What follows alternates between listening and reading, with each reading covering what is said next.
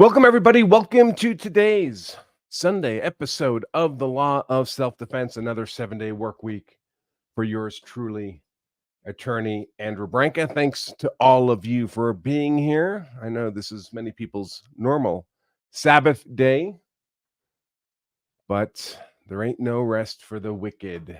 And so we're here to watch a trial about wickedness. This is, of course, about the Nicolae Miu trial, the Apple River tube floating trial.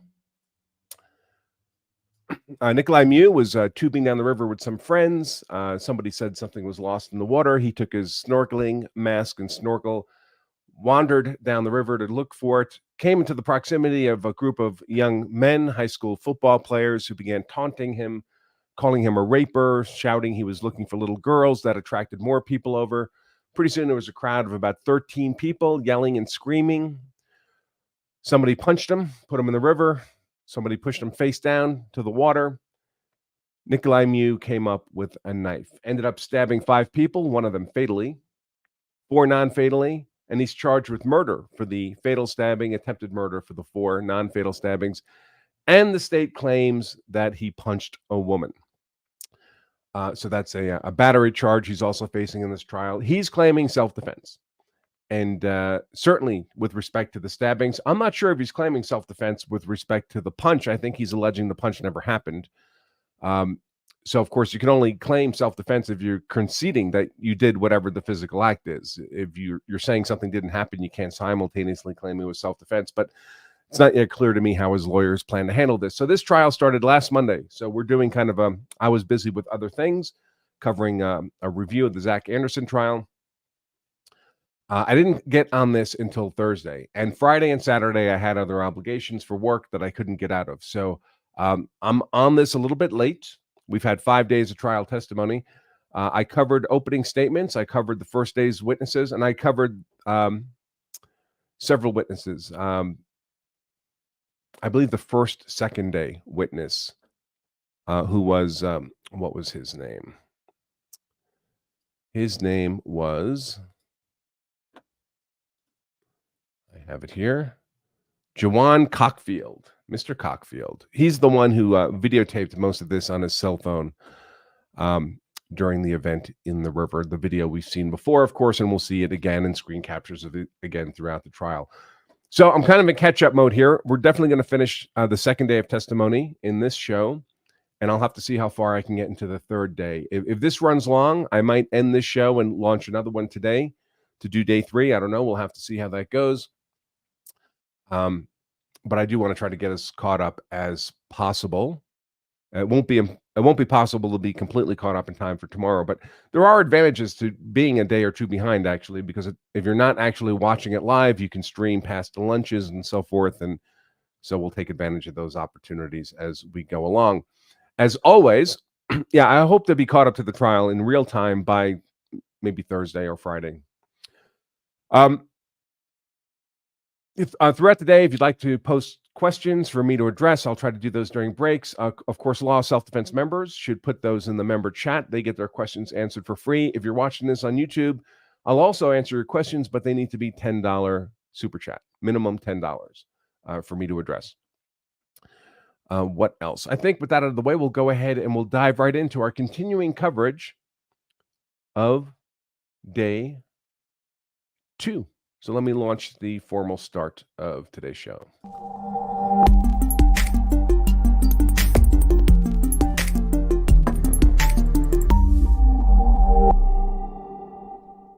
And before we jump in, the sponsor of today's show is none other than Law of Self-Defense itself, in the form of our upcoming Law of Self-Defense Advanced class. This is our full-day live class, live streamed to you, taught live by me, streamed to you at your computer. We only teach this twice a year. The next one is coming up this month, Saturday, April 20th.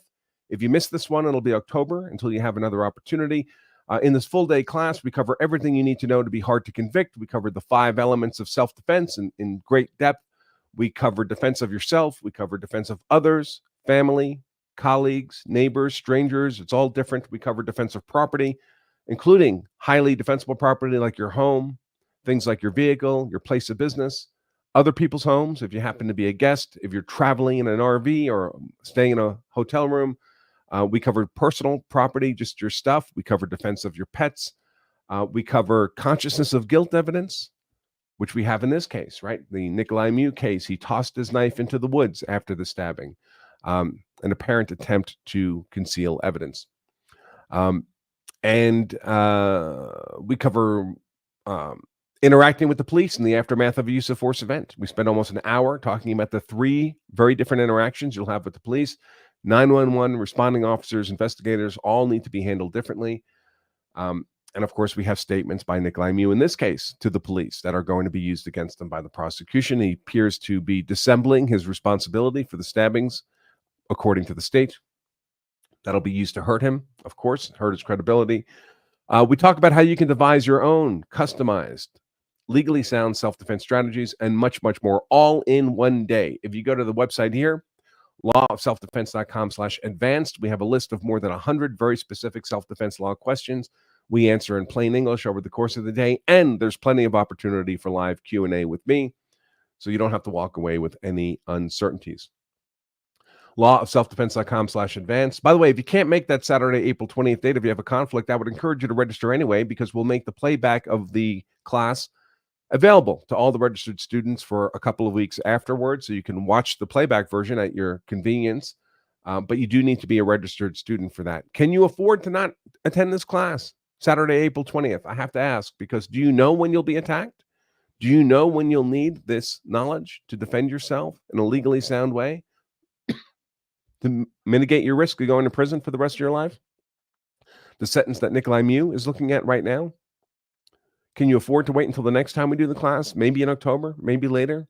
I suggest you can't. The bad guy chooses the time, place, and manner of attack.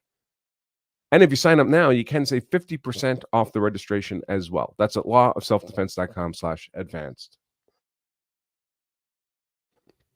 Yep, still got that cough. All right.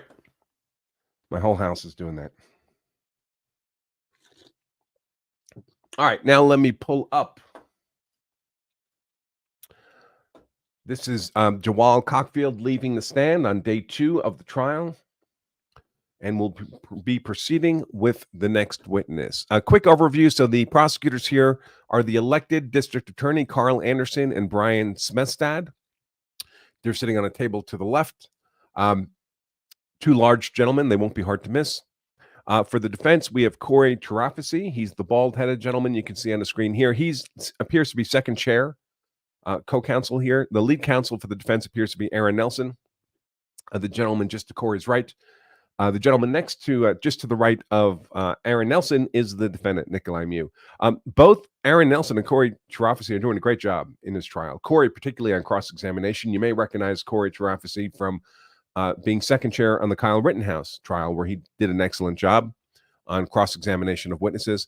And the judge is Judge Michael Waterman, who strikes me as being extremely good, very sharp, very focused, very intent on having a well-controlled, time-disciplined courtroom, not a lot of meandering speeches to the jury like we were seeing from Judge Schroeder last week when I was reviewing the Zach Anderson trial. Very sharp guy, in control of his courtroom, seems to be making fair rulings on objections. That's the kind of judge I like to see. And I should mention in passing, Nicolae Miu is a defendant. The person who was killed, the one fatality of these stabbings, was Isaac Shuman, a 17-year-old. And I've already described kind of in general overview what happened on the river and led to the stabbings. So let's go ahead and jump into this. I'll put on the closed caption. Looks like it's on. So let's go ahead and get started. I'm moving for admission of 38. I think we might have already done that. 38's been received. Thank you. All right. We are going to take a short recess. We'll come back at 10 o'clock. Please take the jury out. All right, with the jury. All right, so we're back just in time for a short recess. So I can go ahead and bump things up. Whoop, here we go. Oh, I hate it when they do that in the breaks because it makes it hard for me to tell when court's back in session. I will mention the witnesses we've had so far. Oh, there we go. 4 witnesses so far for the state. Stephen Kaufman, who was a manager of a camping facility that rents out tubes on the river. Ryan Nelson was one of the young men tubing in the group that antagonized the defendant. Elena Hernandez was the mother of the young man who was killed, Isaac Shuman. And then Jawan Cockfield, who was another one of the young men tubing, who filmed the event, the interaction, on his cell phone. And now we're caught up on the witnesses to date. And let's take a look at the next witness in this trial. Here we go. Please come forward. Please face the clerk, raise your right hand. She will administer the oath. Do you swear that the testimony you are about to give this time shall be the truth, the whole truth, and nothing but the truth, so help you God? Please have a seat in the witness chair.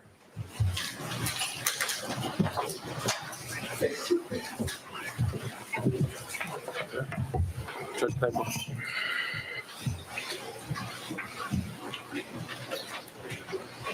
Thank you.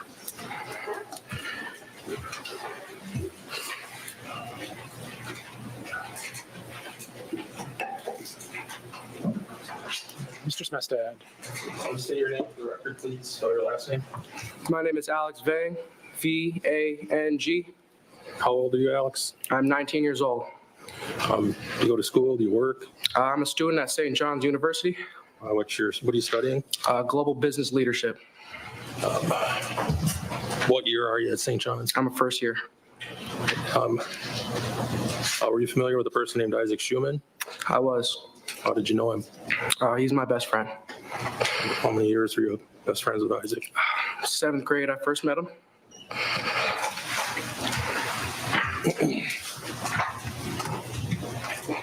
Were you with Isaac Shuman on July 30th of 2022? As I was. Were you part of a group of your friends that tubed down the Apple River near Somerset, Wisconsin? Yes. Were you with Isaac when he was stabbed and killed that day? Yes, I was. It's my understanding from other testimony that you were the driver who drove everybody to the river. Correct. To rent tubes at River's Edge. Yep. Do you remember if you got a receipt for the tubes? I don't think so, no.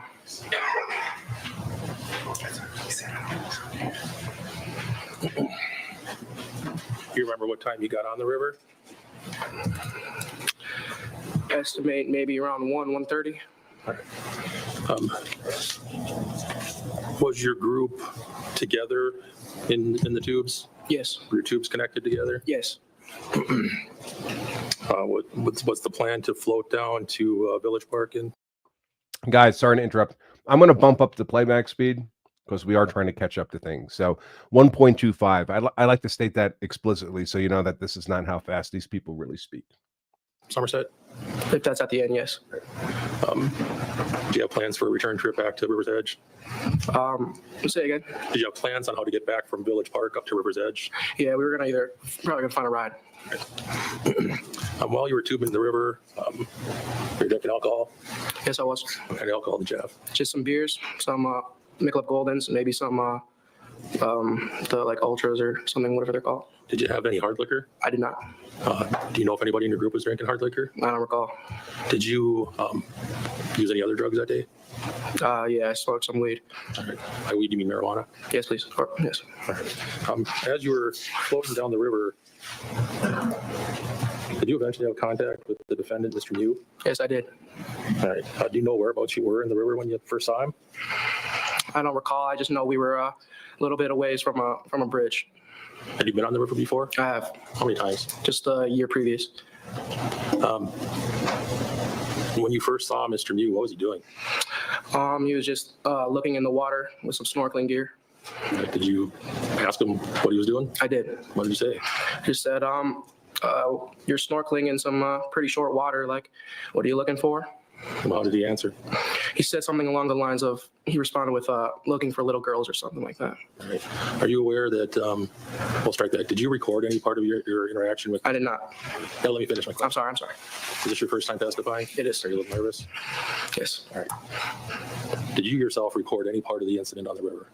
No, I did not. All right. Are you aware that somebody else in your group was? Yes. Who was that? Jawan Cockfield? Have you had a chance to review that video? Yep, I watched it once. And have you seen yourself in the video? Yes. At the time that you asked Mr. Miu what he was doing and he responded like that, is any of that on the video? No. At some point, did Mr. Miu run up on your group? He did. That got you concerned? Yes, I was very scared. Did you bail on your tube? I did. What did he do when he ran up? From what I remember, he ran up to us and grabbed our tubes and stopped us from carrying on. All right, were you floating at that time? Yes, we were. Did he stop you from floating? Yes. I want to show you a still frame from the video.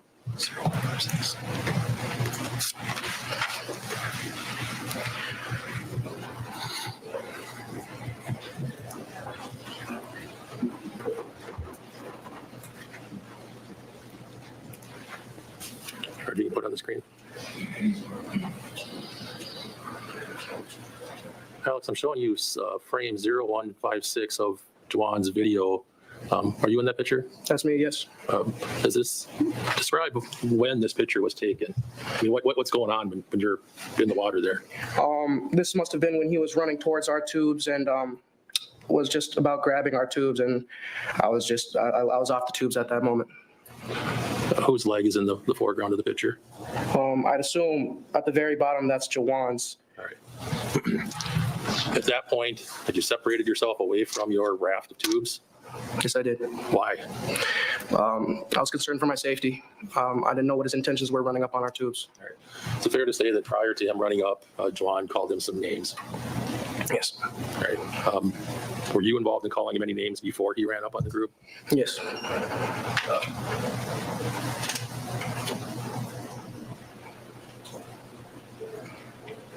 Do you know whether he was alone or with the group? From what I saw, he was just by himself. Did he have a tube? No, not that I saw. When he ran up on you, were you able to see whether he had anything in his pocket? No.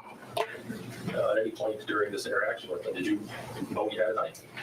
No. Did you know Mr. Miu at all? I did not. Do you remember how long you'd been on the river by the time you had this run-in with him? I'd estimate maybe an hour and a half. When he ran up and grabbed onto your raft of tubes, did he say anything that you heard? I don't recall. Did he, I know from the still we just looked at that you got off your tubes, did he make any physical contact with you at all? Not me, no. At any time during this incident, did he ever have any physical contact with you? No. As he's grabbing onto your tubes, did you say anything to him? I don't recall. Did you threaten him in any fashion? No. Did you tell him he had 10 seconds to leave or anything like that? No. You did call him some names? Yes, I did. What kind of names did you call him? Pedophile, predator.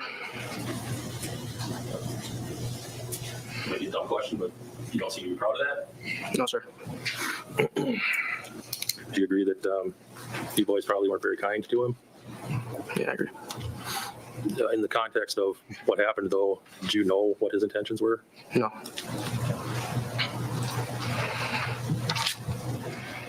Eventually, did you and your friends start yelling at him to get away? Yes, we did. Or were you using raised voices? Yes. You've seen that all on the video? Yes. At some point, did other folks come over to see what was going on? They did. You recall who was or can you describe the first person that showed up to? The first person I saw come up was maybe a small white lady. All right. What did she do? She pretty much just confronted him face to face, saying to leave these kids alone. You could leave right now. Just leave these guys alone. Did she swear at him? I don't recall. All right. Did she have dark hair or blonde hair? I don't recall, but my best estimate would be blonde. All right. At some point, did you see two women from another group confronting him? Yeah.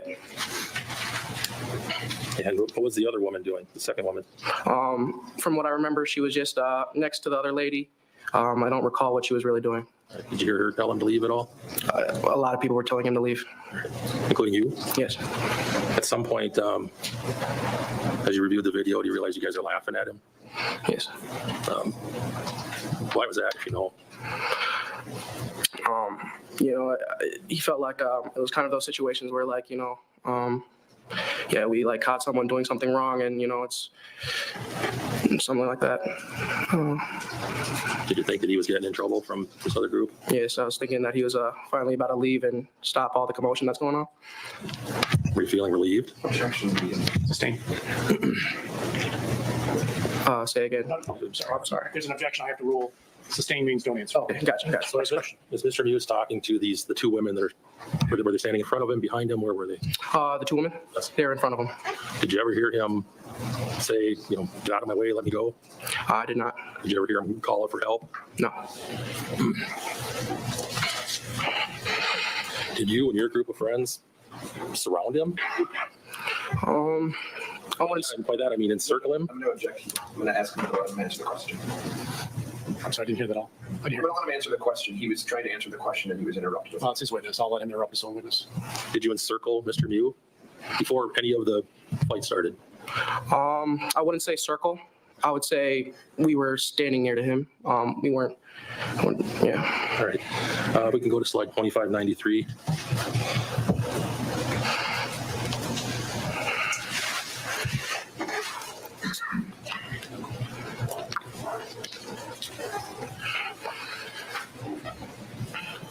Let me turn it on.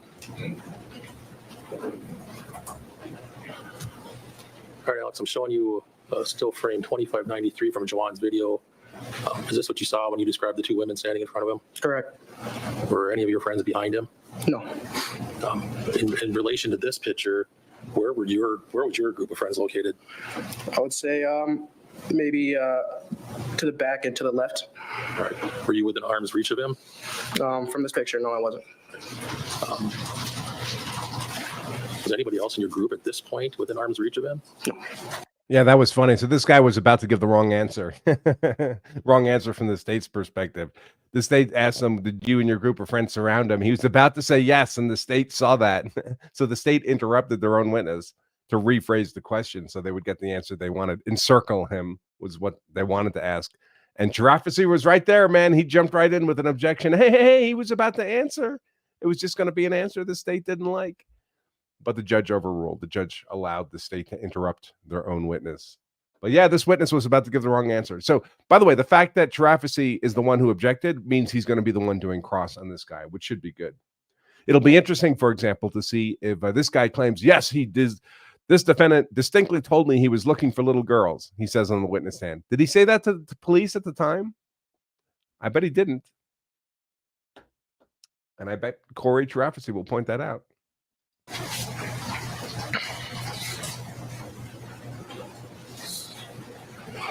All right, so as he's being scolded by these women, what did you see Mr. Miu do? Say again? What did he do? Once this frame is up, once these women are standing in front of him, did you see him do something? Yeah. From what I remember, these two women were confronting him, and he decided to punch one of the ladies, which I remember being the blonde one, right in the face. You saw him do that? Yeah. Did you know that lady at all? No, I did not. Did you ever met her before in your life? No, I did not. Did you even talk to her on the river? No. She was a complete stranger to you? Complete stranger? Yes. What part of her body did he punch? The face? Do you remember, and I know this was 2 years ago, but do you remember which hand he used? The right hand? At that point, do you know whether he used a closed fist or an open hand? I don't recall, but I know he struck her in the face. All right. And how did she react bodily? Well, I mean, a lot happened when that first happened, but from what I remember, she reacted how anyone else would react getting hit in the face, is maybe holding the part where she got hit. Did she go down? I don't recall.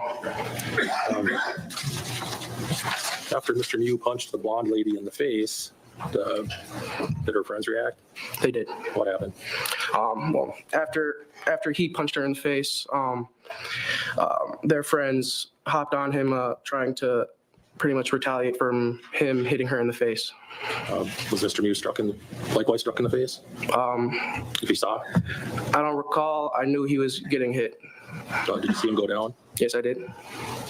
At any time while this fight had started, did you see him holding the knife in his hand at all? No. Did he eventually get back up? Yes, he did.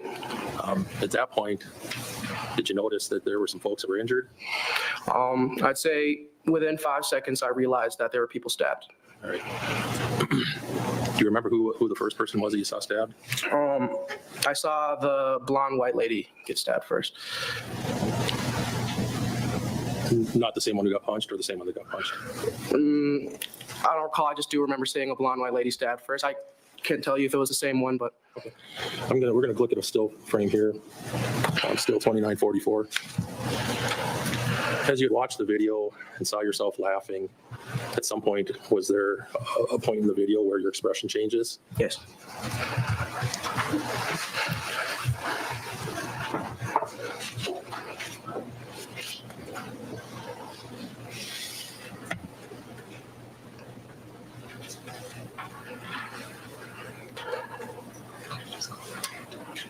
All right, we're going to show a sequence of slides. Start at 2915.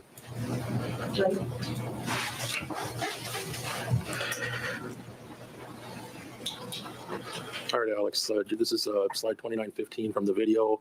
Do you see yourself in that video? Yes, I do. Is that you in the back center? Yep.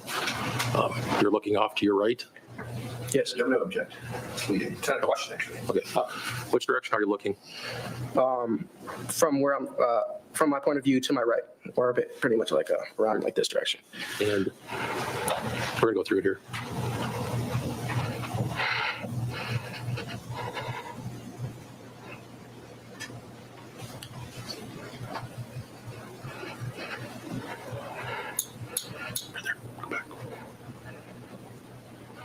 All right, we're looking at slide 2944. Do you see yourself in that still as well? Yep. What's the expression on your face Completely shocked. as well? All right, we're looking at slide 20. Sorry, folks. I just want to capture this slide for my notes.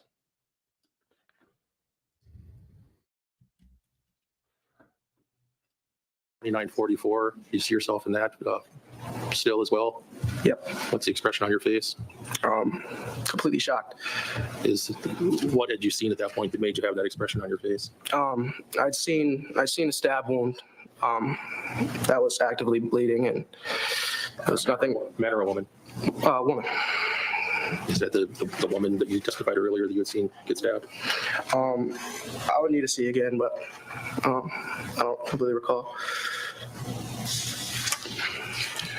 Were you injured in any way? No.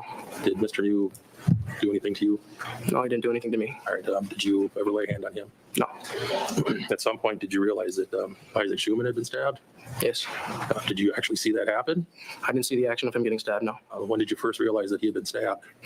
I noticed he got stabbed when he fell into the water. Were you near him when that happened? I was close. I was a couple feet away from him. What did you see on Isaac as he fell into the water? And I know this is hard. Yeah. So when he fell into the water, I knew he was holding the left side of his chest, and so when I picked him up, I noticed he had a huge gash in his chest that was bleeding out.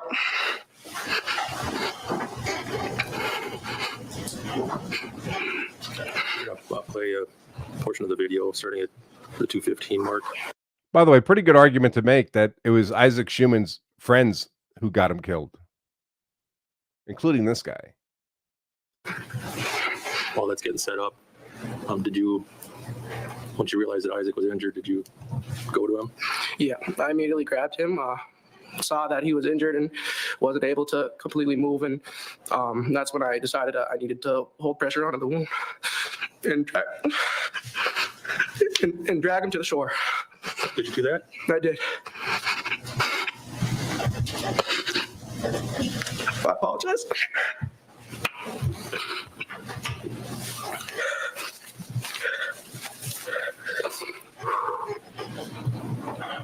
At some point, did some folks stop to help you care for Isaac? Yeah, some adults came by and helped us out.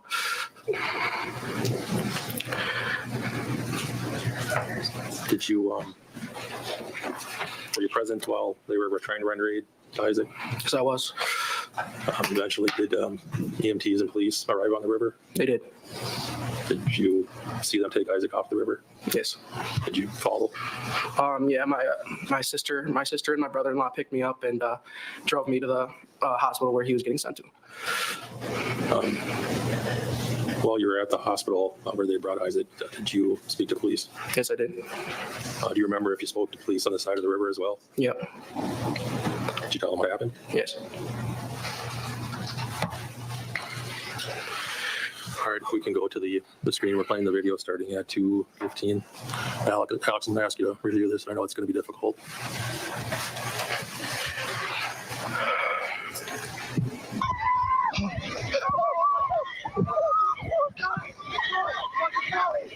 What the fuck? What the fuck? What the fuck? He's dying. He's dying. The beginning of the video, was that you running towards where Isaac was in the water? Yes. Did anyone else run towards Isaac besides for you? Yeah. Who else? Owen Pelican. Was he in your group that day? Yes, he was.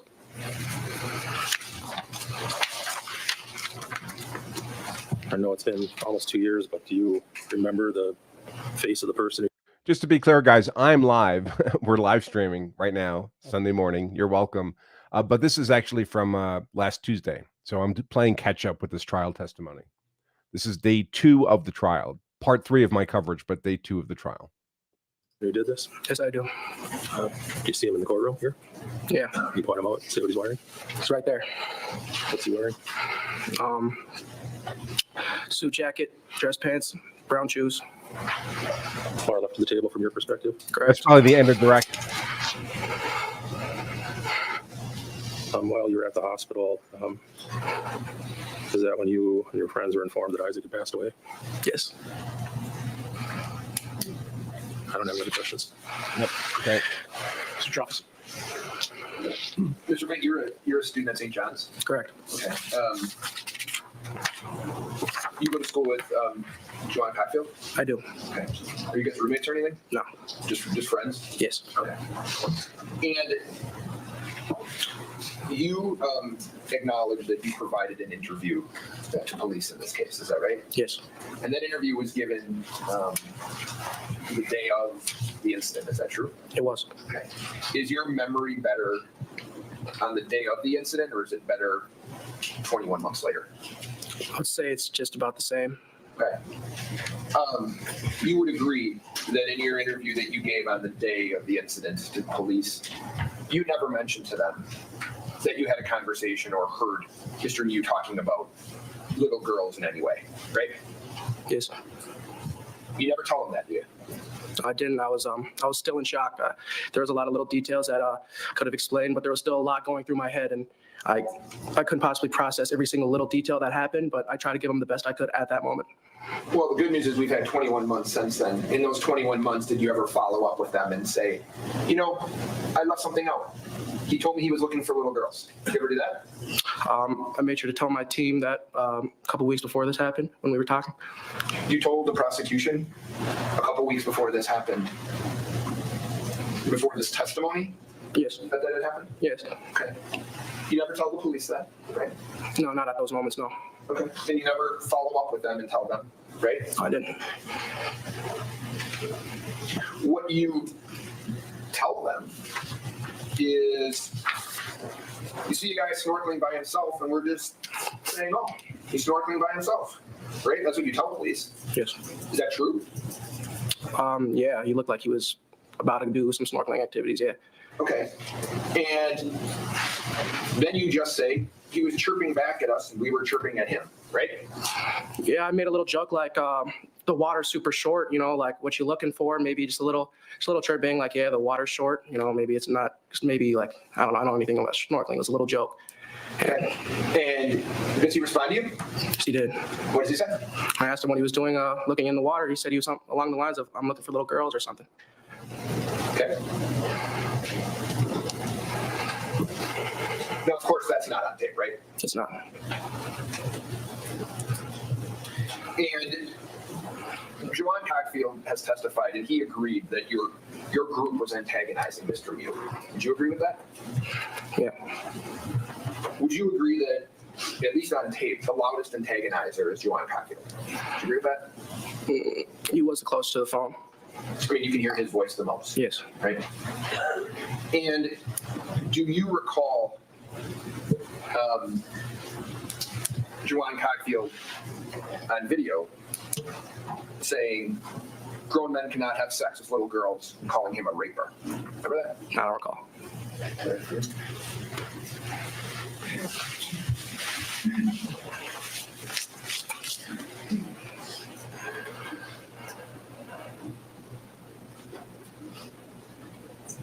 If you could just listen to this, Mr. Vang, you can watch it too, obviously, but listen. Now, before we start, can you bring it up?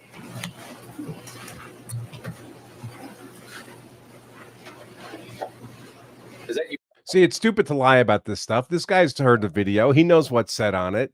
And then he says no. And that just gives Corey a chance to play the video for the jury again. Jury's going to hear this video 10,000 times this trial.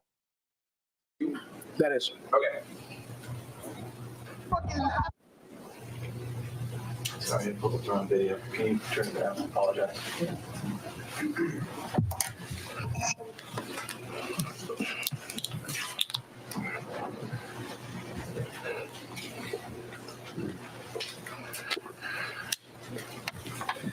Can I just get exhibit 2? Sorry. By the way, the same kind of issues came up in the George Zimmerman trial, witness memory issues, where there were a couple of witnesses in the George Zimmerman trial, residents of the apartment complex where this happened, who were interviewed by the police right after the event. George Zimmerman shot and killed Trayvon Martin.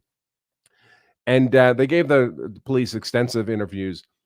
And then when they took the witness stand in the trial, they said completely new things that had never been said in the 15 months since the event in the trial.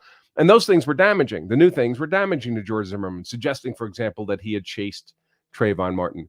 There was no other evidence of this, and they'd never said any of it for 15 months. Their police interview and their depositions in the intervening 15 months. And so the defense, I believe it was Don West who cross-examined those witnesses, did a fantastic job impeaching them. I mean, it's just not credible. This is a decisive part of the narrative for the state, that the reason they were taunting and calling this guy a raper and saying he was looking for little girls was because the defendant had told them he was looking for little girls. It's key to the state narrative. There's no evidence of it other than these suddenly revealed testimony either at trial or supposedly 2 weeks before trial, but not in the 21 months preceding.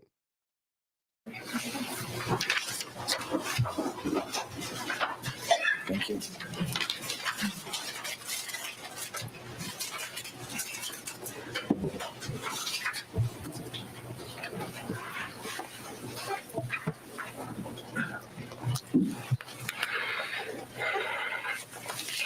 Folks, I have closed captioning turned on, but it's just not playing for some reason. I don't know why. I think it's on the recorder's end.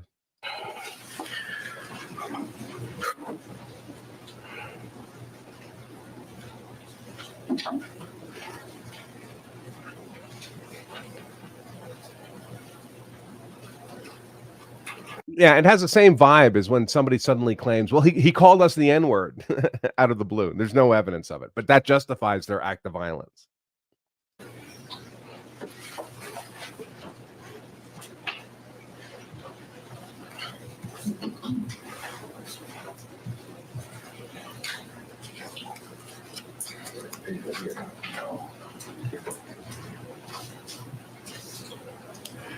Can I ask you, Mr. Vang? You see any little girls around there? I did not.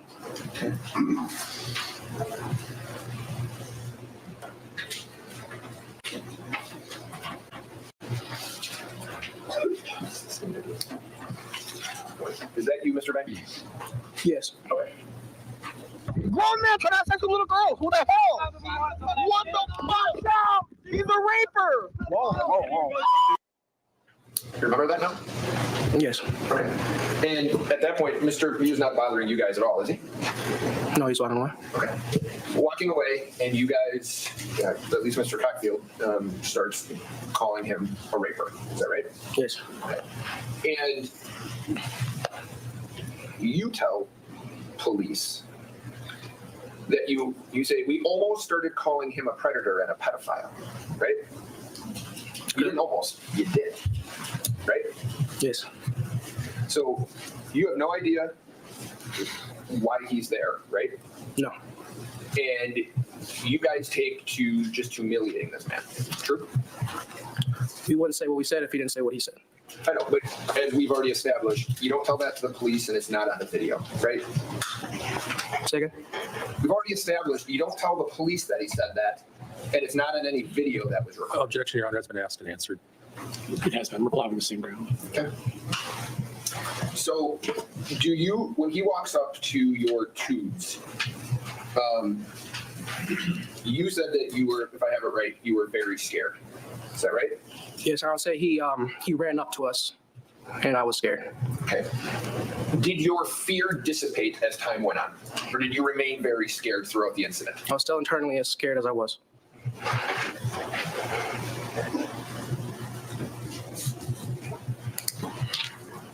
He walks around your tubes and starts walking away from your group. Is that right? Maybe a few steps. He turns his back to your group. He turns his back to your group. Yes. Yes. Okay. And at that point, you just want to get by. You just want to be able to get past him. Is that fair? Yeah, we were floating down still. From where he was, it would just be like this. Like, we were just moving along the river, going with the flow, until he ran up to our tubes and stopped us. I'm going to need you to listen to my question.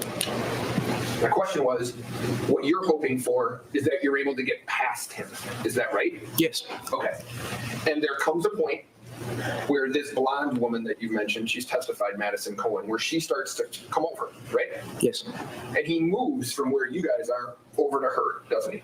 Yes. Okay. He gives you that path that you're looking for to float on by, right? Yes. You don't take it though, do you? He already stopped us.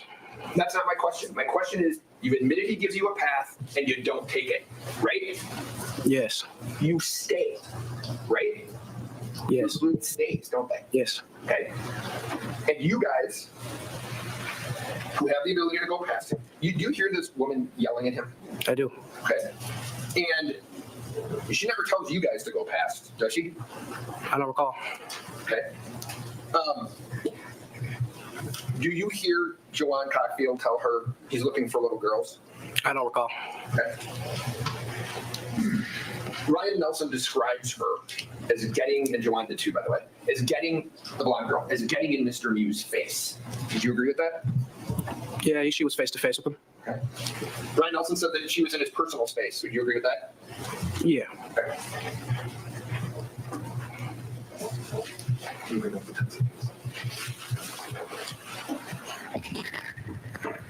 I'd ask some of your group to listen. You can watch, but you need to listen. To hear if you can hear on this video someone say the words, "You've got 10 seconds." Okay? So I just want you to listen to it and tell me if you hear it. You can watch it twice if you can. This is great. I mentioned this last week when I was covering this. So there's this little piece of videotape, and the defense says you can hear someone shouting at the defendant, "You've got 10 seconds," which obviously would be quite threatening, right? Especially since how quickly is a overweight older guy who had quadruple bypass surgery, how quickly is he going to move in water, right? But to my ear, it's somewhat ambiguous whether or not you can hear it. Now, of course, because it's threatening, all the state witnesses are going to want to deny that they hear it on the recording. But the mere suggestion of the words there, and there's enough there that you can kind of hear it. But if you suggest it enough and you play the clip enough, you think the jury's going to hear it? The way the human mind works? So it hardly matters whether the state witnesses concede that they hear it or not. It only matters that the suggestion is made by the defense, and then they play the audio over and over and over again.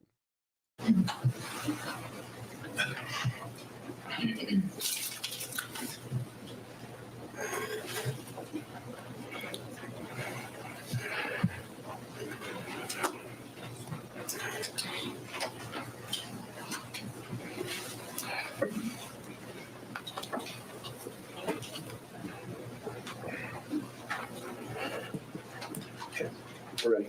So I'm just asking, listen, okay, Mr. Ray?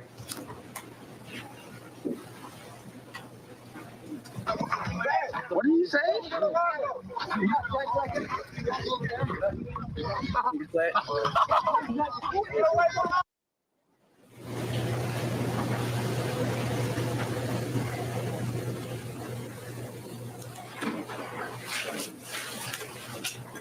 are you saying? Yes, I did. Okay, so somebody in your group says you got 10 seconds, right? Do you say that? No. I'm going to object. You didn't let him answer the first question about if someone in his group said that. It's the same. Can you ask, go back and just clean up? Do you say that? I do not. Okay. You hear someone, on this recording, you hear someone say it, right? On video, yes. Okay. You'd agree that you don't believe it's Juwan Cockfield because he's holding the camera, right? No. So fair to say it's someone else in your group, yes? I don't recall if it was our group. Okay. The other group wasn't over there at that point, right? I didn't know where that part of the video was. Okay.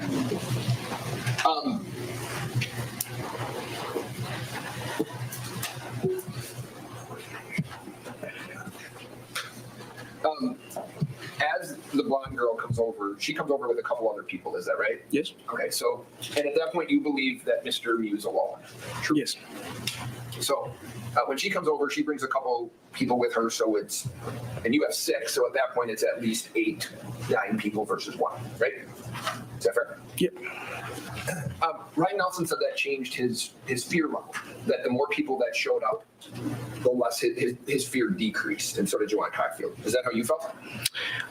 Yeah, I would say it slightly got better, but I mean, there was still commotion in front of us. I mean, it helped that a different group came to help us out, but I mean, the threat level was still there from what I saw. You don't see Mr. Miu with a knife, right? I don't. Okay, so the threat level, you have 9 people around you, he's by himself, and you felt the threat level was high. Yes? Yes. Okay. So I'm going to show you number 2440, okay?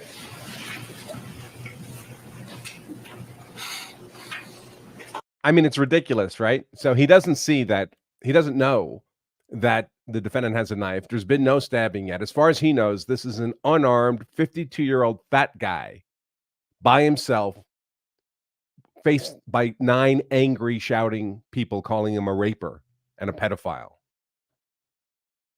But the threat level from the defendant is high. Is that you? It is. Is that you? Are you in this picture? Do you appear to be concerned or afraid in that picture? No. Okay. And is it fair to say that you're not afraid or concerned because the numbers of people have increased in part? Say again? You initially said that you were very afraid and very scared, right? You just said on that photo that you don't appear to be very afraid or very scared. True? Yeah. My question to you is that because the number of people that have shown up has increased? Yeah. Yes. So the more people that show up to assist, the less afraid you're becoming. Yes. You are, right? Okay. And you would agree that Mr. Miu is not doing anything in terms of being, at that point, being physically aggressive to anyone, right? Yep. He's not saying anything aggressive either, is he? I don't recall. If you would have said anything aggressive, do you think you would have, I know you didn't remember everything, but do you think you might have put it in your statement? Possibly. I don't know. I don't completely remember what's going on through my head when I was giving my statements. Did you ever ask to maybe do it another time when you felt a little better? I'm not. Okay. No. You agree there comes a point when you and your group come around to Mr. Miu and are pointing at him and calling him a predator, right? Yes. Okay. And you're doing that to humiliate him, aren't you? I'd phrase it as calling him out. Calling him out. That's why you were doing it. Yes. Okay.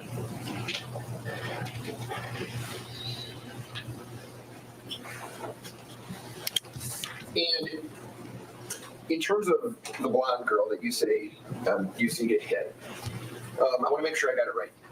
You said right hand? Yes. Okay.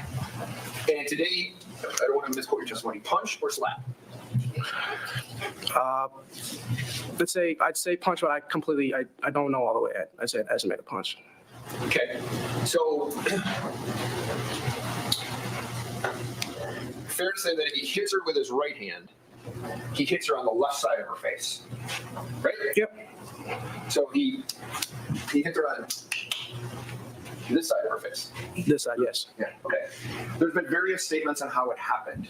Juwan Cockfield referred to it as a hook. Is that how you would refer to it?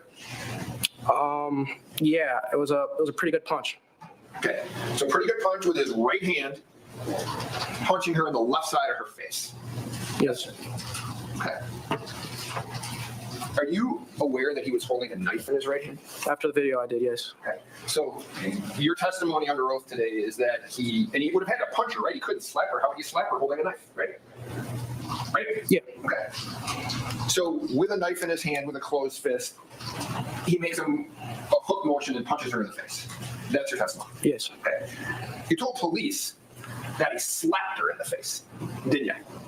Yeah. So under oath today, you're changing your testimony So after yeah. because your memory's better today than it was 21 months ago. Say it's about the same or a little better. Okay. So he's holding the knife, comes across her like this, and punches her in the face. That's your testimony. Yes? Yes. Okay. And you agree you told police he slapped her to the ground, right? Yes. You saying that's a lie? Well, I've seen the video. But I mean, according to my statement, that's just from what I remembered when the moment happened. So are you tailoring your testimony today based on what you've seen on that video? No. But from what I remember is that she didn't fall, but she did get hit in the face. Right, but it's much different than what you told the police that day, right? Once again, I was in a lot of shock, and there was a lot of details that I completely didn't process at the moment. I apologize, but that was the best I could have gave at that moment at that time. And I think you told police when you see Mr. Miu get hit, you believe that he's, quote, almost knocked out, right? Yeah, he fell to the floor. Okay. But in your opinion on that day, he's hit to the point that you believe that he might be knocked unconscious. Yes, when I see someone fall to the floor after they get, I can assume that they might have fell unconscious or they might have gone dazed. Okay. And certainly falling into the water unconscious, that would be dangerous, wouldn't it? Yes. Okay.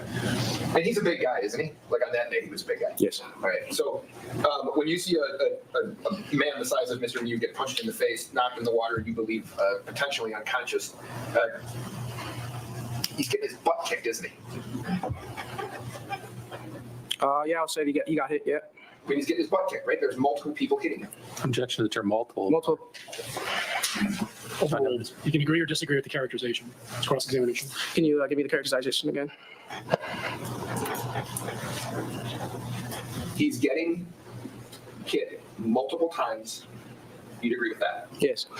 He's getting hit, knocked on the ground, and then hit again across the face. You'd agree with that? Yes. Right? You see on the video him getting pushed from behind, right? I don't recall if that was on the video or not. Okay. And my question to you was, you believe he's getting his butt kicked, right? Yes. Right.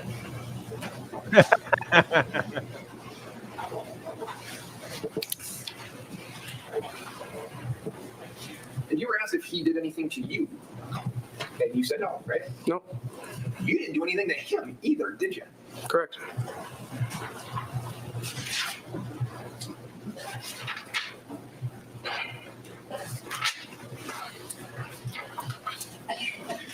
One question. You agree that when he gets knocked into the ground, when he gets knocked on the ground in the water, you'd agree at that point he's surrounded by people. You'd agree with that. People have moved around him at that point, right? Yeah. He doesn't have a place to go at that point. True? True. Nothing else. Mr. Smith? Alex, Mr. Tropsy asked you about Mr. Miu getting his butt kicked. When he stood up out of the river, did you see him bleeding anywhere? No. Did you see any marks anywhere? No. His face looked swollen at all? Not that I recall. In contrast, did you see other folks bleeding? Yes. Do you remember how many? At that point, when he From what I remember, I saw the lady who got stabbed, the man with the stomach open, and my friend Isaac. but there was blood all over the water. Did any of those people who were stabbed at any point have a knife in their hands? No. Nothing further. Mr. Trussell? Thank you, Mr. Vang. You may step down. Is he excused? No. All right, please see the witness coordinator on your way out. She'll give you additional instructions. I understand lunch has arrived, so I think this will be a great place to break. Before you go downstairs, members of the jury, do not begin your deliberations over the lunch hour. You may talk with one another, but you cannot talk about the case. Do not interact with the attorneys, with the media. All right, lunch break. So does it matter that no one else attacking Miu had a knife in their hand? I mean, of course, if they did have a knife, it would have been more clearly a deadly force attack, more explicitly. But when it's 13-1 and you're getting your ass beat in the water and you're a quadruple bypass patient with a giant belly, twice the age of the people attacking you, do they need to have a knife in order to be reasonably perceived as a deadly force threat, an imminent deadly force threat against which you can lawfully use deadly force to defend yourself? No, they don't need a weapon. The question is not whether or not an aggressor has a weapon. The question is whether or not the aggressor or aggressors are using force in a manner likely to cause death or serious bodily injury, reasonably perceived as likely to cause death or serious bodily injury. This use of force against the defendant clearly qualifies as such. All right, so now I got to find the end of lunch.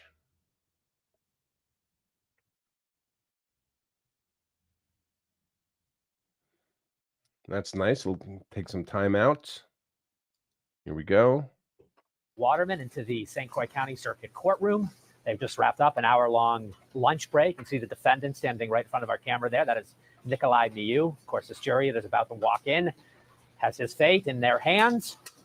We eventually expect to hear from the defendant at some point during this trial when the defense gets the case. So far, we've heard from 6 state witnesses. The testimony you were watching over the lunch hour was Jawan Cockfield's. But with that, let's dive right into Tuesday afternoon's proceedings. Hope lunch was good. The attorneys are present along with Mr. Miu. We are ready to resume the afternoon session. Mr. Anderson. My notes say 5 witnesses, that Alex Vang was the 5th. Who will be the next witness? We call Dante Carlson. Hey, Mr. Carlson. Is this Mr. Carlson? Oh, it's great. Actually, I'll do Quinton first. Sure. Okay. Quinton Carlson, please come forward. Please face the clerk. Raise your right hand. She will administer the oath. Do you swear that the testimony you are about to give in this matter shall be the truth, the whole truth, and nothing but the truth, so help you God? I shall. Please have a seat in the witness chair.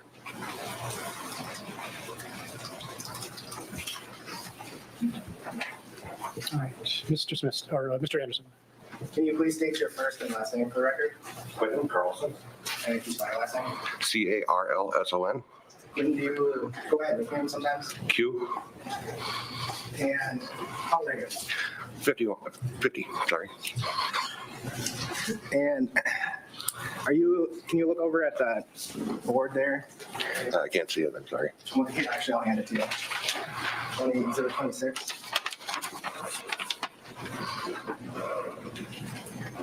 Are you in the yellow shirt there? I am. And so you were tubing with these folks on July 30, 2022? Yeah, my birthday. Was that your actual birthday? Yes, sir. Was tubing on the river kind of a tradition for your birthday? It was. Something my wife had started before she passed. And so it was our 6th year going down the river. And had you tubed on that river before? I had, but not in years. Normally we went down the Namakagon, but due to some issues we'd had there, we changed the venue. And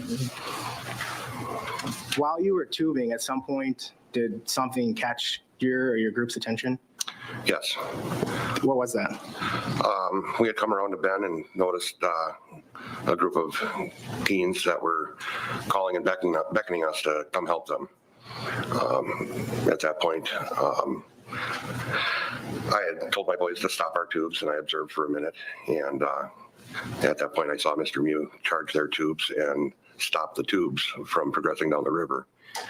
I saw him acting in an aggressive and drunken manner, and I just thought that it probably was going to end badly if it didn't de-escalate. I asked my 2 boys to go over there and make sure nothing happened. I never dreamed it would turn into what it did.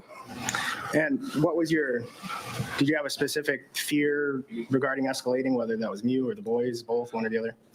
At that time, the boys were all sitting in their tubes, but the way he was acting and the way he was, he was literally standing, the tubes had kind of wrapped around his legs and he was stopping the tubes from going down the river.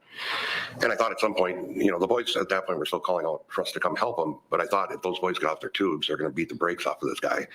And he's drunk and, obviously wasn't making good decisions. So we own a bar, and my boys are good at de-escalating fights and calming people down. And so I told Tony to go over there, and I told Dante to follow him. The girls were the first off their tubes and had run over there ahead of it. But it was Tony and Dante that I had asked to go over there. And did you, at some point, did the incident turn physical? It did. And to be honest with you, I was still across the river. The river was very rocky at that point, and I don't walk so well. But Maddie had come running to me. He punched me. And the next thing I knew, I had a string of boys running at me. First my son Tony, and then Dante yelling, "Daddy, stab me!" And I just remember thinking, "Stab you? Stab you with what?" I was bewildered, and I didn't realize what was going on until I saw AJ literally disemboweled. And at that point, it just erupted into chaos, and we tried to get the kids to the riverbank. And Dante went running upriver for help. It really it was a matter of seconds, and the whole thing had changed. So. And today you used Nicolae Miu, I think you called him Miu, but fair, you didn't know his name at the time. No, I had no idea who he was. You didn't know the other group of tubers either? No.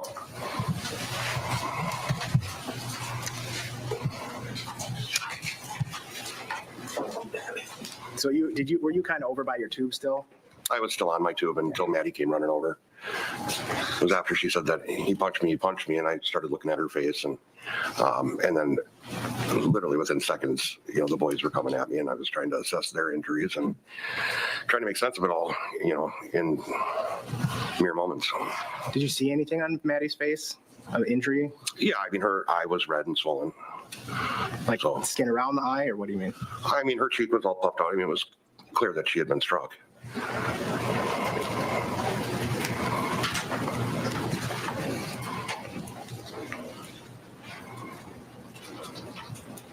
Given how far away you are, you didn't actually see any of the...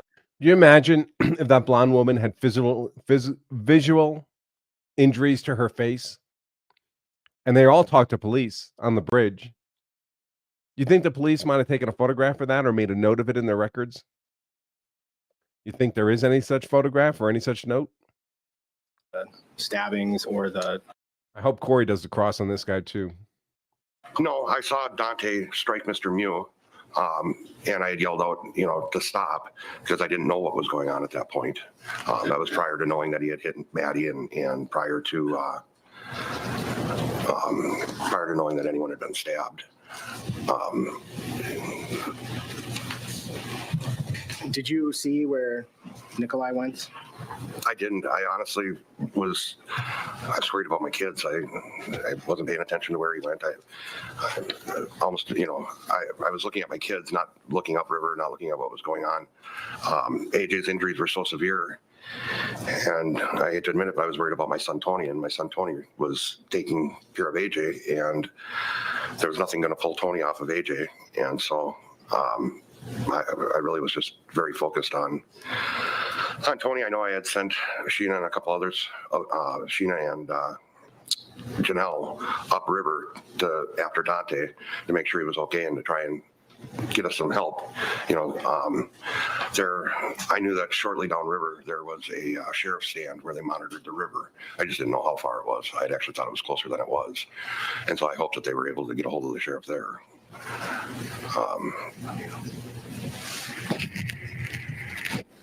Nothing else, Judge.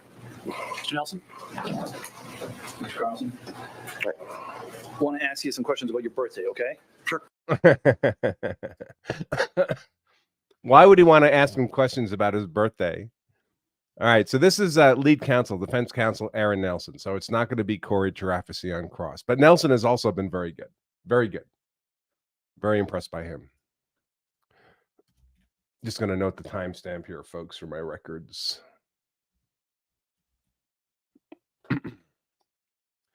Just want to ask you about your birthday. They say it's your birthday. It wasn't just your birthday, it was also celebration of Madison Cohen's birthday as well, correct? No, not that I'm aware of. Would it surprise you if Madison Cohen testified that it was a celebration of her birthday? No, it wouldn't surprise me. Okay. I mean, Do you know her very well? through my kids. Okay, I've gotten to know her much better since this incident. sure. On that day, though, fair to say it was you and your friends, there was including you, there was like 11 of you, is that right? I mean, I can count it for you. It was 2, 4, 6, 8, 10, 11 of us, yeah. And the 11 of you were celebrating, correct? Correct. And part of that celebration involved consuming alcohol. I get where you're going with that, but the reason we went to the Apple River, I put a limit on how much alcohol the kids could bring because we'd had a problem with drinking on the Namakagon, and I didn't want a bunch of drunken people at my birthday that year. Sure, understood. But in the past, you I wasn't drinking at all, so. understood. A couple of things there. So you said that in the past you had trouble with people maybe in your group drinking too much when they were on the river. Absolutely. Okay. And when people were drinking too much on the river, in your experience, that caused problems, for lack of a better term? Well, the group size had grown to 50, 60 people in the past, and so we wanted to keep it a small, controlled group. And I'm asking about the previous time. I'm going to get back to July 30th, but you mentioned something about the Namakagon, so I want to ask you some about that. Make sense? That experience of yours was when it goes to his credibility about what he's saying about today and his impressions. It was raised indirect. I'll give you a little bit of latitude to explore it. Your experience on the Namakagon was that when people on the river tubing drink too much, it causes problems. Yes. Okay. So now back to July 30th. Okay. On that day, you're with your 11 people and everyone's celebrating, correct? Okay. Yes? I wasn't there. I'm trying to gather facts. Yeah, I mean, I guess I don't know what you mean by celebrating. We were quietly floating down the river until we were called upon. Lots of different ways to celebrate, correct? Sure. Sometimes it's just you celebrate with your words, right? Sure. Sometimes people consume alcohol as part of that celebration, correct? Absolutely. Sounds like you weren't doing that, right? That's correct. But other people in your group were, correct? Yes. And in fact, there's a photo that you have in front of you, which they're actually consuming alcohol in the photo, correct? That is correct. Is part of that photo in order to document not only the celebration, but the consumption of alcohol on that day on the river?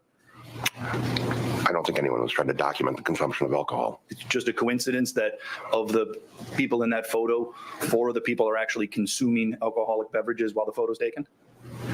Yeah, I guess I don't think it was, I don't know that there was any exact intent in that. They were having fun. Sure. And part of having fun was for them to drink alcohol, right? I think you're putting a lot of emphasis on it when the emphasis wasn't there. I appreciate that maybe the emphasis wasn't. I'm just trying to gather the fact. They were drinking alcohol, yes? Yes, we've stated that a couple times. Okay. Now, as you know, there's a couple of videos involving what we're here to talk about in this trial. Is that right? Yes. Have you seen any of the videos regarding what I happened? have not seen it yet. Okay.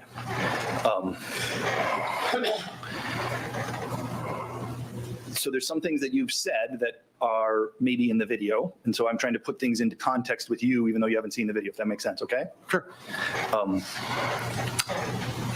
What I gather from you is you were watching, and at some point you see Nicolae Miu approach this group of 6 teenagers. Is that right? Charge, yeah. Okay. You use the word charge. Whether there's a video on it, we'd get to decide that, correct? But that's what you remember, correct? Yes. Okay. And as he goes towards them, he's coming from upstream, walking downstream. Is that right?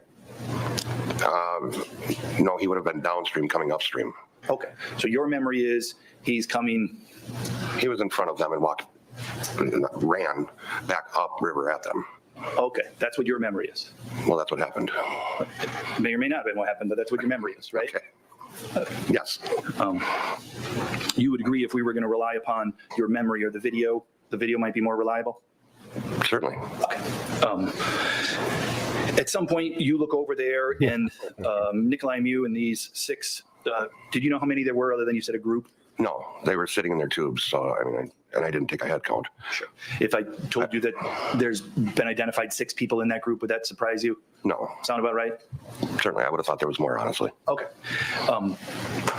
And at some point you look over to there and you see Nicolae Miu standing in between the tubes in the direction that the tubes are trying to go downstream. That's what your testimony is. Correct. Okay.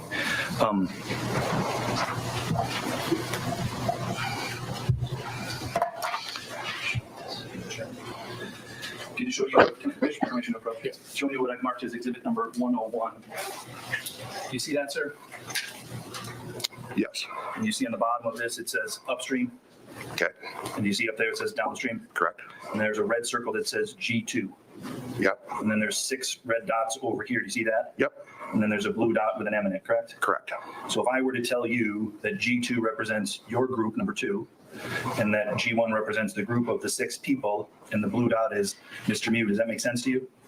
Yes, I would say it's a little inaccurate, but we were directly across the river, not behind them. Okay.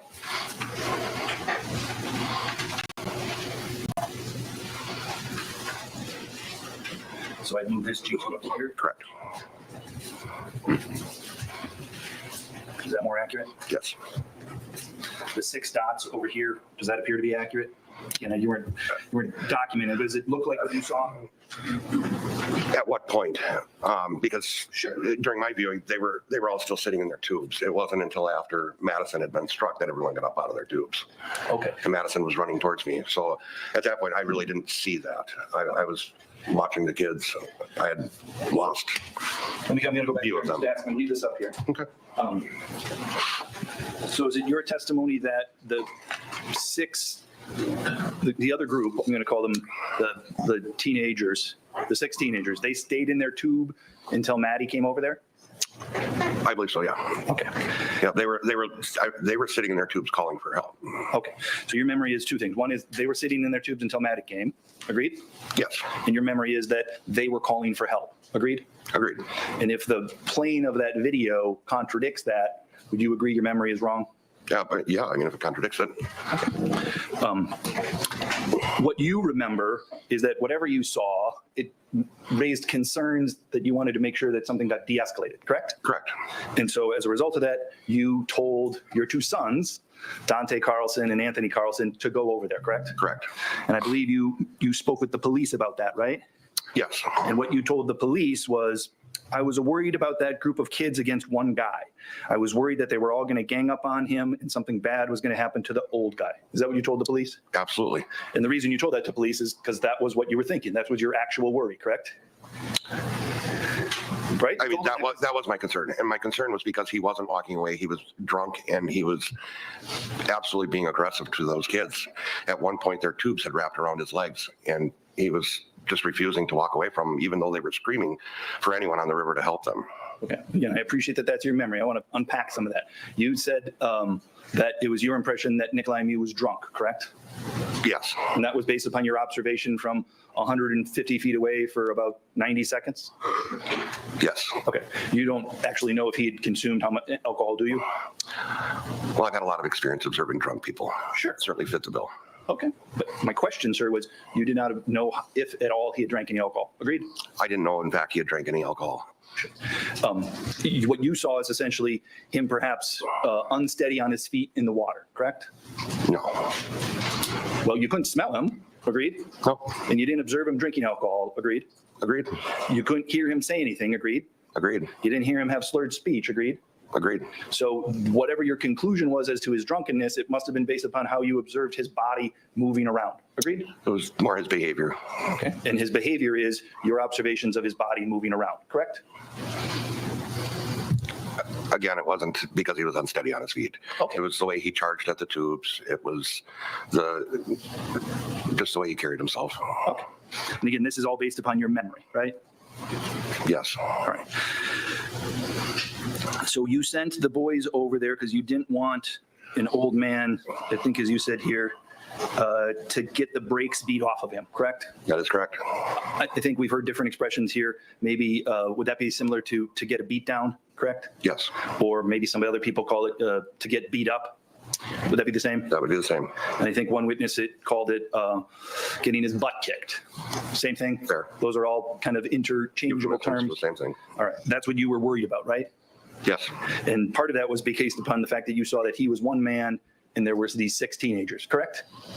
No. I just thought it was because he was drunk. Sure. Okay. Would you have been worried about one drunk man on the river if there was one teenager standing there? I don't know if I would have or not. The words that you used to the police was, I was worried that they were all going to gang up on him, correct? I was. And the reason that you used the word gang up on him is because you were concerned he was outnumbered. Agreed? Again, that wasn't my thought process. Okay. You just used the word gang up even though it wasn't your thought process. Yes. Okay. And then, I thought he would continue to provoke them until they did something. okay. And this is, again, your observations from 100 feet away? Sure. Did you hear any words that he said? No. All you heard was the boys screaming for help? Correct. Did you hear the boys say he's a predator? I heard him say that he's a pedophile. Okay. I didn't give it much credence at the time. Okay. You had no reason to believe that, correct? No. You had no basis to know why that they were screaming pedophile, correct? No. But you agree that you're hearing them scream at this one man on the river pedophile, that increased your worries for that one man, correct? Sure. And that part of that is because when you call somebody a name that dehumanizes them, that might mean that crowd is more willing to be violent against that person they've dehumanized. Fair to say? Action, Judge. That's speculation. Overruled. You agree with that? No. So the word pedophile to you didn't have any particular concern for you? No. It was the same type of word as jerk or some other pejorative term? I believe the kids were just throwing it out there, yes. Okay. And you didn't believe the kids were speaking the truth? I had no, again, I wasn't worried about what they were speaking or what they were saying. I just saw a situation and didn't want it to escalate. And as a result of that, you sent your 2 boys over there, correct? Correct. And and Dante and Anthony, they're not teenagers, right? No. They're adults, correct? Correct. And you thought your 2 sons would be able to de-escalate the situation, correct? I did. Did you observe Dante go over there? I did. Did you observe Madison go over there? I did. And when you saw Madison go over there, did you see Nicolae Miu walk towards Madison? No, what I saw was Madison walk between the tubes and Nicolae and tell him to move on down the river. Okay. Can I? Yes.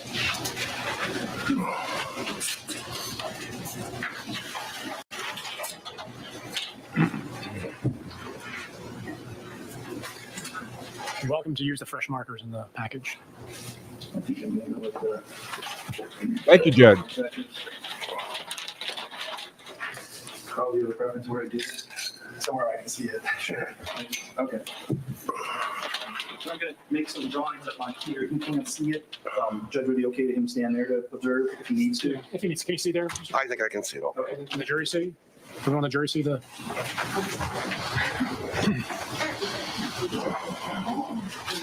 There is a sweet spot in this courtroom where everyone will be able to see. I'm happy for you to tell me that, Judge. I'm wondering where it is. Oh, okay. You're sitting. I think you'll have to push it all the way up against the wall. Okay. All right.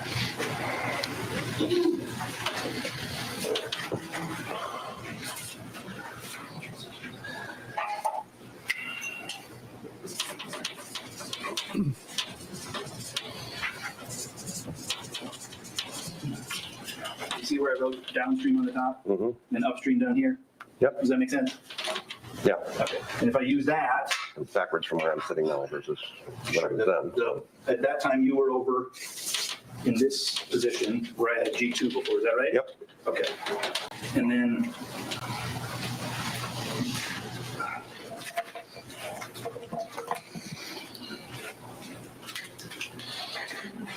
the 6 tubes were over in this direction, is that fair? Correct. Randomly, but that look about right? Yep. And then Mr. Miu, would he be in this position? No, he was directly in front of the tubes. Right here? Yeah. Okay, I don't know. Is that what you saw? I mean, maybe 6 to 8 feet in front of him if we're talking spatial distance, but I mean, he was Again, correct. generally that position. Correct. All right. And what you then saw was Madison Cohen come from this position and stand in between him and the tubes. Correct. So if I put an MC here, would that be correct? Yep. She came from over that way. Yep. That's what you saw. Correct. What did you see her do then? She was pointing downriver and telling him to go, get the fuck out of here, go. Okay. Did you hear her use the F word? I did. Okay. She was that loud. Yeah, because he wasn't, I mean, he was just staring at her blankly at that point. Okay. And you can see that from over here. Yes. And did then Dante come over there too? I don't remember the order that everyone went over there after. Did eventually Dante get over there? Yes. Did Riley Madison get over there? Yes. Did Anthony Carlson get over there? Yes. Did AJ Carlson get over there? AJ is not a Carlson. I apologize. Sorry. AJ Martin? Yes. Sorry about that. No, it's okay. Love to call him my own, but Appreciate that. And then Janelle, what's Janelle's last name? It starts with a D, right? yeah, Call her Janelle D. fair enough. Okay. And then there's a Gabby K as well. Yeah. All right. So I believe all, there was another, there was some of the kids' friends I didn't know, so. okay. And they were all in the same area around Madison? I don't know where they were standing. I mean, they were behind and to the right of Madison. I think some people had said told the police that they created a wall between Nicolae Miu and the tubers. Is that what? That's possible. Is that what you remember? I don't remember. Okay, but we know we have at least, if I put Riley Madsen's one person somewhere in this direction. I think Riley had actually walked up and stood next to her. Okay, so Riley could be here, Yeah. and then Dante's over in this area. Again, I don't remember. Okay, can I just, I mean, I know, I'm just trying to make sure we have enough bodies over here, right? So can I put a big D here for Dante? Sure. And then we have Tony's there someplace? Yep. AJ's there someplace? Yeah, yep. And I think Scotty stayed back and held the tubes with me. Scott's over here. Yeah. Gabby K's over here somewhere. I don't remember where Gabby was. Okay, well, maybe just put her in the middle for now, with a question mark. Yep. Janelle D is somewhere over there. Yeah, again, I don't remember. Okay, so somewhere here. Okay, so 1, 2, 3, 4, 5, 6, 7 people from your group walked over there. That's how you remember it. Correct. Okay. And then there was the 6 teenagers, correct? Correct. So at least as we have it drawn here, at some point, it looks like there's 6 of them, 5 of them, maybe 2 more that are standing there in Mr. Miu's space, right? Or in front of him, I should say. Yeah, I wouldn't say they were in his space, but In front of him. Yeah. sure. Other witnesses have described Madison Cohen as being in Nicolae Miu's face. Would you agree with that? I don't object to the line. I think they can just ask the witness and not what they agree with previous testimony. Sustained. Do you agree? Do you agree that Madison Cohen was up in Nick Miu's face? I guess I wouldn't describe it like that. Somebody else described it that way. Would they be lying? Objection. Sustained.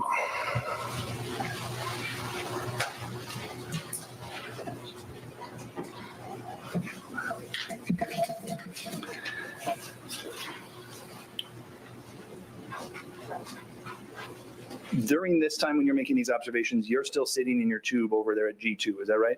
I think I might have stood up out of my tube by that point, but yes, I was still with the tubes. Okay.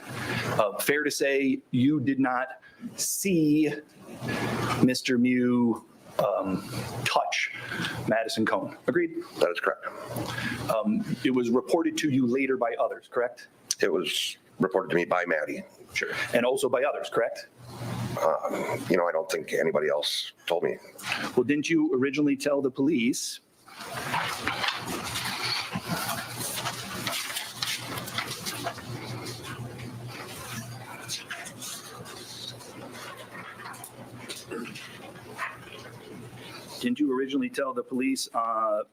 in fact, do you remember speaking with investigator John Schultz? Do you remember speaking with him? I remember speaking to an investigator at the hospital, yeah. I told you this man over here with the badge on and the tie and the gray shirt with the folder in front of him is investigator John Schultz. Does that refresh your memory as the person you may have spoke with? No, but I'll take your word for it. I mean, You spoke with a police officer at the hospital, correct? correct. And you told the police officer she came, and I think you're referring to Maddie. Mhm. I'll give you, she came. The next thing I know, she's like, he punched me, Quinton. He punched me. They said he slapped her, but whatever. Do you remember saying that to Mr. I don't Schultz? remember saying that, but I may have. I won't argue that I didn't. And if you did say that, it was because that was the truth. Agreed? Agreed. And the truth on that day was that Maddie told you he punched her, but others said they saw a slap, correct? Correct. You didn't see anything, correct? I did not. And as you sit here today, you don't know who said slap. You just know some people said slap, correct? Correct. And the only person that told you, so that when you spoke with the police, when you told the police that Maddie was punched, you told her that's the only person that said that was Maddie, correct? Correct. And then you used they as a plural to say what the other people said, correct? Correct. Has anyone since then told you that they observed any of that group, Riley Matson, Dante Carlson, Tony Carlson, AJ Martin, Gabby K, or Janelle D, told you that they saw a slap and not a punch? I don't recall that anyone has. I don't recall having a conversation. Well, then, obviously there was more severe injuries, and those were the concern. Sure. And it was clear that she had been struck. You could see the mark on her face. You said that before. Let me ask you some questions about that. Sure. Where did you see that mark on her face? It was that her cheek was visibly swollen. There was pictures taken, and they were offered, but I don't know whatever happened to them. Okay, and we'll get to the pictures. Let me just put that aside here for a second. Can you point on your face where it is you saw the mark on her face? No. Okay. You don't have a memory of that? I remember her cheek and around her eye being swollen. When you say you have a memory, I mean, I don't know if it was her left or right cheek. I don't. So do you have a memory of actually seeing it? Because when I have a memory, I see a picture there, and then I could see her face, and I could see the mark on one side or the other. You don't have that in your head right now? She was coming at me, so I would say it would have been the left side of her face. Okay. So, and again, it's not a quiz, but I just want to make sure that we're the same, because somebody else had said they didn't get left and right correctly. And so can you just reach your hand up and touch the left side of your face where you think you saw it? Okay, and again, for the record, you used your left hand to reach up and touch your, underneath your left eye on your face, correct? Correct. And in fact, I apologize, but I couldn't tell from, I have a little scar under my left eye. I couldn't tell from back there if you did. It doesn't No, look like you did. bags under my eyes. I work nights. No, sometimes we project on our own onto others, and I apologize for doing that. So what you recall is, did she point up to her left side of her face? She came over holding it. Okay, she came over holding the left side of her face, right? Yep. And when she's holding the left side of her face, I imagine she's holding the left side of her face like you did with her left hand, correct? I believe so. Okay. When she walked over to that group, she had things in her hands, correct? I guess. I suppose she probably did. Yeah. I mean, she had a phone, right? I don't know. She had a vape. Again, I don't know. And she had a white claw, hand or right? If I showed you photos that said that she had those things in her hand, would that surprise you? There's no law when there's a white claw. No, it wouldn't, but Okay. I can't say that I know what she had in her hand because I don't. When she came back to you, she still had the phone, correct? Objection, Judge. I think it's saying it doesn't remember. I'm asking now when she came back. I'm asking a different time frame. Fair enough. You can answer the question. I still don't remember. Okay. When she came back, did she have the can in her left hand? Again, I don't remember what Okay. she had in her. Would it refresh your memory to see a still frame of her standing by the tubes afterwards speaking? Can I show that to you? Sure. I'm just going to check that one. You know what's in the video. He doesn't remember. So I don't think this is a good use of our time. He doesn't remember. The photos may or may not show something different. Would you agree if she's seen after she says that she got punched in the face on the left side of her hand and she walks over to you at G2? Yeah. Right? And if she's seen in the video over there holding a can in her hand, with the phone in her right hand, right? Yep. She's got her hands full, correct? Okay. Do you agree with that? I mean, if her hands are full, yes, I would agree that her hands are full. And if her hands are, Speculation on what might be. it's a hypothetical. Well, come on up, please.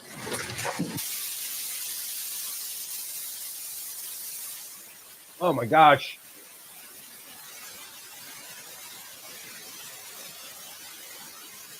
Oh my gosh, the white noise is terrible. They put that white noise up whenever the judge has a sidebar.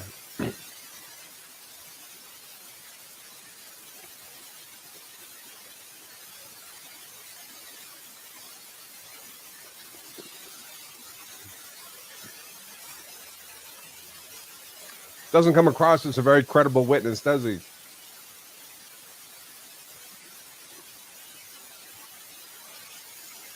course, I believe it was. Well, it definitely was one of the men in his group who was disemboweled on the river.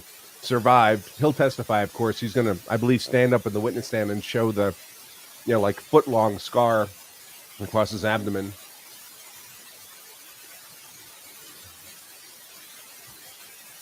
The reporter in Rittenhouse was giving away White Claws. We're gonna start over. So yes, the same.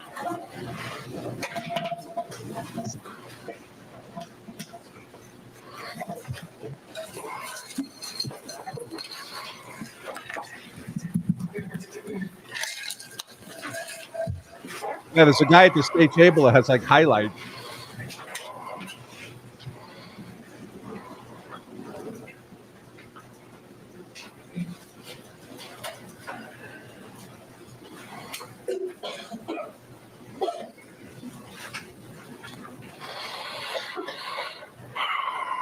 I do want to use two different photos. I'm going to ask the first photo.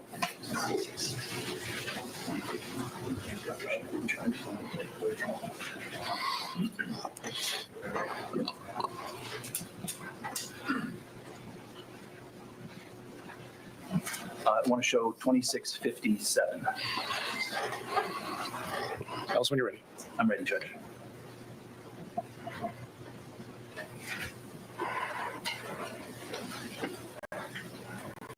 Showing you picture 2657, and I believe the evidence is that this is at approximately 1 minute and 50 seconds into the video. Is that Madison Cohen that you see in front of you with the blonde hair? That is correct. And she has a drink in her left hand?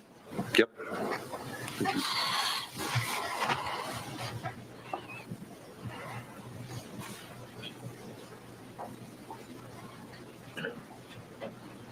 She seems nice, huh? Bring that girl home to mom.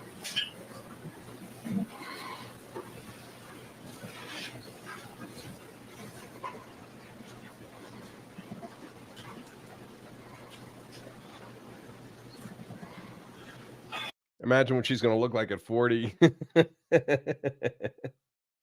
When she's lost that bloom of youth. All those White Claws, all those cigarettes, all that vaping. Maybe a couple kids by then. Baby, daddy, drama. I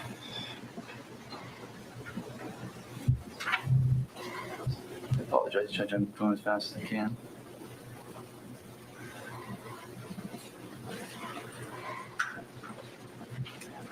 This judge does not like to have time wasted in his courtroom.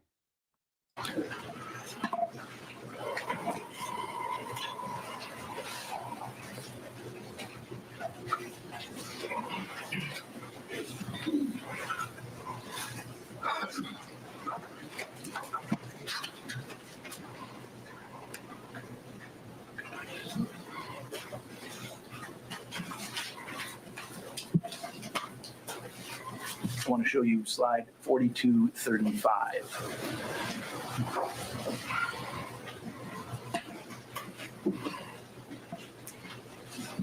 Is that you in the yellow shirt, sir? Yep. And then over here, does that appear to be Madison Cohen with the blonde hair and the one-piece suit?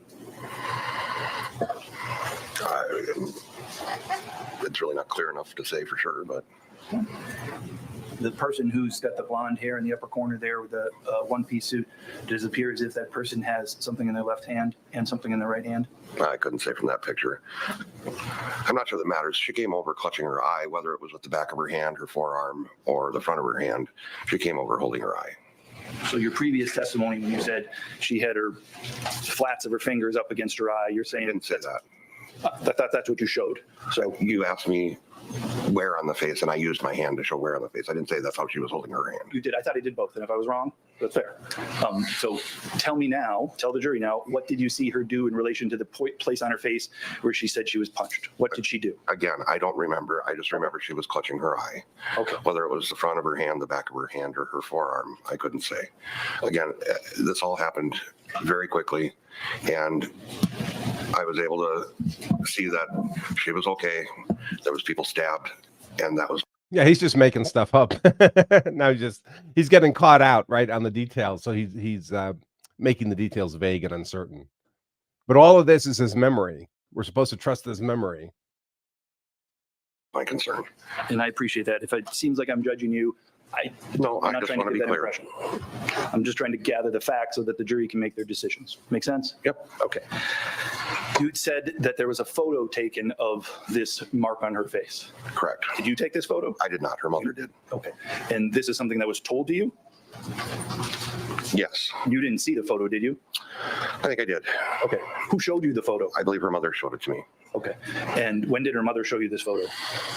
We all went and had lunch after the bail hearing. Okay. And I believe it was that time at lunch that she showed it to me. It may have been here at the courthouse, but it was that time frame. Okay.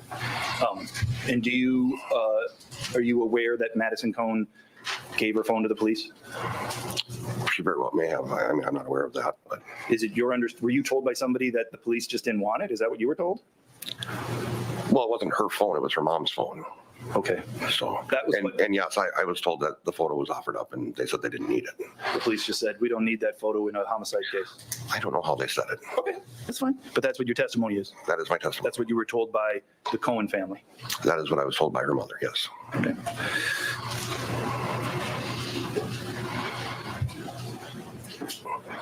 That's all. Thank you. Mr. Anderson? Mr. Carlson, do you have a photographic memory? Absolutely not. Do you remember some details of events without remembering every detail? I do. Remember how you drove here today?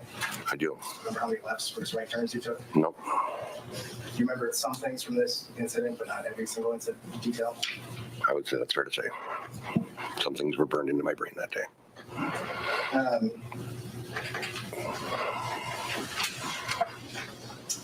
You said on cross that you thought Nicolae was just a drunk idiot. Remember that? I don't believe I used the term idiot, but I think that's fair. I might be misremembering too, so I don't mean to put words in your mouth. If you think I'm wrong, feel free to correct me. And I think you said that your fear was he was going to keep antagonizing the boys until they did something. From what I witnessed, yeah. I'd watched them walk away from their tubes 2 or 3 times and then reapproach them. And your memory from your vantage point was that you could see Nick. They should recross on that. I watched them walk away 2 to 3 times and then reapproach. Nicolae, Maddie, and then the tubes. So like, I mean, I could see everything from my vantage point, but what I was focused on and paying attention to at different times varies. I think I was mainly focused on Mr. Miu and watching what he was doing versus, and obviously I could see Maddie interacting with him because I was watching him. But if you ask me what the other kids were doing at that point, I couldn't tell you. and your view is not a bird's eye view like that drawing. Absolutely not. So if there's parts of your group walking over or standing in between parts of your view is obstructed. Yep.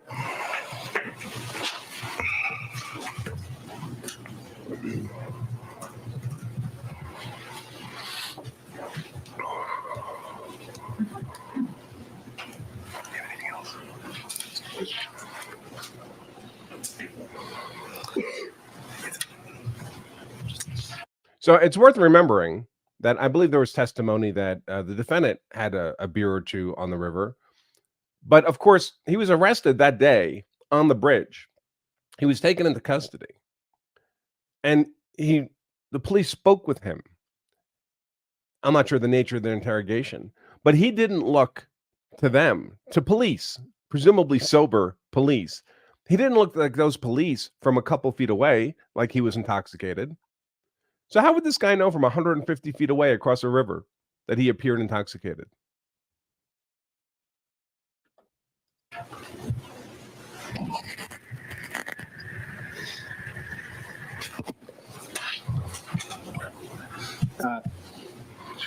And so Attorney Nelson drew some locations of people up there.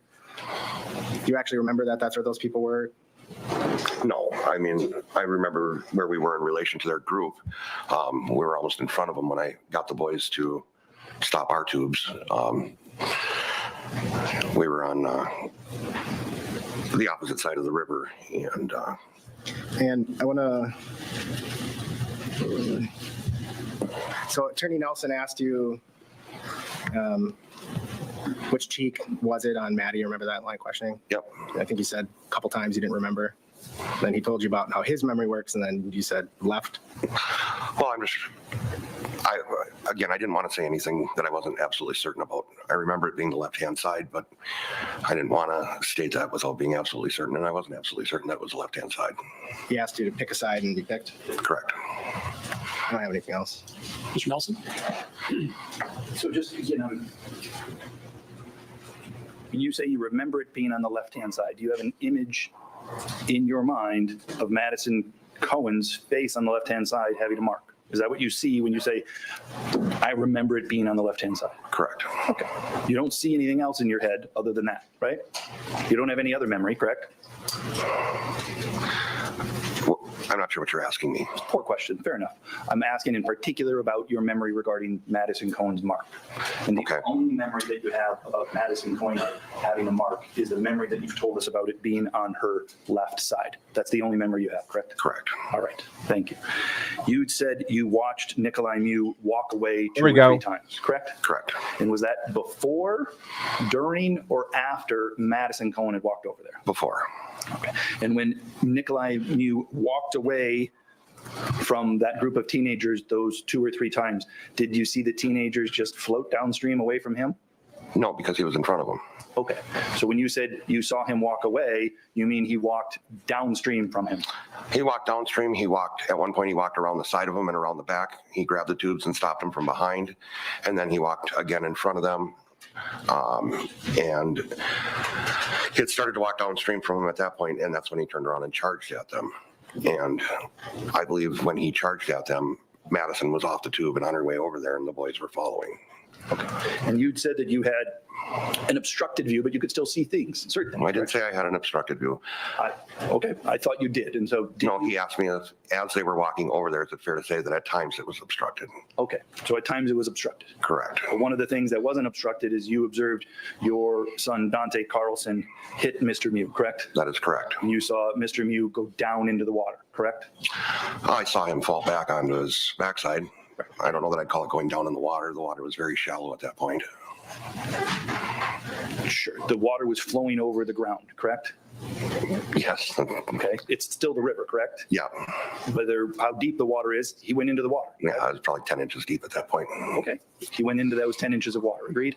Yes. And when you saw Dante hit him and he'd go down into those 10 inches of the water, that's when you yelled stop, correct? Correct. And your son didn't stop, did he?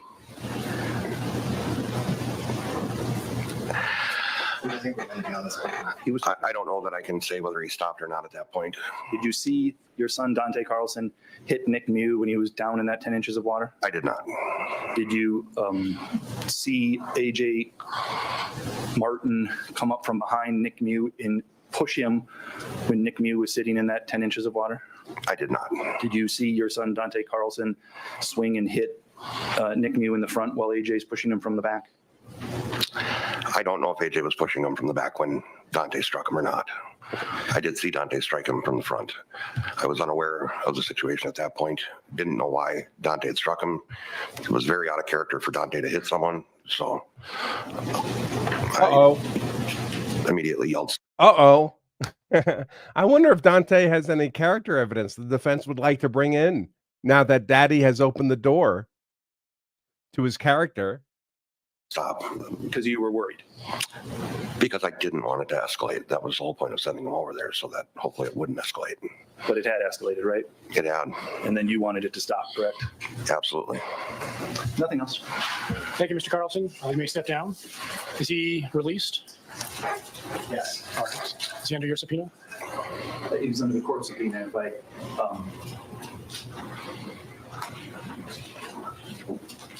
I think we have his number. I can tell the court at the end of it, he's free to go today. I will certainly inform the court and Mr. Carlson. He doesn't need to sit in the hallway. All right, so you're free to leave. You may be asked to come back on a different day. Thank you, Mr. Carlson.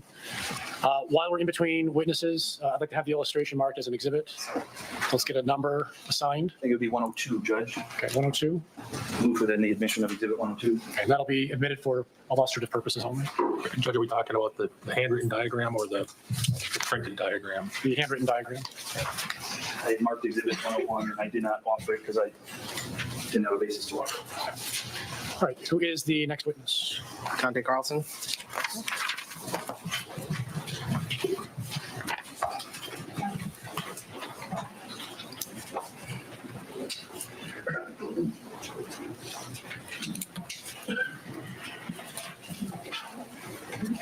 Mr. Carlson, please come forward. Face the clerk, raise your right hand. She will administer the oath. Do you swear the testimony you're about to give in this matter shall be the truth, the whole truth, and nothing but the truth, so help you God? Please have a seat in the witness chair.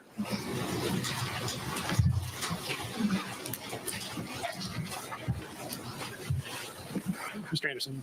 Can you please state your first and last name for the record? Dante Carlson. And Dante, do you work? I do. What do you do? I am a cook. And how old are you? I am 21. How old were you on July 30, 2022? I was 20 years old. And on that day, were you tubing on the Apple River Yes, I was. with your dad and some other people? Yes. Were you consuming alcohol? More vocal fry. What is it with this generation and the vocal fry? Yes, I was. It's so annoying. Yes, I was. Do you know how much you had? A Budweiser, a White Claw. I think I had just opened a Truly when this all started. And at some point, did something catch your attention as you're tubing down the river? Yes, we heard screams for help. And did you, what happened next? My dad told us to post up and then wait, and then he told us to go over and see what was going on. Did he say to try to de-escalate? No, he didn't say de-escalate. He just asked us to figure out what was going on. And did you go over there? Yes.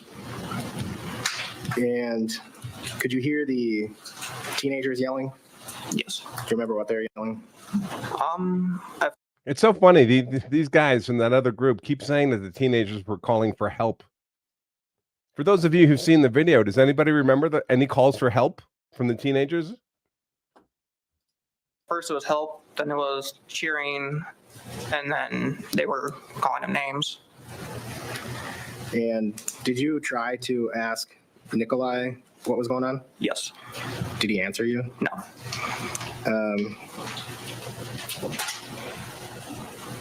Were you telling him to leave also? Yes. At some point, did it change from verbal to physical? Yes. And can you describe what you remember about like what you were doing, what you saw? I had asked Nicolae Miu what was going on, what's going on. He didn't answer me, so I turned to the kids group and I went, what's going on? And they shouted, he's looking for little girls. And I'm like, he's looking for little girls, confused. And then I went again to turn back and get his side of the story. And that's when he punched Madison in the face. What do you remember next after that? Oh, I punched him. Can we, actually, let me get it ready first. So did you punch him in response to him hitting Madison? Yes.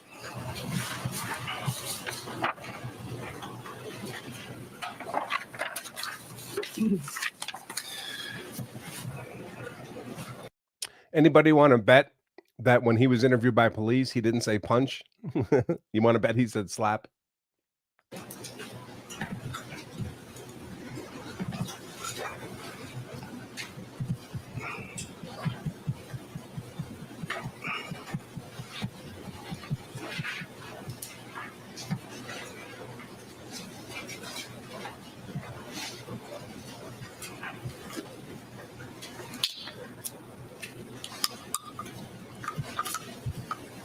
Okay, I'm going to start on slide 2553. I'm going to go through these and ask you some questions.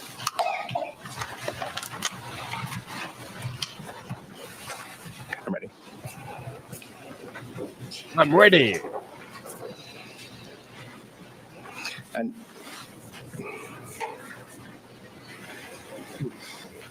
Try clearing it out and starting again.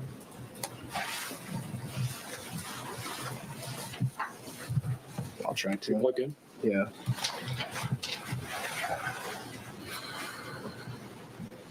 My screen flashed. There we go. And so we're on 2553. Did you ever see Nicolae with a knife in his hand? No. Obviously, at the time, you didn't know Nicolae or the teenagers? No. I'm scrolling to the right. So is that you Yes. in 2557? Yes. So you're standing right to the right of Madison and Riley. I'm going to keep going.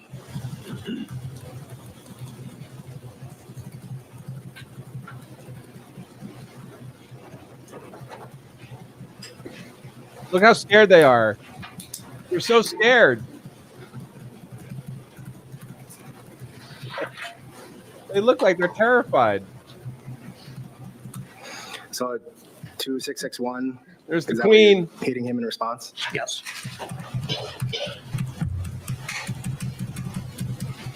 Who's that in the yellow shorts on just on the right? That would be AJ Martin.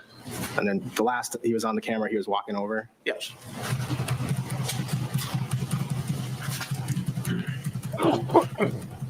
Is that you? Is that you Yes. again? Okay.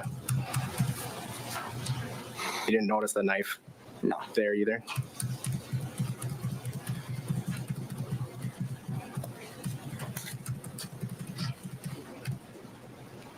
I'm going to just show you 3 frames here. 2744, 2745, 4 frames. 746, 2747. Does that look like you're hitting him again there? It could be. How many times do you remember hitting him? I remember punching him, and then I believe I may have smacked him twice.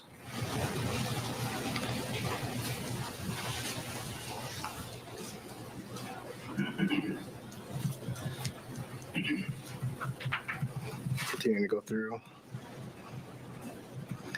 So one guy is pushing on your back, a 52-year-old quadruple bypass patient, pushing on his back, face down, into 10 inches of water, and someone else is punching him in the face. Could this reasonably be perceived as an attack threatening imminent death or serious bodily injury by the defendant? Is that a hard question? And now, where you are on this, I'm paused at 2781. You're off. By the way, even if you believe the punching narrative, and there's good reason to doubt it, but even if you believe it, a punch under these circumstances would, at worst, have been a non-deadly force attack. It didn't cause serious bodily injury to Madison. She has a bunch of friends there. Siri popped on my laptop.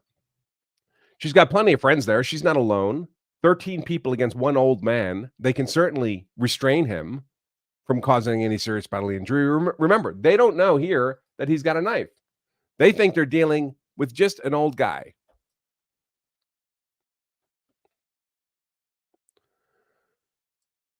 So at worst, it was a non-deadly force attack, his supposed punch, and now they've escalated to deadly force. That makes it a new fight. That makes it a new deadly force fight in which they are the physical aggressors.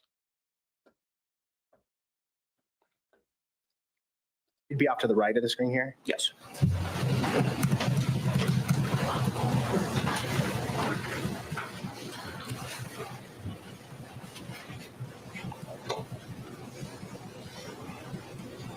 And 2828, who's that? That would be my brother, Tony.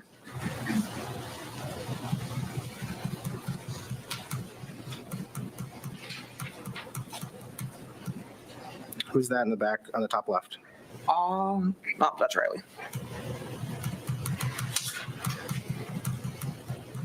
And I'm on frame 2880. Have you seen this video? Yes. Can you hear Tony yelling anything at this point in the video? Yes. I'll ask it a different way. I'll withdraw the question. If you recall, is Tony yelling anything at you at this part? Yes. What was I that? believe he was yelling at us to stop. And so he's facing you at this point in the video?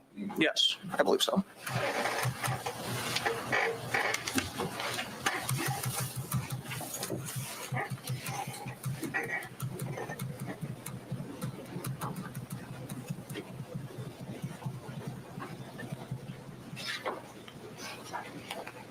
Okay, I stopped at 2939. Now I want to play the video so we have audio. You can mute the screen or block the screen. Folks, there's two advantages here for the state to do these screen captures frame by frames instead of the video. One, of course, is that then they get to carefully select the specific frames. Nobody engaged in this confrontation was seeing things frame by frame, right? That's not a realistic representation. But also, of course, the frame by frame doesn't have the audio, doesn't have these hyenas screeching and shouting and calling this guy a pedophile. You don't get that audible sense of the chaos they were surrounding him with.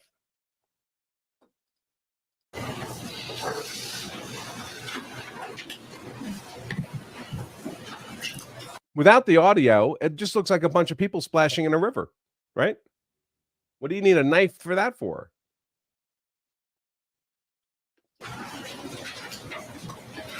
After you saw Nicolae strike Maddie, did you yell something about it? Yes. Do you remember what you yelled? You never hit a woman.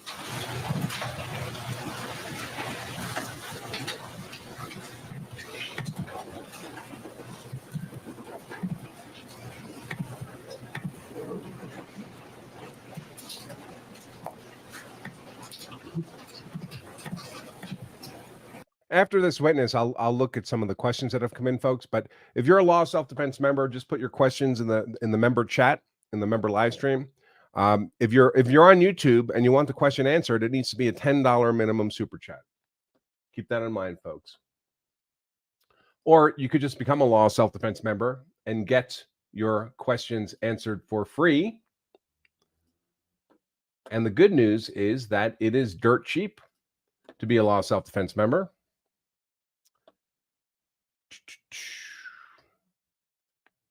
Just sign up right now. lawofselfdefense.com/trial gets you a 2-week trial membership, easily enough to get through this trial. But even if you stay a member afterwards, it's still dirt cheap, 30 cents a day, less than $10 a month to get all your questions answered instead of $10 a question on YouTube. If you have 99 cents, you might want to try this out. lawofselfdefense.com/trial. You could do it right now. You're instantly emailed instructions on how to access the member live stream and member chat to get your questions answered for free.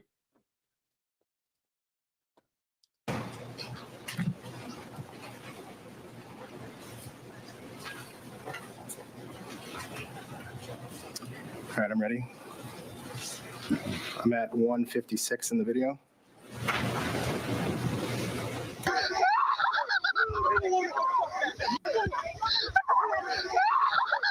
Do you hear you saying that in that portion of the video? I do. And now I stopped at You hear how terrified everybody is? Can't you tell they're terrified? 157. I'm going to keep going forward.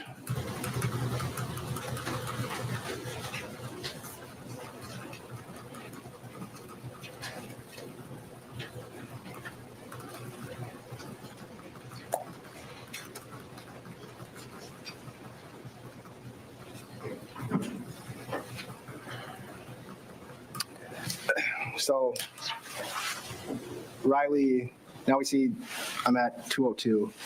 Riley clutching her side. Do you see that? Yes. Do you remember if you saw that at the time or not? I do not remember. But it was after, when she's seen with an injury on the video, it was after you yelled. You don't hit a woman.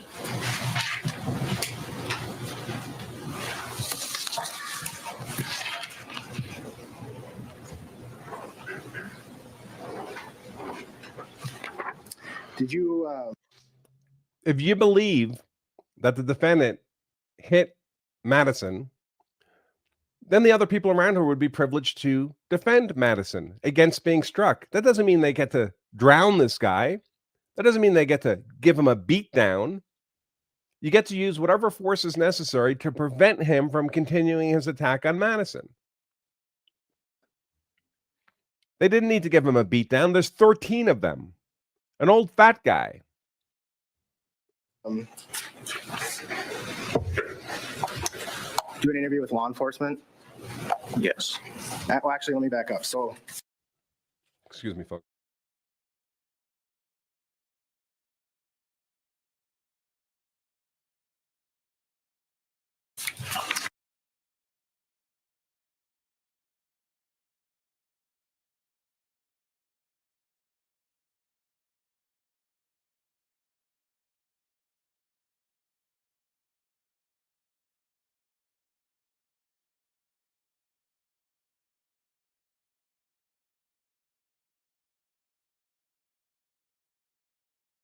Sorry, I blew my nose, forgot to take the mic off.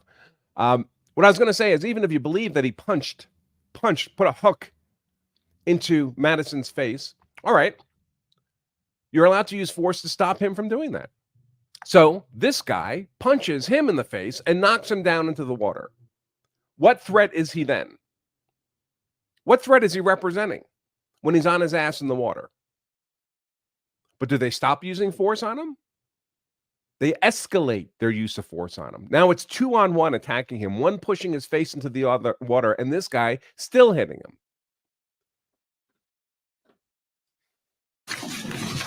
at some point, are you stabbed? Yes. And what do you remember of, actually just what do you remember in your mind, not from the video, about what happened after, I guess first let me ask, do you remember Tony telling you to back up or get back? I remember him pushing me away from the commotion. Okay. And what do you remember after that? I was pushed away, and then I heard screaming going on behind me, so I had turned around, and then I was looking at Nick, and he was standing maybe 6 feet in front of me. He just walked towards me and stabbed me. And what do you recall happening after that? I went to my dad. Did you see what Nicolae did after that? No. Do you have a memory of the sequence of when people were stabbed? At first, I thought it was Riley, me, Isaac, AJ, and then my brother. But as video has shown, that wasn't the order. So when you were interviewed by law enforcement, when you're trying to remember and tell them what happened? I believe that's the order I used. I can't exactly say. I was. Were you in the hospital when you were interviewed? Yeah. It was the same day of the stabbings? I think I was at the hospital for maybe 2 minutes before I was interviewed. So at the scene, how'd you get to the hospital? Were you rushed away in an ambulance? I remember leaning up against a cop car, and then coming to, I was in an ambulance. And then the next thing I know, I was on the highway being put into, I think, a helicopter. And sometime shortly after you got to the hospital is when you were interviewed? Yeah. And did you tell law enforcement that you saw that it was Riley who got hit by Nicolae? I could have. You don't remember what you said in your interview? Not by heart.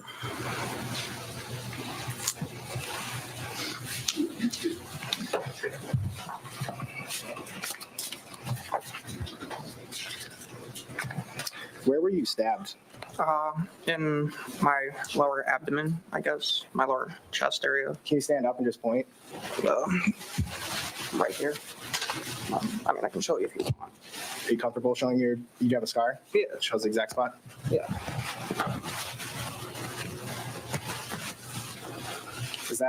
Looks like a little bit off to the center, to the left, right below your rib cage? Right below my ribcage, yeah. In the jury scene? Permission to approach? Yes, yes. 31. Showing when it's been marked as exhibit 31. Can you identify what that is? That is my stab wound. I think 2 days after I got home. Okay. from the hospital. Permission to publish. Any objection to 31? No objection, no objection to publication. Received. You just do that one more.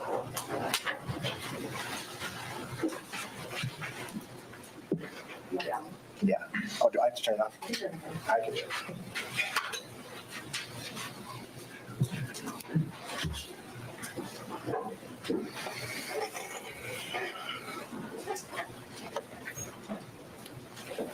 Let's go.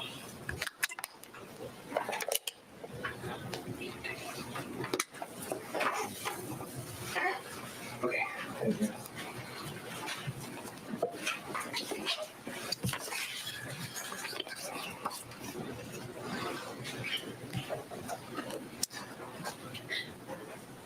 What's with that body hair? kind of. Ew. You've seen the video, is that right? Yes. Do you see yourself get stabbed in the video? No. And Dante, if your medical records say that your BAC was the 0.119, does that seem probably about in the ballpark? Yeah. Okay. I don't have anything. Oh. 119.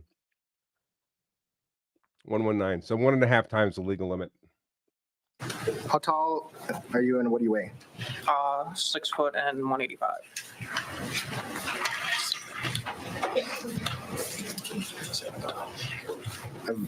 I think 4 or 5 more questions. Did you know if Nicolae was alone or in a group? I didn't know. Did he ever say he had a group upstream that you heard? No. Did you ever hear anyone threaten Nicolae before you saw the strike on Maddie? No.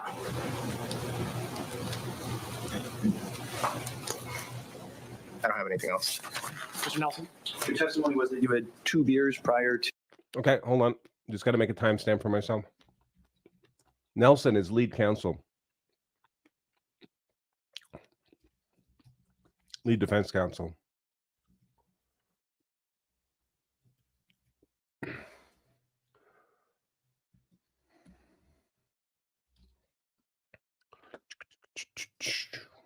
He jumps right in.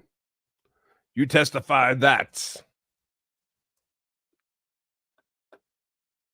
To walking over there with the Truly in your hand? Yeah.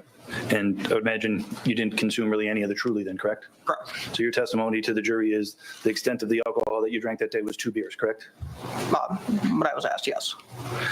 Well, I'm asking you now under oath. Is that truthful testimony? I had 2 beers, yes. Okay. In the medical evidence, the medical chemical evidence is that your blood alcohol level was 0.119, correct? Yes. Do you understand that it would take a lot more than 2 beers to get to a 0.119 blood alcohol concentration? I would. Do you have any explanation how you can reconcile your under oath testimony that you only had 2 beers and the medical evidence that your blood alcohol concentration was 0.119? Yes, I had some hard liquor as well. Okay. So when you were asked questions about how much you had to drink, you chose to only say. I was asked how many beers I had. Okay. Okay. And so unless somebody asks you specifically an exact question, you're not going to just volunteer information that's hurtful to you, correct? No, I was not asked the question, so I didn't answer. I figured he was going to ask it next, but. And it's been 21 months now? Yeah. And over those 21 months, you spoke with law enforcement numerous times? Yes. You spoke with the district attorney's office numerous times? Yes. You spoke with victim witness people numerous times? Yes. And you were just waiting for somebody to ask you that perfect question? Sustained. Were you just waiting for somebody to ask you that perfect question? Sustained. You made your point. The photo, have you seen the photo of the 10 of you guys on the river that day? Yes. And in that photo, you're drinking a beer, correct? I don't know.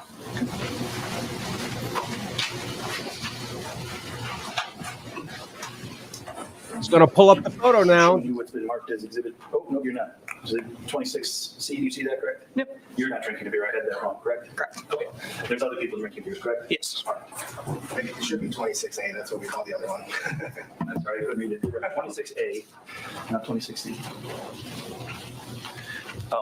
The hard liquor that you were drinking, what was that consumed in? It was off on a riverbed shortly before we got to where the incident happened. There were shots of butterscotch schnapps out of skis. Okay, and so you would consume those just prior to this, right? Yeah.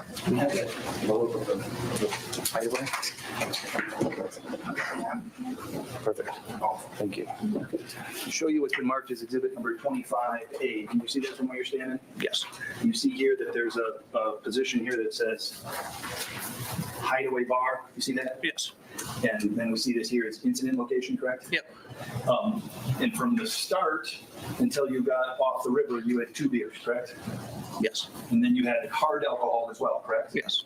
All of that hard alcohol you say was consumed at the hideaway bar? I don't know if it was the hideaway bar. It was a point where people could camp, and they offered us shots as we were riding down. Okay. Do you know of any other place on the river where you can buy shots at a bar other than there? It was a campsite. Okay. And so who offered you these shots? I don't know. Okay. A stranger offered you those shots? Yes. How many shots was it? 10? No, like 2. 2 shots? Yes. So your testimony is that you had 4 alcoholic drinks that day, correct? Yes. Do you think 4 alcoholic drinks for a man who's 6 foot tall, 185 pounds, over the course of numerous hours would get your blood alcohol level to 0.119? I'm not a scientist. I'm sorry. What was the objection? Validation, yeah, validation to calculate it on the BAC. Sustained. Did you think you were intoxicated? No.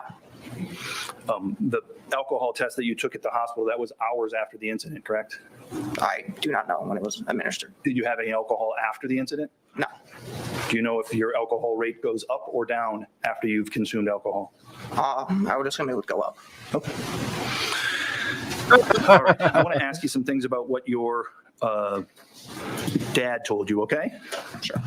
You said, well, first off, did your dad tell you?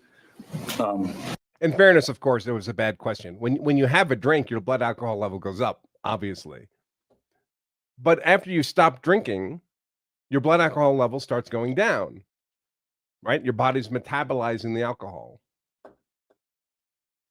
Did you hear him say, go over there and make sure they don't attack that guy? No. Your dad didn't say that? Not that I had heard. Okay. If he told the jury that, would he be lying? Objection, Judge. Sustained. We approach, Judge. Yes.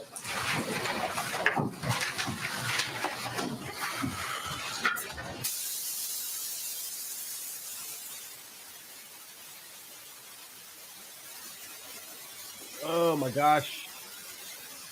Stop it. It's so punishing.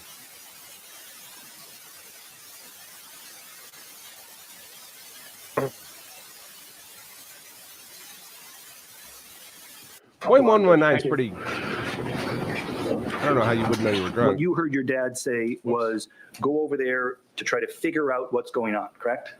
Yeah. That's what you understood. What you heard your dad say was go over there to try to figure out what's going on, correct? Yeah. That's what you understood your task was, correct? Yeah. And because at the time when you were over at the tubes, you didn't know what was going on, correct? Correct. And the best way to figure out what's going on is to ask questions and gather information, correct? Correct. And once you gather in that information, then you can make more decisions, correct? Yes. And I think you told the police that you went over there because you were acting as a good Samaritan. Is that right? Yes. So you recall, what did you observe before you walked over there? Him hanging around her tubes, grabbing onto the tubes, them screaming for help. Okay. You've watched the video? Yes. You've listened to the video? Yes. Fair to say that there's no time on the recording in which it can be heard that those 6 teenagers are screaming for help. Agreed? On the video, yeah. Okay. So it's your testimony that sometime prior to that video, they were screaming for help. Yes. Were you shown the video that happened 2 seconds before that in which the teenagers are yelling at Nicolae Miu and calling him a raper? Yes. Were you shown that video? Yeah, I believe I was. Okay. And on that video, did you hear them screaming for help? No. So it's your testimony that prior to them calling this grown man a raper, they were screaming for help on the river. Yes. And after they'd screamed for help, they decided they're going to call him back from when he's walking away and call him a raper. That's your understanding? Yes. Okay. And did you see Nicolae Miu walking away upstream from them and hear them call him a raper? I didn't hear them call him a raper. Did you see Nicolae Miu walking away from them upstream? Towards the bridge or away from the bridge? Or are they going with the current, against the current? Sure. What do you mean by upstream? Give me a second. So over to your right there is a diagram we drew with your dad, which has been marked as exhibit number 102. Do you see that? Yes. And you see on the top of that, it says downstream. Yeah. And the bottom, it says upstream. Yep. I believe downstream would also be the position of the bridge, 3564 bridge. Does that make sense to you? Yes. And as your dad described it, G2 would be your group, group 2. Make sense? Yeah. And then the 6 black circles, just for our conversation, would be the teenagers. Does that make sense? Yes. Did you see just before, at some time, did you see Nicolae Miu walking away from those tubes upstream, away from the boys? No. You didn't see that? No, I saw him walking downstream. Okay. What you heard when he was walking downstream, is that when you say the boys were screaming for help? Yes. So was this sometime prior to the video in your memory? It could have been right before they started recording. Okay. Because I just want to make sure we're established. You agree that they don't scream for help anywhere on that 3-minute and 23-second recording? Agreed? Agreed, as far as I've seen. Yes. And you agree that in the video just before that, which was started 11 seconds before, lasted 9 seconds, in which they call him raper, they don't scream for help in that video, correct? Correct. And you would agree that when you watch that video, he was walking away from them upstream, correct? Yeah. So what I understand your testimony to be is sometime prior to these 2 videos, they had screamed for help. That's what you're saying? Yes. And or in between then, that one video and that 3-second interval, they could have screamed for help there too. Okay. So you think that they maybe paused or stopped the recording in order to scream for help, and then they started recording it then and just didn't say help at all? Could have. Could have, sure. All right. But the other scenario is that you heard this scream for help prior to the raper video, right? Could have. And if that was the case, you would agree that in the raper video where they're calling him raper, he's walking away from them upstream, correct? It would look like that. Okay. So you're going over there in order to gather information, right? Yes. And leading the charge from your group is Madison Cohen. Agreed? Agreed. And when Madison Cohen goes over to that group, you see Nicolae Miu walk towards Madison Cohen. Agreed? Sure. Yes? Yeah. And as he does that, the teenagers' tubes are free to go downstream. Agreed? Agreed. Yes? But yes. When you see Nicolae Miu walk away from the teenagers, clearing a path for them downstream, what do you see the teenagers doing? I wasn't paying attention to them. I was paying attention to Nicolae. Okay. Did you gesture to the teenagers to float downriver? We've got this guy now? Like I said, I wasn't paying attention to them. I was paying attention to Nicolae. Okay. Did you encourage the teenagers to leave at that point? No. Why not? I was just there to figure out what was going on. Okay. And so when you got there to try to figure out what's going on, did you hear Madison Cohen immediately say to Nicolae Miu, go get your fucking ass, go, something along those lines? Yes. Fair to say Madison Cohen wasn't asking questions. Agreed? Agreed. Fair to say Madison Cohen was giving orders, right? Yeah. Yes? Yes. And she gave it in a loud, strong voice, correct? Yes. And when Madison Cohen was occupying Mr. Miu, telling him what to do, what were the teenagers doing? I do not know. Did you in any way gesture to the teenagers to continue on downriver? Once again, I was not paying attention to them. I was paying attention to Nick. Okay, but weren't these the group of people that you said you were going there to help? Yes. Weren't you concerned about their well-being? Yes. And so you didn't pay attention at all to the group that you went over there to help? Objection, argumentative, asked and answered twice. Did you, I'll rephrase, did you pay attention at all to this group of people that Yes. you would, okay. I did pay attention to the kids. I did not tell them to leave. I did not tell them to stay. Okay, so what were they doing when you and Madison Standing Cohen? by their tubes. Hold on, I'm gonna call a timeout here. Because everything's being written down by the court reporter. You have to have a question completed before you start your answer. And please let the witness finish his answer before you start the next question. There's a lot of overlapping talk. Dante, I get a little into a rhythm and I might have cut you off, so I apologize. Same here. We'll vote, all right.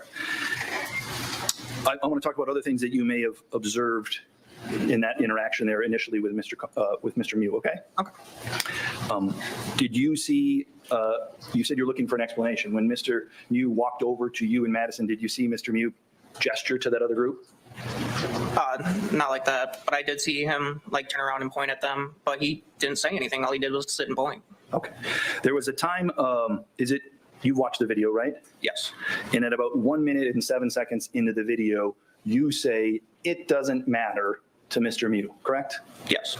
And fair to say that the reason you would say it doesn't matter to Mr. Miu is Mr. Miu has given you some sort of explanation, correct? No, he was pointing at the kids. Okay, And I said, it doesn't matter. They're just kids. all right. So your purpose was to go over there to get information, Yes, and he gave you information in a nonverbal manner, right? we can call it that. What else would we call it? A gesture. Okay. And when he gave you that information with the gesture, did you listen or did you tell him it doesn't matter? I told him it doesn't matter. Okay. So when you initially said you were going over there to gather information, maybe that's not really what you were doing? Maybe not from him, but from the kids. Okay. So you weren't really interested in his side of it. Not really. And is part of that because they had called him names? No, it's because they asked for help. I went to go see what the people screaming for help were wanting. Okay. And if you perhaps misheard that and they weren't actually calling for help, maybe that's how this got off on the wrong foot? Maybe, but I'm pretty sure they were screaming help. Okay. You said you heard them cheer, is that right? Yeah, And was the cheering in response to you and Madison walking over? yes. Would you agree that a group of 6 teenagers cheering doesn't sound like a group that needs help? No, it sounds like a group that got what they wanted. Some people to come over and help them. Okay. When you heard them cheering, did you hear them laughing? No, Did you hear them giggling? no, Did you hear them cackling? no. Did you hear them use the expression, for the culture, I did repeatedly? not. I just heard, woo. And Okay. that was pretty much all I heard from them. And when you heard the term woo, you took that as the cheering, correct? Yes. Certainly doesn't sound woo and asking for help are very different things, right? Yeah. At some point, did you observe Mr. Miu turn his back on you and Madison? To face the kids again? Yes. Did you see him turn his back on basically you and the kids and look downstream? No, You never saw that? not that I can recall. Fair to say you saw him walk over to you and Madison and the path downstream was clear for quite some time, correct? Yes. During that, would you agree that it's probably clear for upwards of 60 seconds? Yeah. During that 60 seconds, did you ever take the time to tell the teenagers who were cheering that they could just leave and go down the river? No. Did you ever gesture to them to say, move along? Objection asked and answered like 10 minutes ago, I think. I think this is the 60-second entire time, Judge. And once I do, then it's, Look, wrap it up soon. I do not. Wait for his answer My question. bad. you can go. I do not remember gesturing to them. Okay. Why not? I wasn't focused on them at that time. Even though they were the ones calling for help. Yes. You were focused on the man that they were calling a pedophile. Yes. And I imagine when you heard that, that made, I think as you told the police, that made you mad, right? No, I was confused. Okay.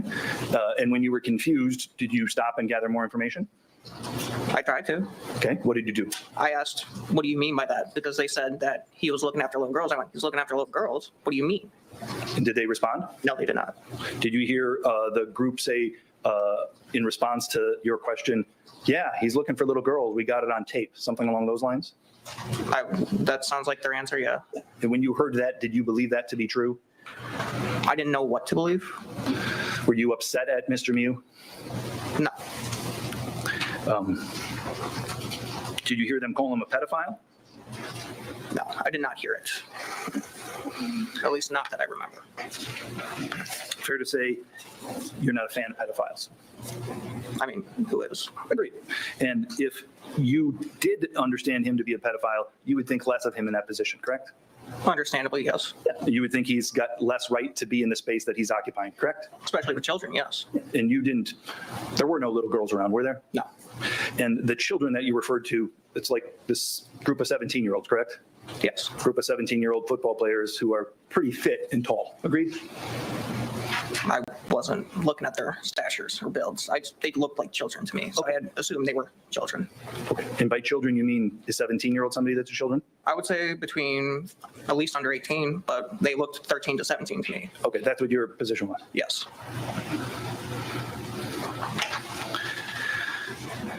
Now, you made some statements to the police, correct? Yes. You made some statements about the observations that you made on. We've all seen pictures of these teenagers. Anyone think they were 13 years old? You think there's some meaningful growth in a young man between the ages of 13 and 17, especially when he's 17 on the football team? Think there's a lot of 13-year-olds that look like a 17-year-old football player? on that day on the river, right? Yes. And the statements that you made to the police were that same day in the hospital, agreed? Agreed. And they were statements that you made about your friends that you were there on the river with, correct? Yes. You were on the river with Riley Madison, correct? Yes. She's a friend of yours from high school. Middle school. So you've known Riley Madison for years and years, correct? Yes. And you were on the river with Madison Cohen, correct? Yes. Same thing, a friend that you'd known since middle school, correct? Yeah. Right? Yeah. So somebody that, you know, and Madison's clearly got blonde hair, right? Yeah. And Riley's clearly got a brunette or a different color hair than blonde, right? Very different? Yeah. Their body shapes are different? Yeah. Their personalities are different? Yeah. You can distinguish between the two of them, right? Sometimes. Okay. And what you told the police on on July 30th, they were asking you about what happened, is that right? Yes. And you told them, I thought he had hit my friend Riley and I automatically reacted. That's what you told them? Yes. You used the name Riley, correct? Yes.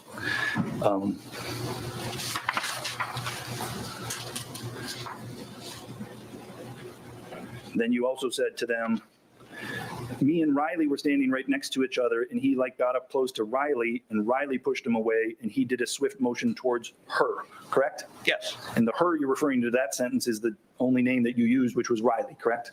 Yes.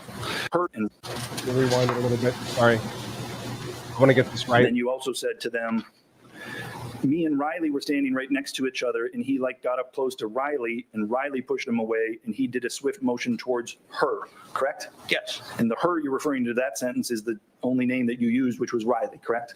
Yes.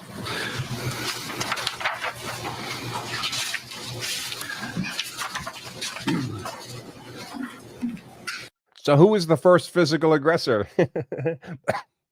By this guy's testimony. It was Riley. It wasn't the defendant. When asked again about it, you told the police, I don't know if Riley pushed him or something. I didn't see that. All I saw was him make a motion towards her and I saw her fall down. So I reacted and hit him. You said those words? Yes. And the name that you used in that situation was Riley. Yes. And the description that you gave in that situation is you saw him, Mr. Miu, make a motion, correct? Yes. And that as a result of that motion, you said you saw Riley fall down, correct? Yes. And then in response to that, the officer asked you, can you describe Riley to me? Do you remember that? Yes. And you said she is a brunette, skinny, has tattoos down her arm, correct? Yes. And that, fair to say, accurately describes Riley Madison, correct? Yes. Madison Cohen is not a brunette, correct? Correct. You wouldn't use, again, I apologize to, you wouldn't necessarily use the same description of Madison's body as you used when describing Riley, correct? Correct. And you also said the person had tattoos down her arm, correct? Yes. That accurately describes Riley, not Madison, correct? Yes. That's what you told the police on that day, correct? Yes. And then lastly, you told them later in that same interview, I think it was Riley who went like that, but I'm not 100% sure. And then all I saw was the swift motion. Riley fell to the ground. I hit him. He fell. That's what you said, correct? Yes. So again, the fourth time you described it as something happening to Riley, correct? Correct. And in each of those 4 times, you never used the word punch. Agreed? Agreed. Each of those times you used the words swift motion, correct? Yes. That's what you described that you saw on that day about this, correct? Yes. Now today, 21 months later, you're saying something different. Agreed? Agreed. Now today you're saying not that you saw Riley, not that you saw a swift motion go to Riley, but that you saw Madison get punched. That's your testimony today, correct? Yes. In those 21 months from the first story to the new story, you've talked to Madison Cohen? Not really, but yes. You've talked to Riley Madison? A little, yes. You've talked to others in the group? My family, yes. You've talked to the district attorney's office? Yes. And since you've talked to all those people, you now have a new story, correct? I have a better recollection of what had happened, if that's what you're asking, yes. Okay, so the fact that you were at a 0.19 on that day, you now have a better recollection today than you did on that day. Is that what you're saying? Well, I mean, they also questioned me when I was on pain pills from the hospital. Okay. I thought your testimony was that they came there and saw you within 2 minutes of your arriving. Yes. Okay. And so in those 2 minutes, you consumed those pain pills and it's your position? Whatever they gave me on that helicopter. Okay. You had said, going back to your statement to the police, I just want to dial in on one of the things.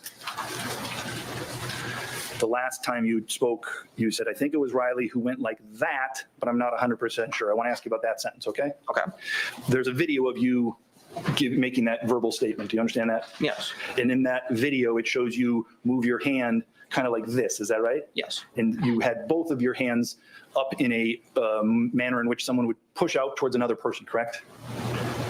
Or push away from. Sure. They were extending their hands, which were close to their body, to push outward towards whatever in front of them, correct? Yes. That's what you demonstrated when you said, I think Riley went like that. Yes. Can you just show us that demonstration now? All right. Okay. And you were able to show us that demonstration because that's what you remember as you sit here today. Riley did that, correct? Yes. And in response to Riley doing that, that's when you saw the swift motion. No.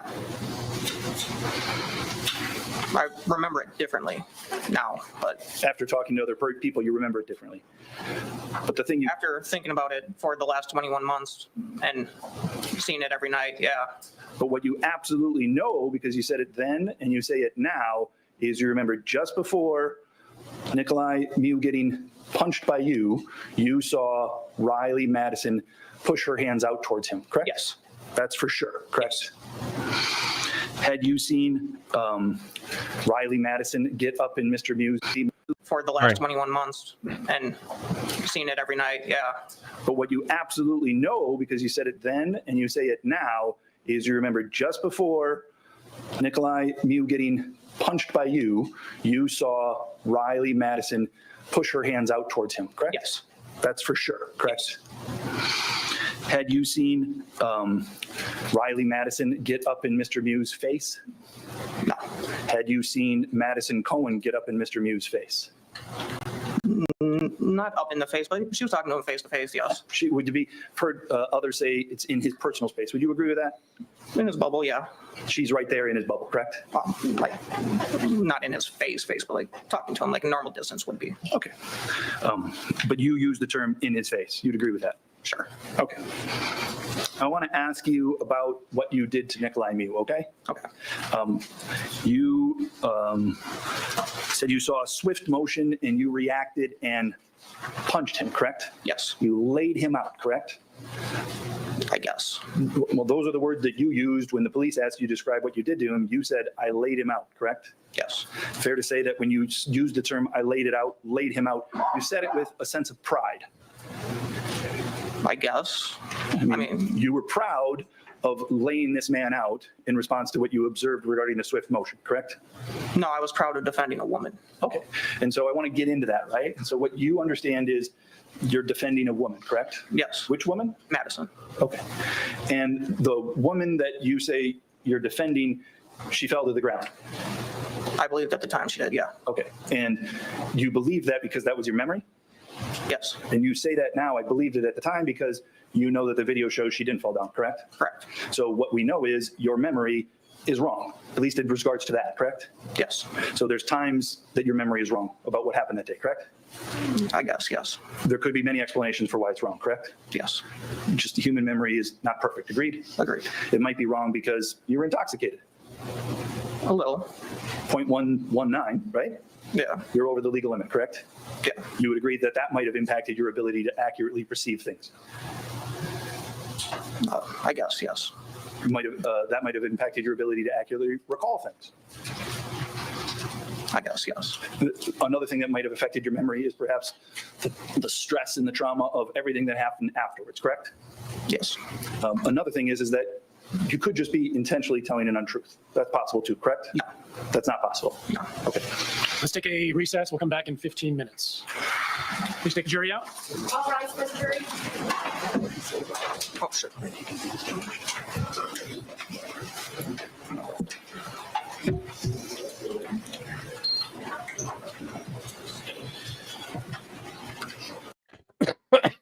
So the judge didn't like that question.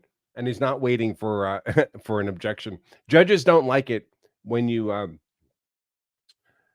simply blanket tell a witness, "Are you sure you're not lying under oath here?" From a judge's position, unless you have evidence from which you can point to a lie, you can't simply stand there and suggest that the person's lying under oath. They don't like it. Because, of course, anybody could do that to any witness, right? Isn't it possible, even though you're under oath, you're lying? So what does that get you? That's just a lawyer making something up in the absence of evidence of the lie. So I expect that's what just happened here. All right, so we got a little break. I will turn to the Q&A to catch up on that.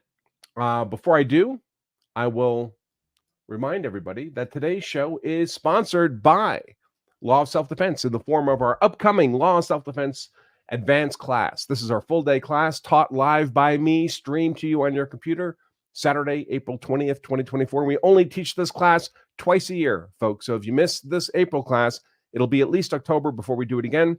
In this class, we cover everything you need to know to be hard to convict if you're ever compelled to use force in defense of yourself, your family, your property. I can assure you that Nicolae Miu, the defendant in this case, would have been well served to have taken this Law of Self-Defense advanced course before he found himself on that river that day. He almost certainly would never have been charged. So, Saturday, April 20th, if you register now at lawofselfdefense.com/advanced, we're still in the 50% off period, early registration. If you can't make it Saturday, April 20th, I would still encourage you to sign up because we'll make the playback version of the class available to all the registered students for 2 weeks after the class. But you do need to be a registered student for that. Can you afford to wait? Can you afford to miss this April class? Do you know when you're going to be attacked?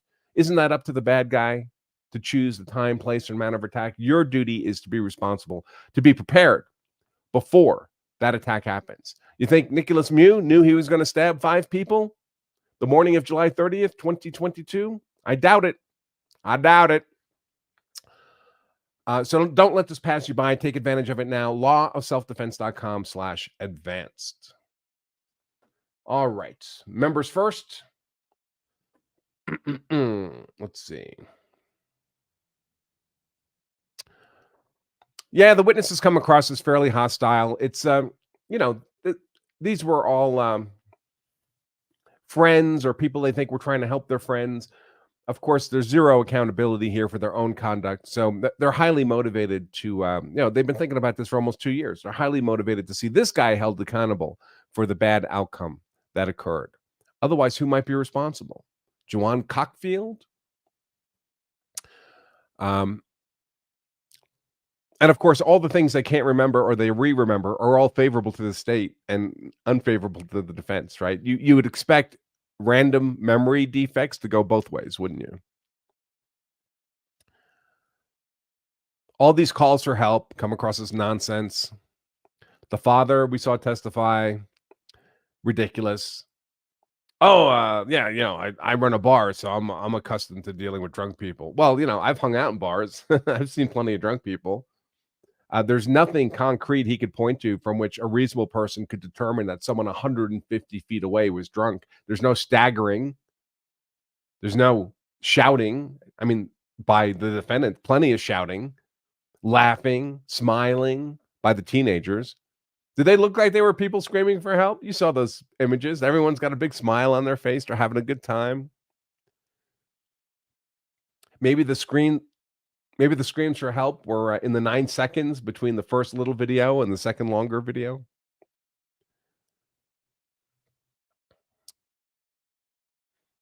Let's see. Miles asks, is each stab a separate issue or is 13-on-1 a continuous self-defense scenario? I mean, it could be both, right? So you could have a case where each individual stabbed is individually acting, presenting as an imminent deadly force threat. Or it could be that you're perceiving, if you can't perceive their individual action, you're reasonably perceiving them as acting as part of a coherent group who's collectively attacking you. Or a subset of the group. I mean, it's not like he stabbed everybody. The defendant didn't chase people down to stab them. Everybody was in arm's reach. They came to him. He didn't go to them. Much akin to the Rittenhouse case, right? Let's see.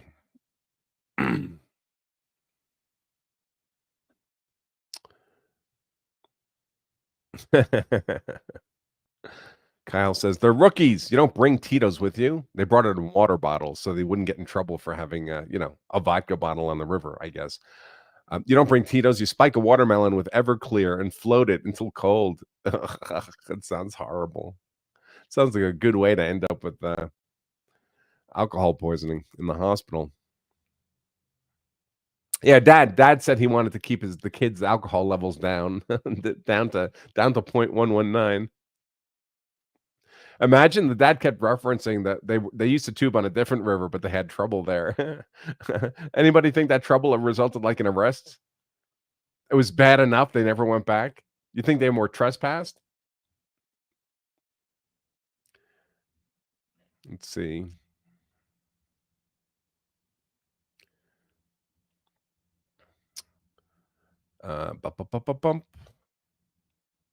He was 20 years old, and he thought that young men a year or two younger than him were 13 years old. That sounds credible.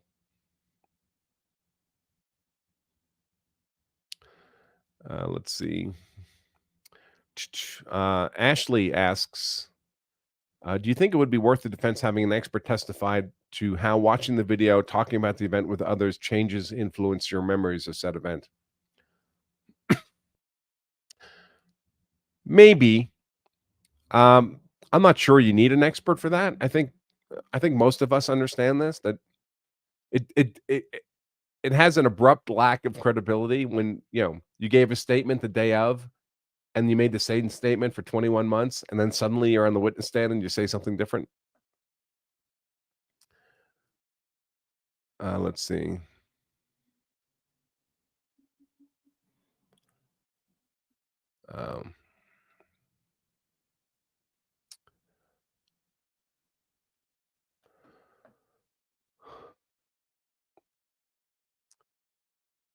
Did somebody mention My Cousin Vinny? Great movie. Yeah, must have been. I'm seeing a lot of quotes now. Marissa Tomei got an Oscar for it. Yeah. Well, if you just read the script, and of course they're presenting it to actors, not the lawyers, right? The My Cousin Vinny script, it may not look that good, but they certainly pulled it off.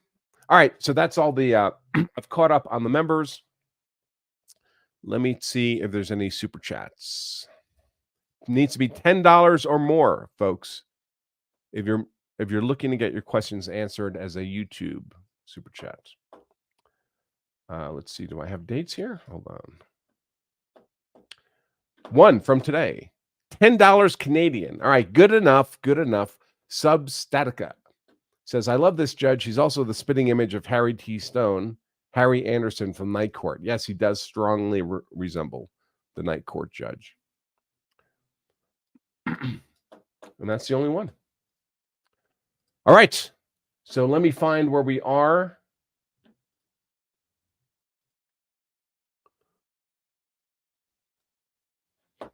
I got to skip ahead past this break.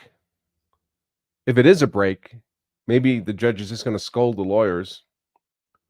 All right, we heard that guy. We heard that guy. We heard her the other day. And we're back. Yeah, so I think the lawyers just got a talking to by defense counsel, got a talking to by the judge, because we're back with the same witness.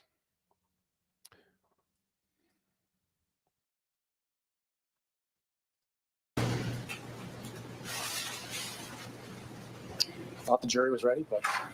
All rise for the jury.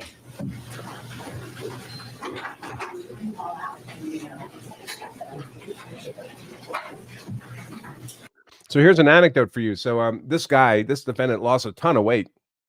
Looks like he lost a couple 100 pounds. He had a giant belly on that river, and he's pretty slim right now. Interestingly enough, in the George Zimmerman trial, the defense had the opposite problem. George had been on a weight-losing routine when he was confronted by Trayvon Martin. So he had slimmed down quite a bit in the months preceding that confrontation. And then in the 15 months between that confrontation and his trial, He's sitting around wondering if he's going to spend the rest of his life in prison, and he just ate. And so when he got to court in the courtroom, he'd gotten a lot fatter, which is a bad look for the defense because, of course, Trayvon Martin was presented, well, he was presented like he was a 13-year-old kid, right? In fact, he was like these kids, a 17-year-old high school football player, fit, muscular, strong, tall, but slim. And of course, a lot of imagery in public had been him as a 13-year-old smiling in a Hollister t-shirt. And George Zimmerman looked huge in court. And the defense just had to deal with it.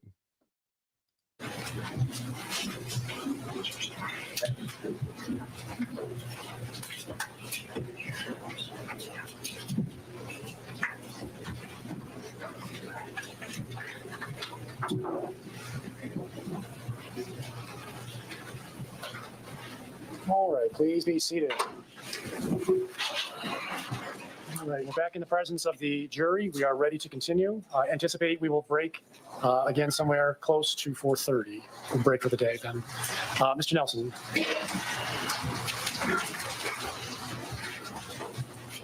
Mr. Carlson, I want to ask you about, I was going to get into what you've done in response to what you saw, but I want to go back just a little bit. Okay. Your testimony today is you saw Madison Cohn get punched and just putting us all in that same space. Yes. Describe this punch. It came from his left side. I would say it was a pretty fast, swift motion like that. Okay, so are you right now going on a memory that you have in your head of what you remember seeing? And what you've just shown us is you used your left arm to move forward in what I would describe a jabbing motion. Would that be fair? I used my right arm. You used your right arm. Okay. Did you see Nicolae Miu use his right hand? Yes. And so your testimony to the jury is Nicolae Miu punched Madison Cohn with his right hand. Yes. And I'm trying to use words. The best thing is that I've heard it described as a hook. I saw you do something different. Can you just show us again what it is you saw? It was like, it started from his side and it went out like that. Okay. Kind of straightforward. So his hands in front of him, down at his side. Down at his side, and then it, like, I guess you could say it was like a hook, but it wasn't. It was like a jab. It came down and it went up. Agreed? Agreed. And it came from his body position outwards towards the other person, correct? Correct. And it seems like, as my arm's kind of in my body plane, you see that? Yes. It stays essentially within the body plane is what you're saying. No, it was kind of off to the right. It went like this. Kind of. It was, as it went up, it curved to the right. Okay. So again, trying to use words. I don't know the correct words to use to describe it. We'll sort through it. It seems like you're saying basically not a full hook, not a full jab, something in between. Yes. Okay. But it's clearly with his right hand, correct? Yes.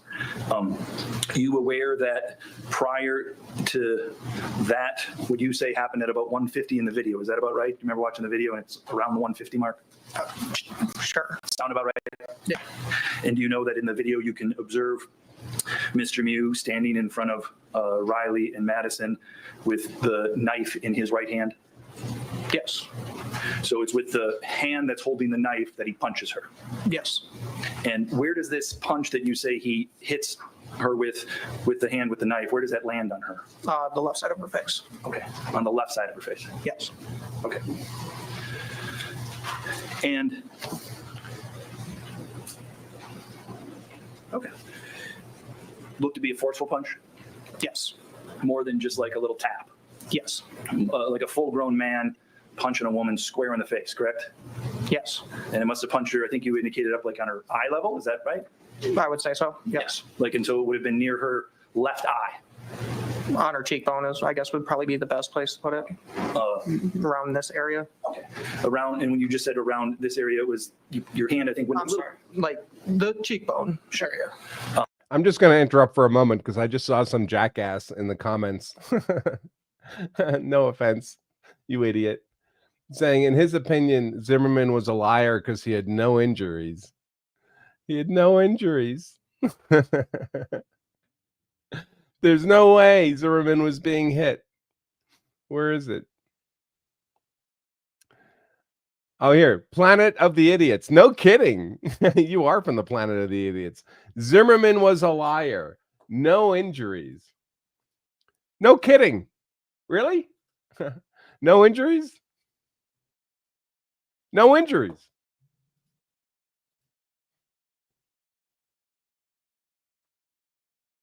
No injuries? It looks like a bloody injury to me. Oh, so funny. Where do you people come from? Just under where your glasses protect your face, correct? Correct. You have on a pair of, would you agree, rather small eyeglasses, correct? Yes. And on that day, Madison Cohen had some oversized sunglasses on, correct? Yes. And so the area that you're pointing to on her face would have been covered by those oversized sunglasses, correct? I wouldn't say covered, but sure. Sure. So this grown man holding a knife as a hand reaches out and punches her in the eye where her sunglasses are, correct? Her cheekbone, but yeah. Okay. Right near her sunglasses, correct? Yes. You're aware that her sunglasses are in perfect condition? Objection, assuming facts on evidence. Sustained. I'm asking if he's aware of that. Well, I think that's no, definitely. okay. Sustained. Do you know the condition of her eyeglasses? No. Would you expect a woman standing in front of a man with oversized eyeglasses that got punched in the manner that you did, would you expect her glasses to be bent, broken, disturbed in some manner? Objection, speculation. Sustained. When you're standing there and you see this, you must have been ready to respond right away. What do you mean? Well, I mean, you said you hit him immediately, correct? Yes. So there wasn't any time for you to type of assess anything. You just hit him right away, correct? After I saw him punch her, yes. So you saw it and had to have your body like process what happened, and then you moved into action, correct? Yes. So it wasn't as if you saw it happening and at the same time you started swinging, correct? You weren't violent until you saw this, correct? Correct. And when you saw this violence, it must have surprised you. Yes. It must have shocked you. Yes. It must have taken you a moment to assess what are you going to do, correct? No. You just, after you made that observation, you then moved your body, correct? Yes. Would you agree that you were moving that body from making that observation would have taken you a second or two? Sure. Yes? Yes. Okay. You agree that when you saw this, well, let me say this. So why you punched him, you said, in defense of her. Is that what you said? Yes. What were you feeling at that time? Anger, I guess. Okay. And the anger was at Nicolae Miu, correct? Yes. You've, fair to say, never described to anybody, even today, that your feeling was of fear, correct? I would say, yeah. You agree. You've never described your feelings on that day as to why you punched him was you punched him out of fear. Correct. Because you weren't fearful, you were angry. Yes, he hit my friend. Sure. And so you hit him in response to hitting her because you were angry, correct? Yes. It wasn't because you believed her safety was in danger, right? Do you agree? I don't know. I reacted in case it was. Sure. And you reacted by hitting him, not tending to your friend, correct? Yes. After you hit him once, he fell in the water, correct? Yes. And as he fell in the water, you moved to get over him, correct? Yes. You moved to position yourself in a way that you could strike him a second time, correct? Yes. And you moved to position yourself to set yourself up for that second strike to be with your right hand, correct? Yes. That was your dominant hand, correct? Yes. You wanted to make sure the force that you hit upon him was the most dominant force you could use, and that would be with your right hand. I wouldn't say I did it purposely. I just think my body naturally went to the right side. Okay. To set yourself up to hit him a second time, correct? Yes. Clearly, when he's down in the water on his back, Maddie's safe, right? Yes. She's not in any danger, agreed? You agree? For now, yeah. In that moment, she's not in any danger, agreed? Agreed. And you're not in any danger, agreed? He's down on the ground, correct? Yes. You're not in any danger. You agree? I would say, yeah, sure. Okay. You would agree that you and Maddie and the 11 other people there are not in danger when Nicolae Miu is down on the ground in the water after you hit him. Agreed? I wouldn't say agree to that. Okay. He was still a danger. Okay. He was a danger while he was on his back in the water, surrounded by you and your friends. Yes. And because you believe, that's what you believed at that time? Yes. And you believe that because of the one time you saw him hit your friend, correct? Yes. So you observed one act and you thought he's still a danger even if he's down and in the water, correct? Yes. You were fearful at that time? Or were you still angry? I believe it was a little bit of both. Okay, so when you punched him the first time, it wasn't out of fear. You weren't afraid until he was down in the water. Yes. But when he's down in the water, you're fearful and angry, and then you hit him, correct? Yes. And you do that with your right hand so that you can make sure you hit him with enough force, correct? I wasn't making sure to hit him with enough force, but my body just naturally positioned itself to the right side. Okay. And after you hit him the second time, you saw your friend Anthony Martin come up behind Mr. Miu, right? No. You didn't see that? No. You were aware that that happened? Yes. Now that you watched the tape, you understand that Anthony Martin was coming up behind him, correct? Yes. I was also being pushed away at the same time, though. Who was being pushed away? I was. Okay. You were being pushed away at the same time. Let me just make sure. While Anthony Martin is pushing Nicolae Miu down from back, Yes. you're being pushed away by somebody else. I believe I was, yes. And that somebody else was your brother. No, I think that was a couple seconds later, but yes. Who pushed you away? I don't know. They pushed me from behind. Okay. Well, let me show you let me just.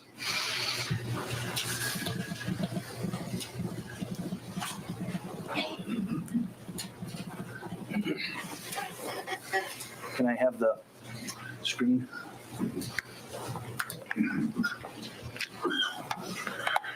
I'm showing you slide 2699. Do you see that? Yes. Do you see, is that Nicolae Miu in the water? Yes. Do you see a shadow of an arm across Nicolae Miu's chest? Yes. Is that the shadow of your arm? I would believe so, yes. And then I'm going to move forward here, and that's us, those slides up to 2707, that's your right hand hitting him across his chin, side of his face, ear, head. Agreed? Agreed. And then in response to that, Nick Miu head goes back to touch the water again, correct? Yes. And then as we watch here on the video, Anthony Martin is coming up behind, is that right? Yes. And we see 2 feet in front of Nicolae Miu, is that correct? Yes. Those are your feet, correct? Yes. You're standing in front of him, correct? Yes. And you're at this time preparing to hit him for a third time, correct? I believe so. And that 2745, that's your hand or your elbow forearm that we see in the upper left portion of that frame, correct? Yes.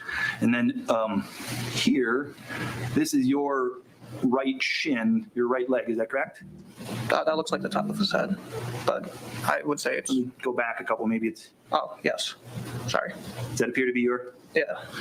Agreed, nobody standing behind you here that we were aware of at least? Yes. And then you swing through and we see through the middle there, your hand at 2747 hitting Nick Miu again in the front of his head somewhere, correct? Yes. And while you're hitting him in the front, AJ Martin is pushing him down. You hear that we were Sorry, aware of at least? I want to capture that. And then you swing through and we see through the middle there, your hand at 2747 hitting Nick Miu again in the front of his head somewhere, correct? Yes. And while you're hitting him in the front, AJ Martin is pushing him down from behind, correct? Yes. That's the third time that you've hit him, correct? Yes. You're hitting him out of anger, agreed? Yes. You're not hitting him in defense of anybody there, right? False. I was. You believed that at that point you feared for your safety? No, I feared for everyone else's safety. I didn't fear. Okay, you're getting me confused. All right, well, let's take a step back. I'll ask it again, okay? Tell me in this photo when you're hitting him the third time, whose safety do you fear for? My friends. Okay, which friends in particular? Madison, AJ, Tony, Riley, Janelle, Scotty, my father, Sheena. Okay, so let's go through that list. Do you know where Madison is there? No. Do you know where Riley is there? No. Do you know where your brother Tony is there? I believed he was walking up right behind AJ. Okay. You know where AJ is, correct? Yes. AJ's behind Nicolae Miu, pushing him down from behind, agreed? Agreed. But in that situation, you were worried for AJ's safety? Yes. And as a result of your fear for AJ's safety, that's why you hit Nick Miu a third time, correct? Yes. And you thought that amount of force was necessary? Yes. Do you think that's reasonable? I did. You did in that time? Yes. And you did in that time because of the escalated nature of everything that was going on there. Everybody was just fearful around there, correct? Yes. Now, let me ask you about that because you say you're in fear, but when you hit him the first time, you had a beer in your left hand, right? Yes. And when you hit him the second time, you still had the beer in your left hand, right? Yes. And when you hit him the third time, you still had a beer in your hand, correct? Yes. Have you heard the expression, hold my beer? Yes. Is that basically like, I'm going to go do something, you should hold this, I'm going to need two hands, correct? Yes. In this situation, you didn't even ask somebody to hold your beer, right? I didn't have time to. You were confident enough that you could do this while holding your beer. No, I wasn't confident in it at all. Okay. So why did you keep the beer in your hand? I was just holding it. Okay, that's I want to ask you some questions about your confidence level as the time passed, right? Okay. Before he, as you say, made a swift motion towards a person which you now say is Madison, were you afraid? I wouldn't say it was fear, more as confusion. Okay, so up until that moment, you had no fear, correct? Correct. And I would imagine at some point, you knew what the numbers were, correct? You knew that there were 6 people in the original group, correct? Yes. And that you and Madison went over there originally, correct? Yes. So that makes 8, agreed? Agreed. And then Riley Madison joined, that makes 9. Yes? Yes. And then Gabby and Janelle were standing around there, correct? Yes. Makes 10 and 11, agreed? Yes. And then Anthony, your brother Anthony Carlson joined in, correct? Yes. That makes 12. Yes. And then AJ Martin joined in, that makes 13, correct? Yes. 13 against 1, correct? Yes. Imagine you were feeling pretty confident then, correct? No. Didn't feel confident. No. Were you afraid? In a way, yes. And we're to believe that in that situation, Objection argumentative. that's fair. I'll withdraw. Thank you. You said, while this was going on, your brother was telling you to stop, correct? I believe so, yes. Did he tell you to stop before you hit him the second time? No, Did he tell you to stop before you hit him the third time? I don't think so. I didn't catch that. I said I don't think so. Okay. So your brother was telling you to stop though, correct? I think he was just talking to everyone in general. Okay, but at that point, when you heard him say stop, you had hit Mr. Miu 2 or 3 times, correct? Correct. And you'd said your brother Tony came up and started to push you away, correct? Yes. So at the time that he's pushing you away, he's also yelling stop. Yes. Fair to say he's telling you to stop and he's pushing you away because you're giving a beat down to an old man? I couldn't say what he was doing. Okay. Or what he was thinking. All you know is you heard stop and you heard him try to push you away, correct? Yes. Had your brother not told you to stop and pushed you away, would you have kept beating on him? No. You were just, all your anger had gone out? Yes. Took 3 hits to get all your anger out? I guess, yeah. Okay.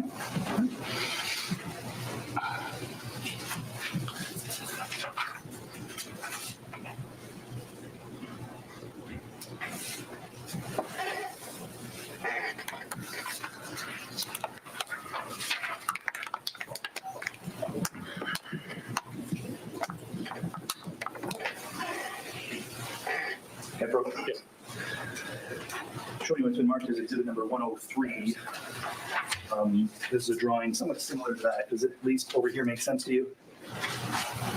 You see the G1 and the Yep. G2 and the different groups? Yep. Do you see the red dots? Yes. Do you see the initials inside the red dots? Yes. Do you see the one blue dot? Yes. And then over on the left, you see a frame number and a time, correct? Yes. Would you agree at about 1:39 in the video and frame 238.7 that that's a rough approximation of where the 13 people and Mr. Miu are on the river? I guess it would be a good estimation. You agree? Yeah. Showing you what's been marked as exhibit number 104, you see the same kind of configuration. People are a little bit different, but the same general idea. Yes. And you see in the upper left-hand corner, it's frame 2592 at time 149. Yes. And same 13 red dots and 1 blue dot. Agreed? Yes. And agree, again, that this accurately represents the approximate position of the 13 people and Mr. Miu on the river. Approximately, yeah. Move for the admission of exhibit 103 and 104. Any objection?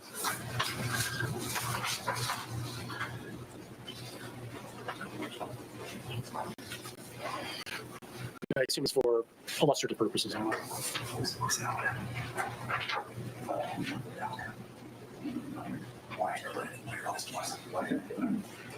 No objection, Judge. All right, they're both received then. Permission to publish. Yes. Judge, I just, for accuracy, one of the red dots depicting the group of the 6 teenagers has the initials LM. I was correctly told that the initial should be W. I apologize. I just want to make sure that the record reflects that. Let's turn on the document examiner.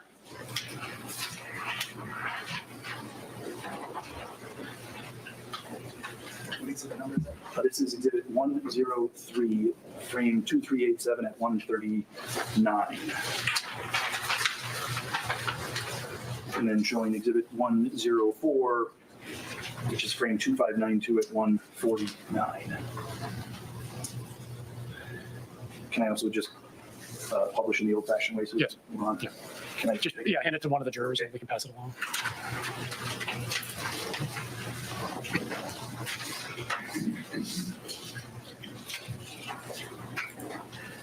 Those are the only questions I have. Thank you. Mr. Anderson. Thank you. Sorry, folks. Just want to make a timestamp. Redirect.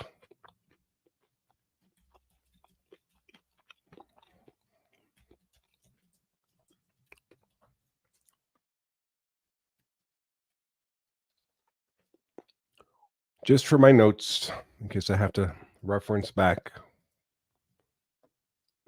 I'm going to start out kind of on this subject here.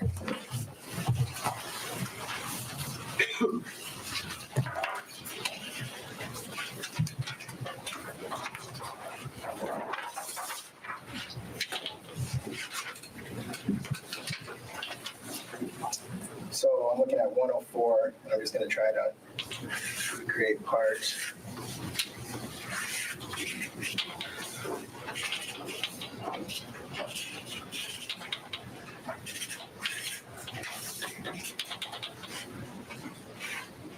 More or less kind of what's on 104. All right. Can we get the monitor? I'm on frame 2592. Yes.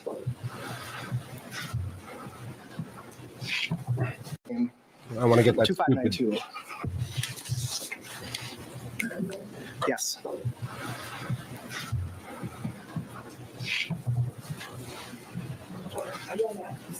No, you got it right. Okay. So here, I don't know what picture you can see this board. Can you all see that?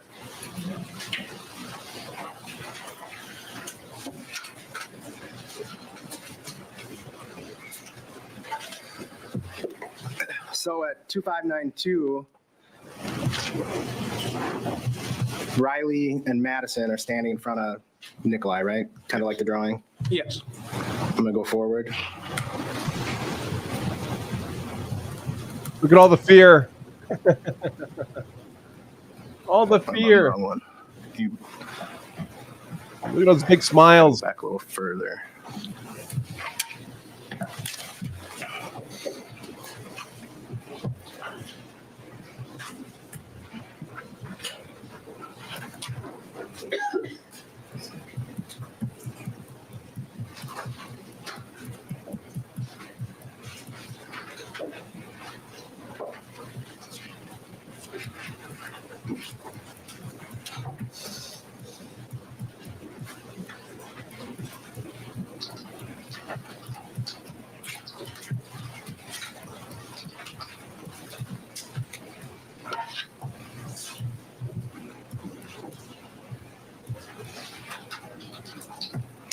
Can we have the screen? On 2546, I think on cross you talked about Riley having her hands up like that. Yes. Do you know if this is what you're talking about? If it was something else? If I think it was when I had punched him. Okay. I'm going to scroll forward. So that's you, kind of like the drawing. Yep. And Riley and Madison are shoulder to shoulder, like the drawing defense showed. Okay, I'm going to keep going forward.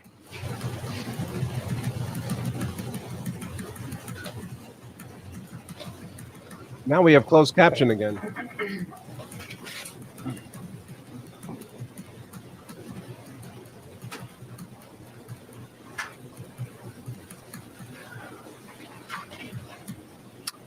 There's the punch. Now, in this frame, 2659, it's more like that. Agreed, where you're shoulder to shoulder with Riley facing Nicolae and Madison's behind. Yeah, but I think those are opposite the stance on that. What's that? So I think it's just like Riley and me were like crisscross. You're on the right of Riley in that still frame, right? Yeah. Okay. And in my drawing, DC is on the right, Riley, RM is on the left. Right? Well, if you're sitting this way, it's up. Oh, you're kind of looking at it backwards over your shoulder? Yeah. You want me to turn it a little bit? Oh, I see what you meant now. Kind of matches the. Yeah. Okay. I thought that was MU at the bottom. Oh, gotcha. So, and you were asked on cross if when Miu punched Madison, you told law enforcement, you said it was Riley then, that she fell down. Do you remember that? If she got hit, she testified she got knocked back like that. And if you're Objection. Sustained. if you just saw the beginning of her going back, and then you respond, would you have seen what happened behind your back? No.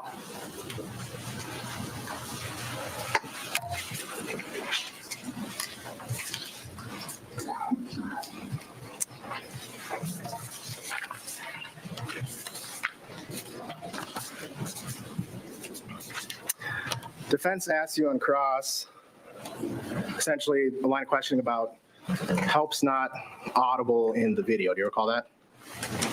You can't hear somebody saying help in the video. Yes. Defense gave you, there must be two options, and the defense asked you about one option being, they said help before the videos started. Do you recall that? Yes. And then they asked you, and then you said another possibility is it was in the seconds between the two videos. Do you recall that? Yes. Is another option that you just can't hear it in the video over other yelling? Maybe. Do you know which one it is? I do not. You just know you heard them yelling for help? Yes.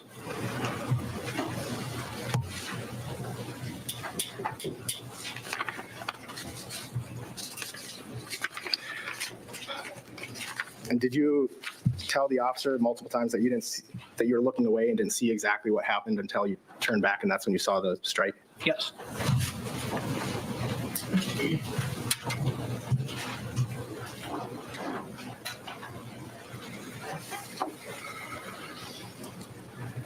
And then defense asked you about alcohol. So you would have been on your fifth drink, as far as you remember, how many drinks you had on the river? Yes. Do you know if a drink is 0.02 per drink, 0.03? Do you have any idea? No. Okay.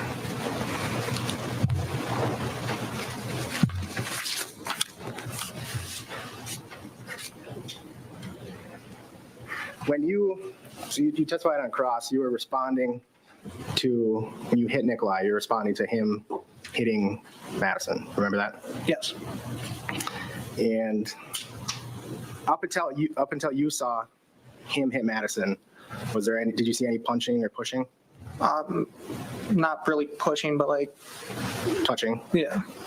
And in response to the punch, you punched. Is that right? Yes. And then two open hand slaps, strikes. Yes. Did you pull out a weapon? No. Knife, gun? No. Put him in a chokehold? No. Did you, he was down on the ground, did you kick him? No. Did people pile on top of him? No. So defense asked you about 13 on 1. As far as you remember, and from everything you've seen in the video, was it 13 on 1 or you hitting him and AJ doing a push? So 2. I would say that's fair. I didn't really see anyone hit him or try to go after him. Nothing else. Mr. Nelson? You agreed Yeah. that there were 13 people standing there in the position that we showed on exhibits 103 and 104, correct? Yes. You were one of those people, correct? Yes. You were ready, willing, and able to use violence, correct? Hold on a second. He's going so fast.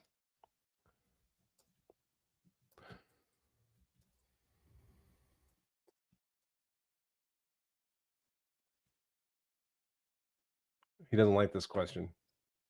Yes. And you did, correct? Yes. AJ did too, correct?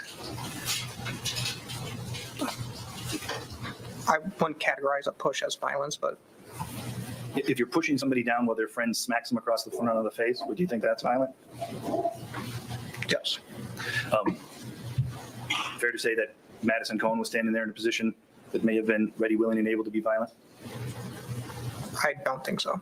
She'd already pushed him and pulled him and screamed in his face, correct? Yes. She wasn't really gracious with him, was she? You wouldn't characterize that, would you? No. She's screaming in his face, correct? She's screaming at him, yes. And same with Riley Mattison, same thing, correct? Ready, willing, and able. Objection on speculation. Sustained. Sustained. Did she appear to you to be in a position that she was ready, willing, based upon her gestures, and capable? Same objection. To cause Wait, violence? no, sorry, there's an objection. Sorry. Sustained.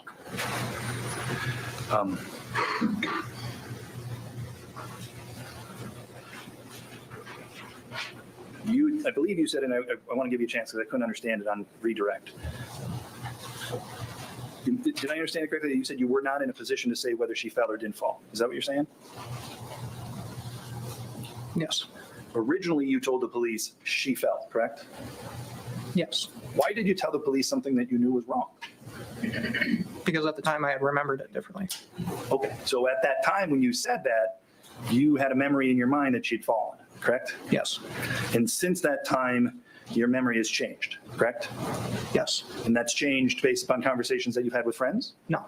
Based upon your watching the video? No. Just on your own, your mind said it wasn't the way I originally saw it, correct? Yes. And it's just coincidental that your change is helpful to the state's case. No. You had said that when you were asking about this help, right? Do you remember they were asking about, you heard help, but it wasn't on the recording? Yes. Just want to touch this briefly, right? On the exhibit, can I?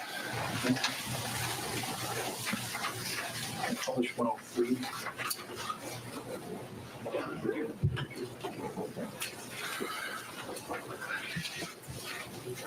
Yes.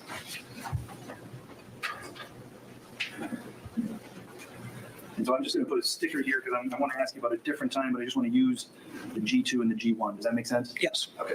So there was a time when you were over in that position where the circle is G2, correct? Yes. And then that's when you said you heard the teenagers yelling for help, correct? Yes. It was when you were over there by that position, correct? Yes. At that point, the phone would have been with Jawan Cockfield over here by G2, correct? Yes. So you would agree, let me ask this, all of the people in Jawan Cockfield's group were closer to the phone than you were, correct? Yes. So if any of those people, including Jawan Cockfield, had have yelled help, that voice would have been closer to the phone to pick it up than it would have been to your human ear, which was farther away, correct? Yes. Could be that you're just wrong. No. You for sure heard it, Yes. even though it's not on the recording, which was right by the voice. Yes. And you're as confident as that as you are in all of your other testimony. Yes. Even if we didn't see it on video, you're still confident that it was a bunch. Yes. Nothing else. All right. Thank you, Mr. Carlson. You may step down. Is he released? No. All right. Please see the witness coordinator in the back. She'll give you instructions.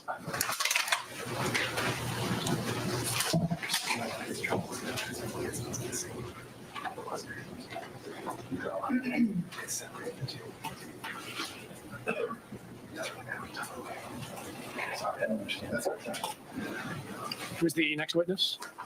We'll call Landon Weyer.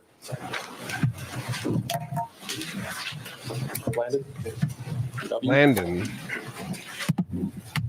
Landon Weyer.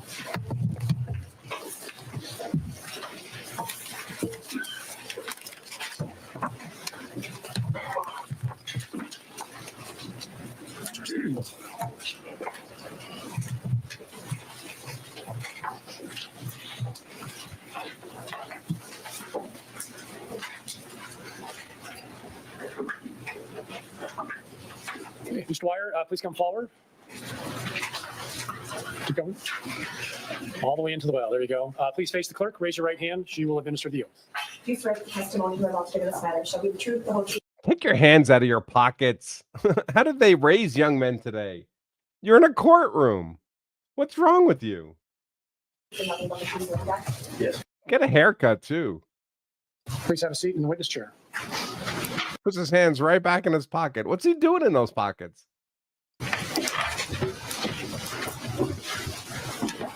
Mr. Smestad. How we say your name for the record, please? Landon Weyer, How do you spell your last name? Weyer, How old are you? 19. What do you do for a living? I play football at UMD and go to school there, but I'm in the process of transferring right now. By UMD, do you mean University of Minnesota Duluth? Yep.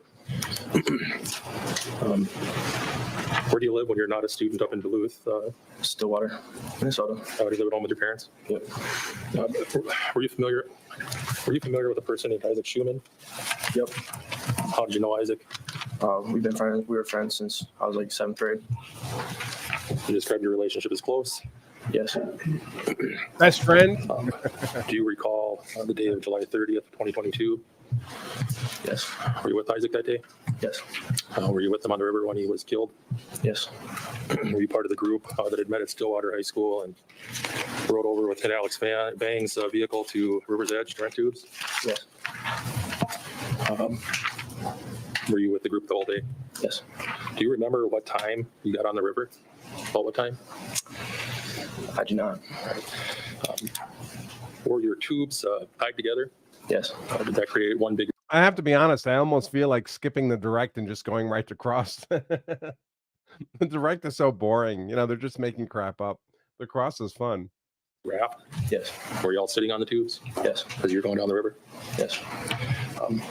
Did you have any alcohol to drink? Yes. What did you personally have to drink? A couple beers and maybe a couple shots. A couple What kind of shots beers. did you drink? Tito's. Is that a vodka? Yes. Did you have any use any other substances? We also smoked. When you say you smoked, is that referring to marijuana? Yes. Did you see Isaac Shuman using any marijuana that day? I don't remember. At some point, let me ask you this. Despite the alcohol you drank and the marijuana you used, do you have a recollection or a memory of what happened that day? Yes.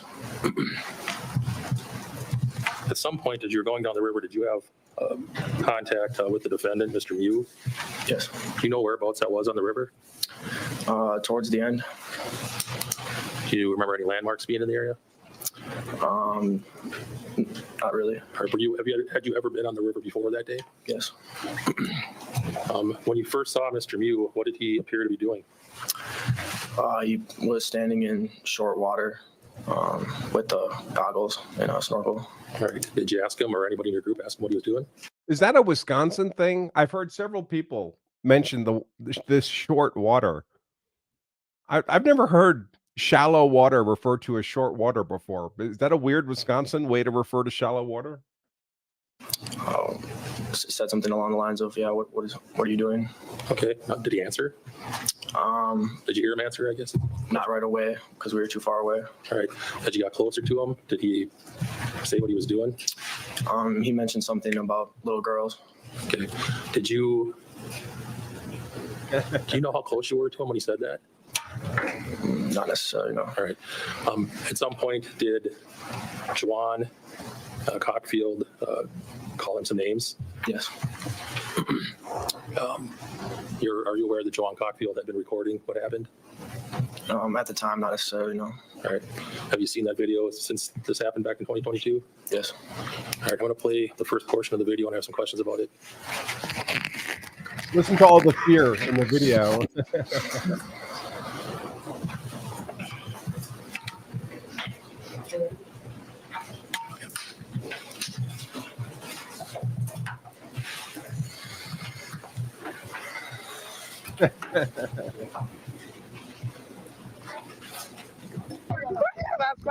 What is he on? Whoa! Whoa! Whoa! Whoa!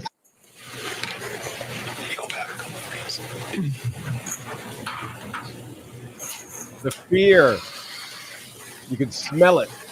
Landon, do you recall this moment on the river back in 2022? Yes. What is Mr. Miu doing in that portion of the video we just watched? Looks like he's about to reach over me and grab our tubes. Are those your legs in the video where we're stopped? And I guess the timestamp is 4 seconds. At the 4 second mark? Yeah. Were you sitting next to Juwan? Yes. Does Mr. Miu come running up to where you are sitting on the tubes? Yes. Does he grab at the area where your legs are? Yes. Did he physically touch your legs? Direction leading. Sustained. Did Mr. Miu make any kind of contact with anybody on the tubes?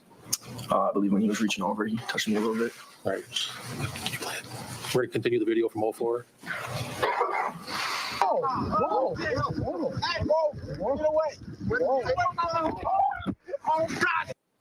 We stopped at 12 second mark. That portion of the video, what do you do when he comes up and grabs onto the area where your legs are? I was just scared, just got up. Did you bail out of your tube? Yeah. Did you have some concerns about what he was doing when he came up and reached towards you? Objection leading. Overruled. Yes, I was scared. Did he say anything as he came running up to you? I don't remember. All right. Did he give you any kind of explanation for why he was grabbing at your legs? No. Did you have any adults with you in your group? No. Everybody in your group 17 at the time? Yes.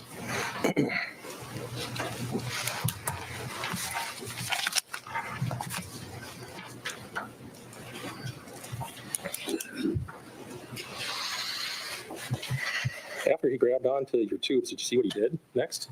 Do you remember? I don't remember. All right. At some point, did he take several steps away from your group? No, I don't remember. Okay. Did you say anything to him as he was interacting with you originally? I don't necessarily remember. Can you keep your voice up, please? I don't remember. All right. Do you know whether you called him any names? I mean, I might have said that he was pedophile or something like that. Did you swear at him at all? No. Did you threaten him? No. At some point, did another group on the river come over to see what the heck was going on? Yes. Did you know any of those people? No. Were they older than you, if you know? I didn't know, but they appeared to be adults. And what did you see happen when the adults came over? They had been saying the same thing we were saying, telling him to leave us alone and go away. Right, and did you ever see him leave? No. At some point, do you recall laughing at him? Yes. Why were you laughing at him? Once more people came, I felt a little bit more comfortable and with the adults being around. So I felt more comfortable. I love how they're making themselves sound like they were 12 years old or 10 years old. Well, the adults came around, so we were more comfortable then. Half a dozen 17-year-old high school football players, juniors. As if high school juniors hanging out together, drinking and smoking marijuana are interested in having adults come over. It's so crazy. Did you ever hear Isaac Shuman say anything to Mr. Miu that you recall? No, not that I recall. All right. Did you ever see, I'll strike that. When the other group came over to check, see what's going on, do you remember the gender of the folks that came over initially? Both boys and girls. All right. I thought they were adults, but now they're boys and girls. At some point, did you see the girls having an argument with Mr. Miu? Yes. Do you have a memory of that? Yes, I remember she was telling him to leave us alone and go away. All right. Do you recall where you were standing at the time they were having that conversation with him? I was standing in front of him next to Jawan in the video. Do you have an idea of how far away you were? Probably feet away. All right. At some point, did you see Mr. Miu react physically to these women that are yelling at him? Yes. What did you see him do? I saw him strike her. Okay, which one did he strike, if you remember? She had blonde hair. She was standing right in front of him. Okay, did you know him at all? Or know her at all? I did not know. Did you see which hand he hit her with? Not necessarily, no. I think it was his right hand. All right, did you see whether it was a closed fist or a open palm? I did not. Did you see whether he had a knife in his hand at the time that happened? No. All right. After he punched the blonde woman, what happened next? What did you see happen next? I saw him get punched after, and then I saw people stabbed. All right. When Mr. Miu got punched, did he go down in the water? Yes. Did you or any of your guys jump on him, hit him, kick him while he was in the water? No. How many people did you see actually hit Mr. Miu when he was in the water? I only saw him get hit when the first initial strike. All right. At some point, did he get up out of the water? Yes. Did you notice at that point if he had a knife in his hand or not? No. Eventually, did you realize that there were some people? Did you see some injured people eventually? Yes. Do you know how they got injured? The first thing I saw was someone holding their stomach. It's the first thing I saw. Did that cause you concern? Yeah, that was very traumatizing. Did you flee the area? I was standing there for a while, and then I ended up going further away next to the tubes. All right.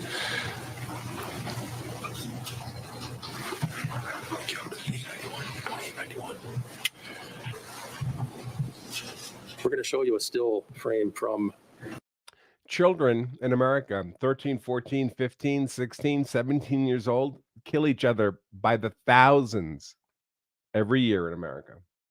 Children. the video, Juan's video, and I'm going to ask you some questions about it. All right. This video, do you see two people? Yes. One in the foreground, one in the background? Yeah. Which one? Is one of them you? Yes, I'm in the background. All right. You estimate how many feet you are away from the person in the foreground? Sorry, what? How far away are you from the person that's in the blue shorts there? I'd say maybe 10 feet. All right. We're going to scroll through from, that was 2596. Pardon me.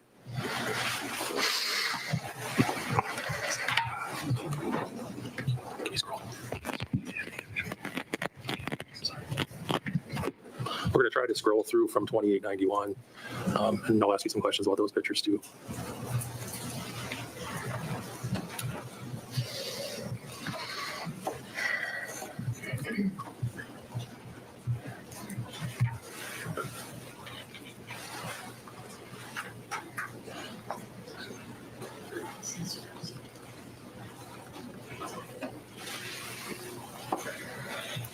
We're starting at 2891.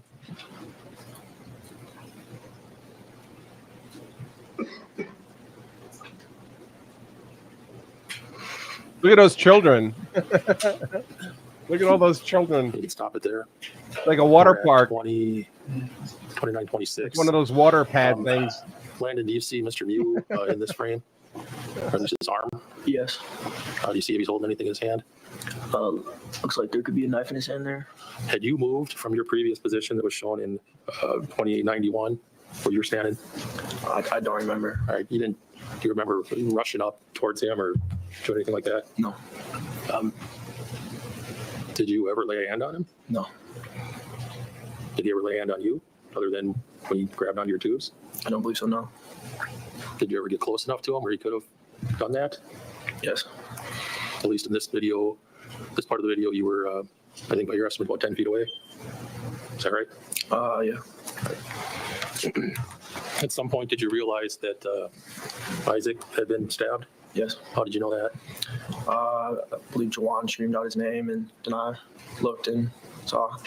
Were you with Juwan by the tubes later on in the video? You heard Juwan call out?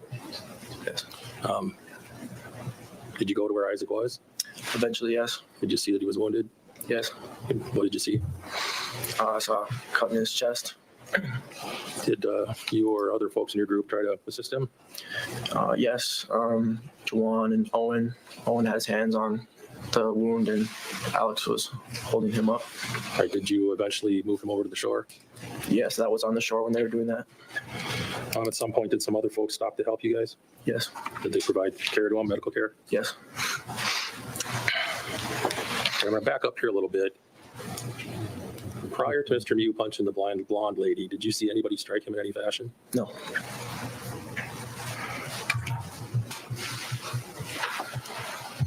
Did you see, let me ask you this, did you have a knife that day? No. Did you ever see anybody in your group with a knife that day? No. Did you see a knife on anybody that was involved in this incident? No, not until I saw that people were stabbed, and I never saw anybody have a knife.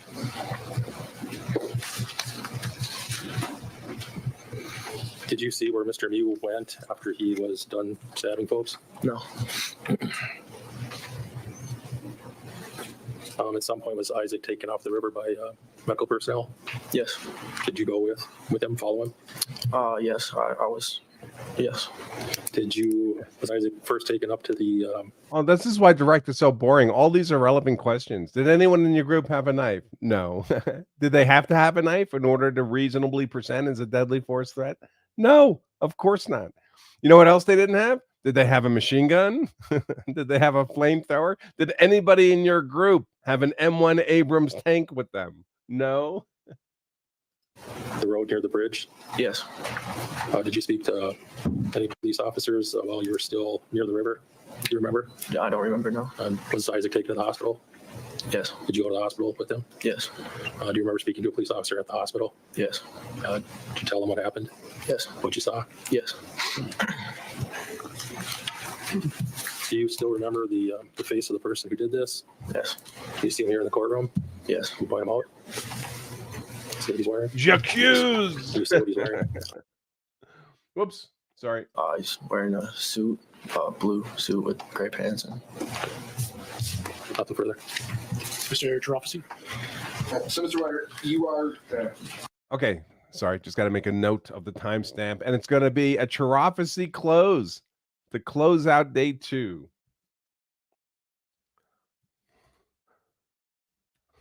Chirophacy. Uncross.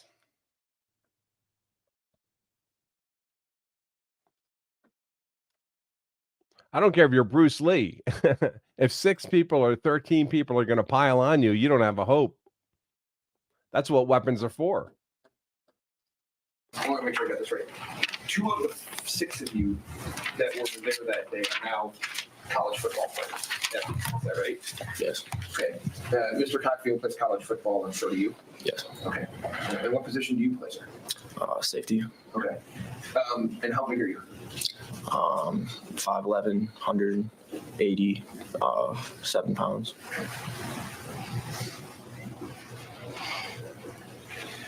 And you indicated on direct examination that you had been consuming alcohol that day. Is that right? Yes. And you had been using marijuana. Yes. Okay. You were asked by officers questions about your drinking and how much you believe you had to drink. Is that right? Do you remember that? Yes. All right. And you were asked that by officers in comparison to what Isaac had been drinking that day. Do you remember that? Yes. Okay. And you had said that, in your opinion, Isaac was the least drunk person out there, right? Yes. Okay. So you believe in your own mind that you were more intoxicated than Isaac, right? I believe that Isaac seemed to be composed. That's why I said that he seemed to. So to answer my question, do you believe that you were more intoxicated than Isaac? I don't know. Do you think you had drank about the same as he drank? I don't know. I wasn't keeping track. Okay. Now, you just testified on direct examination that I'm going to talk to you about the first contact you have with Mr. Miu. Okay.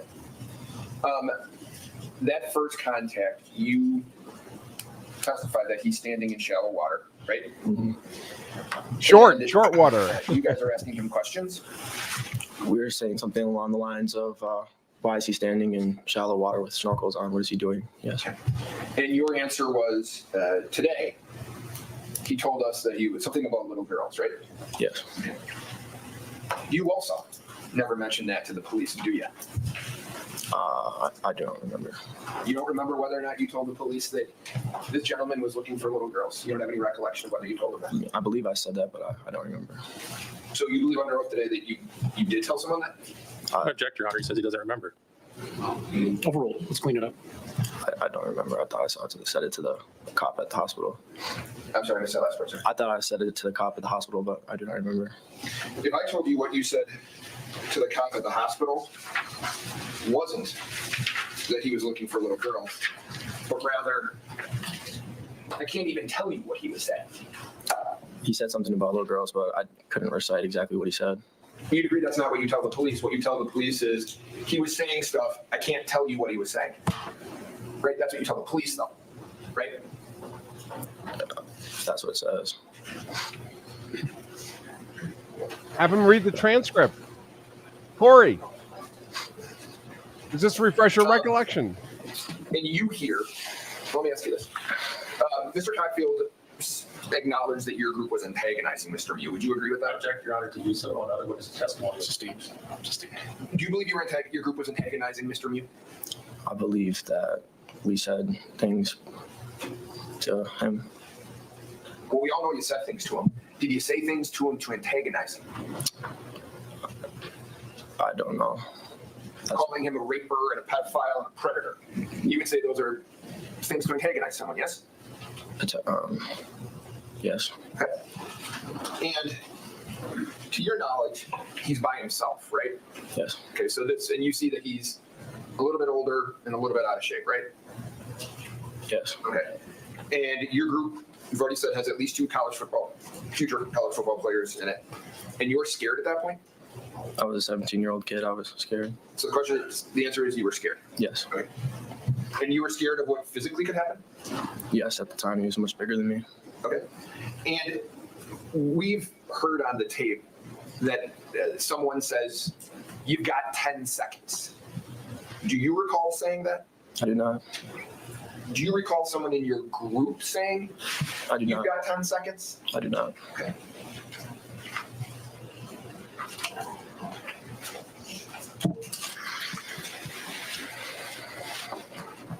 You're gonna play it for the jury. Play it for the So I think jury. you told the police that once Mr. Miu comes over, you'd agree he comes over to your tubes, right? Yes. Okay.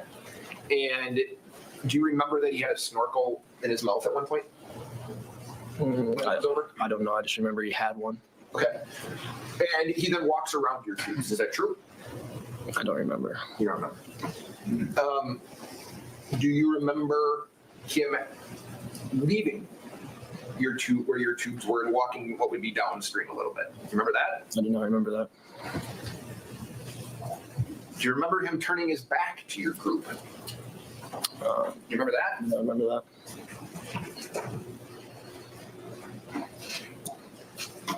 Do you remember your people in your group approaching Mr. Miu? I do not. Can I ask you, what do you remember about that?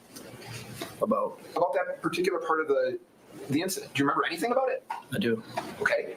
So after he walks around your tubes, what do you remember?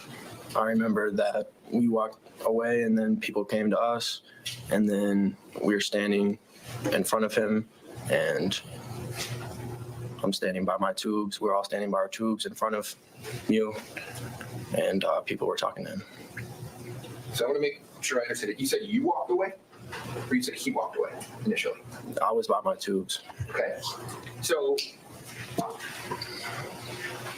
you don't remember him walking away from your tubes? I do not. You don't remember him turning his back to you? I do not. I did not. You remember the blonde person, the blonde woman come over though, right? Yes. Okay. And do you remember Mr. Miu walking over to her? Remember that? I do not.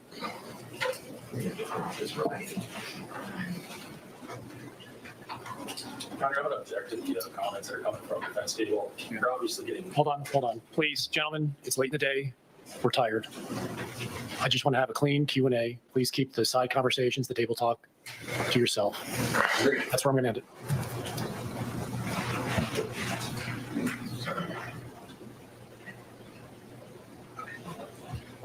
So, Mr. Weyer, I'm going to show you, we're going to start this at 51 seconds, okay? And I'm going to stop it and just see if that maybe does anything in terms of helping you remember anything, okay?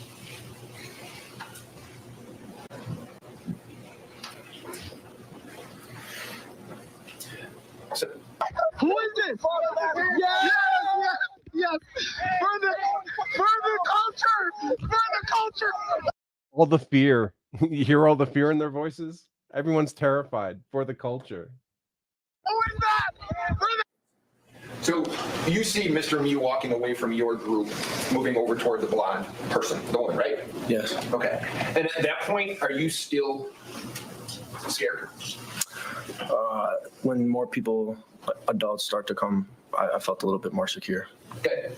You agree that when he walks over toward the blonde, you guys can pass on by, right? Yes. Don't you want to get away from him? Yes.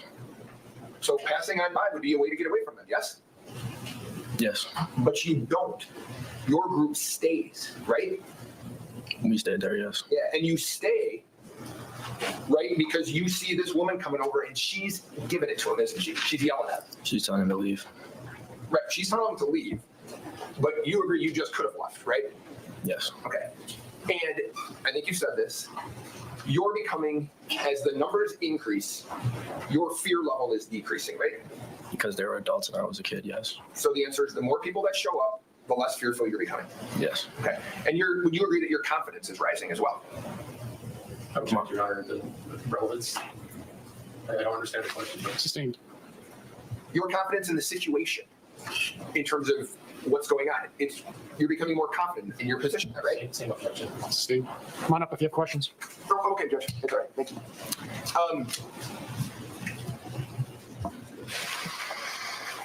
Do you feel safer with more people around?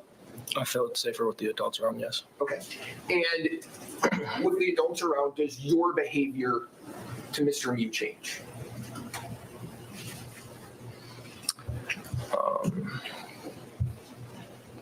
Yes. It becomes more taunting, right? Becomes less fearful. Okay. Well, do you show signs that you're becoming less fearful? Yes. Okay. And you do that by taunting him, right? Yes. Okay. Do you remember this? There's a point where your group is kind of around him. You're all pointing at him in his face, calling him a predator, right? You remember that? I remember that people had called him that. Yes. And that happens after these other people come over, right? Yes. Okay. So once you see, and then tell me if I'm right, there's about 4 or 5 people initially that come over, right? I do not remember how many people came over. Okay. Well, I want to ask you, I need to mark this. Okay.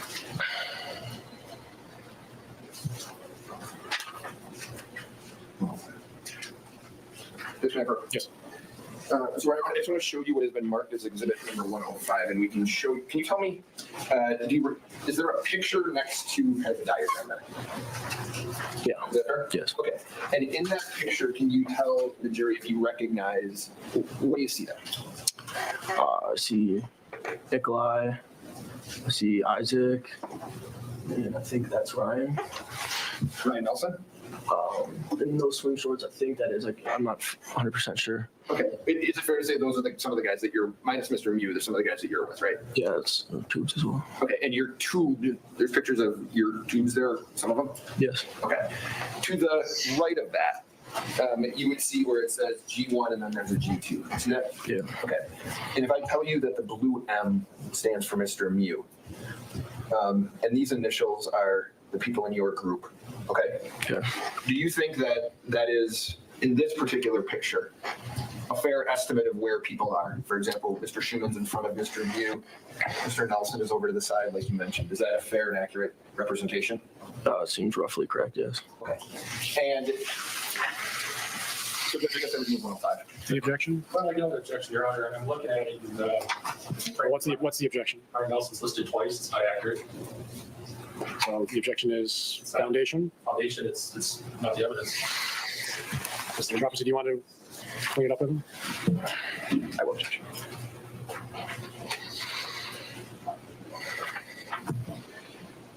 So, Mr. Weyer, in terms of making sure I have it right, Mr. Nelson was labeled twice. What wasn't labeled on there, if you can take a look at it, we've changed it. You were with a gentleman by the name of Owen Pelican, right?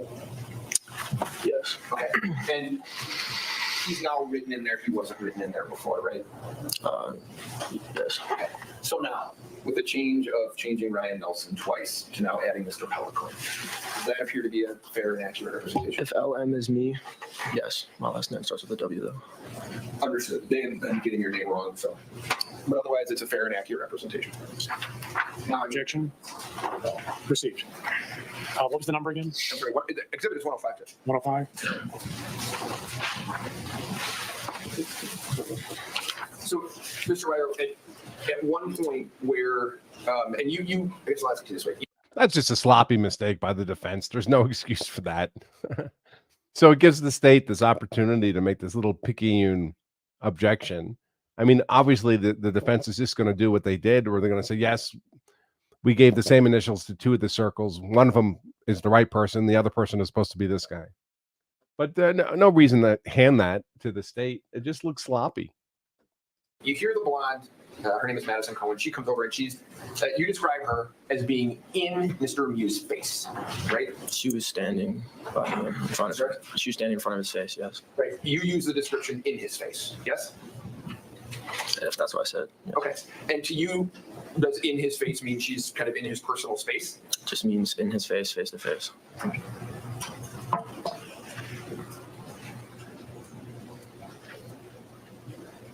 I think we all know what in his During the face time that means. that Ms. Cohen's doing this, Mr. Miu's not reacting in any type of violent or aggressive way, right? He's Yelling at him He's standing in front of her, not doing what she's asking him to do. in a non-violent, aggressive way. Yes.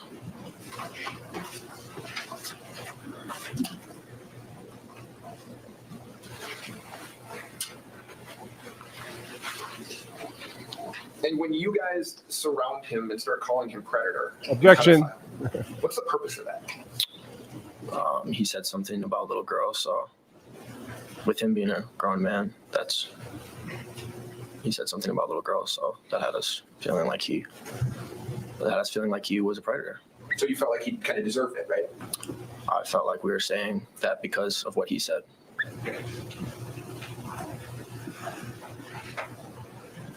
Was that captured on video by chance? I don't believe so. So, other than your statement today, there's no other recording or written documentation of that happening, right? No. And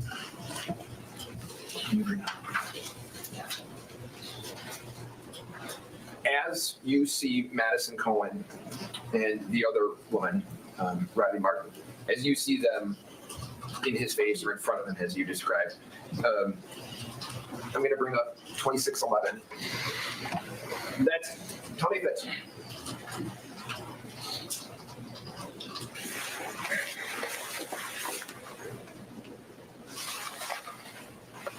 Councilman, you ready? Right? Yes, right. That's you, right? Yes. Okay. And this is, if you remember,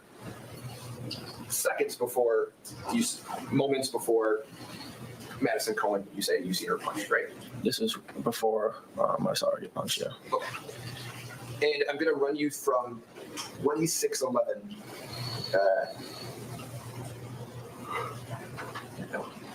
Look, he's just a child. Before I do that, I want to ask you this. You look He's a like child. That's Joanne Cockfield holding the camera, right? Yeah. Okay. You look like you're looking at him. Is that fair? Yeah. Okay. And do you recall, are you guys like looking at each other laughing about just what's happening? I don't necessarily know what we were laughing about or looking at each other, just looking at each other. Okay. You're not sure why you're laughing though, right? That's what you said. For the specific reason, no. Okay. All right. You're not, is it fair to say at this point you're not looking at Mr. Miu or Miss Cohen? True? Yes. That's true. Yes. Okay. Can you use that? We're going to go trick-or-treating on Halloween. If I told you right there, the group moves forward, and there's been information that that's the point where Mr. Miu strikes Ms. Cohen. Would that be fair? Would you recognize that as that's the timing? I don't know. I can't see. Okay. Well, we'll play it a little more. And now you see Mr. Miu going down, right? Yeah. Okay. So you believe the woman who's in the front here holding the alcoholic beverage, she's the one that gets hit? Yes? The other person? I can't remember. I was behind her, so I just knew she had blonde hair. You were behind her and you were looking at Juwan Cockfield, right? I was looking at Juwan before he struck her. Okay. What I want to know is, can you say whether or not that blonde woman in this picture is the person that you saw get struck? I would think that's her if that's the only girl with blonde hair that was in it talking to him right before. Well, there's another woman in the picture as well. See her leg there? Yes. Tattoo on it? She had blonde hair as well.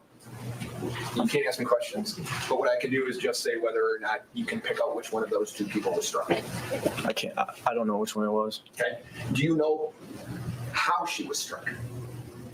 Just remember him striking her. I don't exactly know how. Which hand? I don't remember. I believe it was the right. Okay. And do you know where on her body she was struck? Her face. Okay. There's been various demonstrations as to how that happened, meaning what type of punch it was. How would you describe it? I don't remember. I just remember him striking her. And I think you said she went down, right? That's what I thought I remembered seeing, yeah. That you saw her fall to the ground? I thought she fell to the ground, yeah. Okay. And do you think that because that's what you saw? Yeah. Okay. You'd agree that blonde girl right there, she's got a drink in her hand, right? You see that? She has a drink in her hand, yes. Yeah, you see the cell phone in her swim top? See that? Yes. Okay. And she looks like she's yelling, right? Speaking, doing something? Her mouth is open, yeah. You're saying that you saw her fall down? I don't remember exactly which girl it was. It was the girl with blonde hair. I was behind her. So I don't know if that's exactly the... But what you're certain of is one of them fell. One of them for sure got struck, and I thought they fell to the ground, yes. Okay. And then you describe to officers as a bunch of guys came and got on him, right? That's how you use the descriptive, right? That's what I said, yes. Okay. So you see him get... I saw him get punched, yeah. Okay. And then you say a bunch of guys came and got on him, right? What do you mean by that? I just saw people flock towards him after the woman got striked. Did you see anything else after that? After he went down? After he went down, then I started seeing people who were stabbed. You saw people stabbed after he went down? After he went down, then I just saw people stabbed. Did you see him struck while he was on the ground again?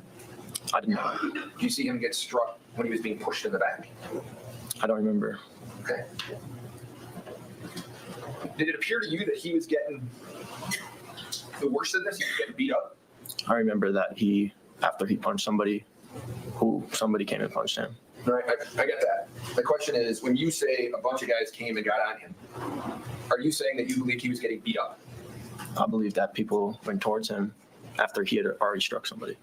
And were beating him up? I saw him get punched. I didn't see anything. After that, it was a commotion. Okay.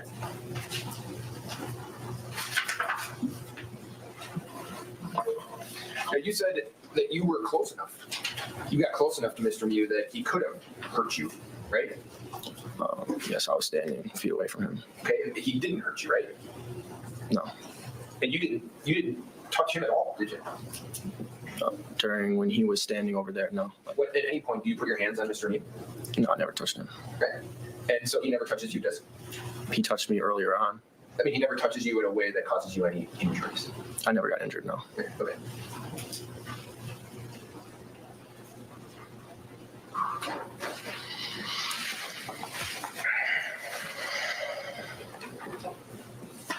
Sure, I don't have any questions for you. Thank you for your time. Just missed that. Just a couple, Judge.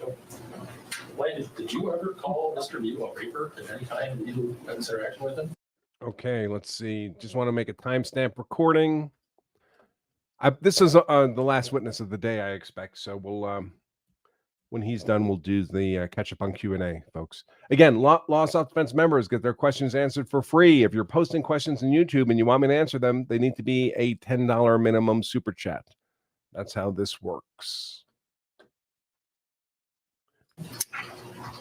I don't remember specifically saying anything, but I do remember hearing things on the video.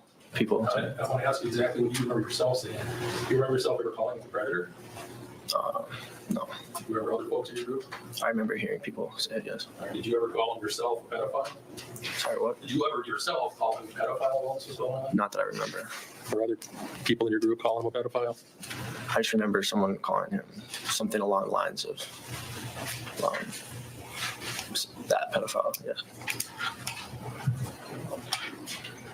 They asked you about the blonde girl falling down. As you sit here today, is that something you remember happening, or is that something you think might have happened? I remember her getting struck, and I just thought she fell to the ground, from what I remember. Is that your recollection of the event? Yes. Mr.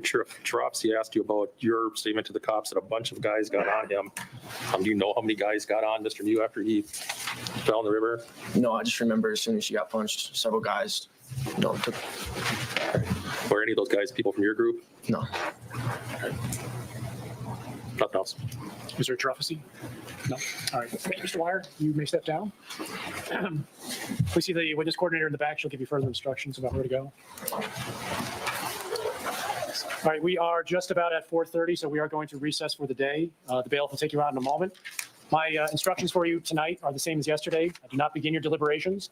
Do not talk with others about this case. Do not interact with the attorneys, the witnesses. Do not greet you. Please take the jury out.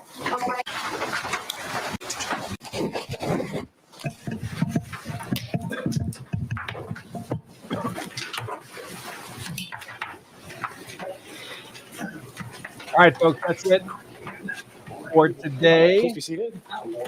Looks like we are outside the presence of the jury. The attorneys are present. Mr. Miu is present. We do have another illustration on the easel. I'd like to get an exhibit sticker on that. That was the drawing that Mr. Anderson created with, I believe it was Mr. Weyer. Could be wrong. It was Dante Carlson. Was it Mr. Carlson? Okay. In any event, let's get a sticker on it so it's marked.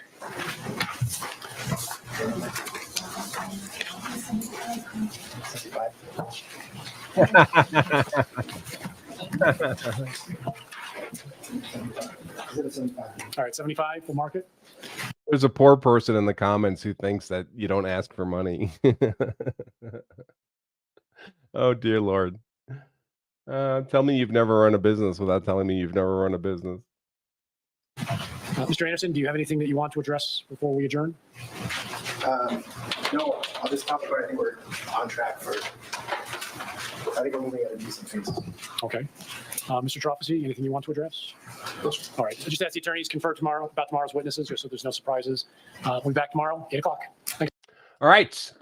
So I'll turn to the Q&A. Before I do that, just remind everybody. By the way, there's a whole bunch of you here. Those of you on YouTube, if you would care to hit that thumbs like up button and subscribe, that would be great. I know if you're watching mobile, and I'm told about half of you, statistically speaking, are watching on mobile. You can only do that when you check out of the viewing. But please do it then. That would be great. For everyone else, for everybody, this content is sponsored by Law of Self-Defense in the form of our upcoming Law of Self-Defense Advanced class taking place on Saturday, April 20th. This is our full day live class streamed to you at your computer, where I cover everything you need to know to be hard to convict if you're ever compelled to use force in defense of yourself, your family, or your property. We cover, of course, the 5 elements of self-defense, which are both the building blocks of any claim of self-defense and the targets of attack for a prosecutor, where the prosecutor looks to see whether or not you are vulnerable. So you don't want to be vulnerable there. We talk about defense of yourself, of course, and we talk about defense of others, family, colleagues, neighbors, strangers, all treated differently under the law. As a practical matter, we talk about defense of property, both highly defensible property like your home, potentially highly defensible property like your place of business, like your occupied vehicle, like your RV, like a hotel room.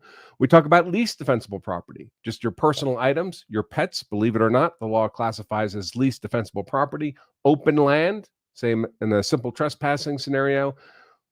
all treated differently for use of force law purposes. We talk about consciousness of guilt. We talk about self-defense immunity. We talk about, spend almost an hour talking about interacting with the police in the aftermath of a use of force event. The very 3 distinct police interactions, 911, responding officer, investigators, all need to be dealt with differently.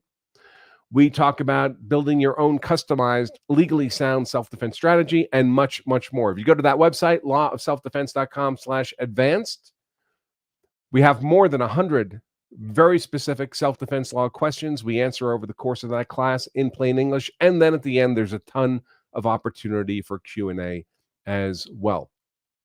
We only teach this class twice a year, folks. So if you miss this April class, it'll be October at the earliest before we do it again. Can you afford to wait? Do you know when you're going to be attacked? I can assure you this defendant in this trial wishes he had taken this course before he was on the river that day. And if you can't make it, if you have a conflict for that particular day, Saturday, April 20th, I would tell you to register anyway, because we do make the playback version of the class available to all the registered students for 2 weeks after the class, so you can watch it at your leisure during that period. But that only goes out to registered students. And we're still in the early registration period, 50% off. So check it out at lawofselfdefense.com/advanced. And now let's take a look at the questions.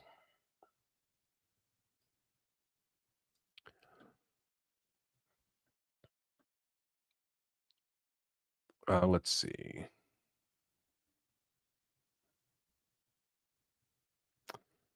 Where did I leave off? Right around here, I think.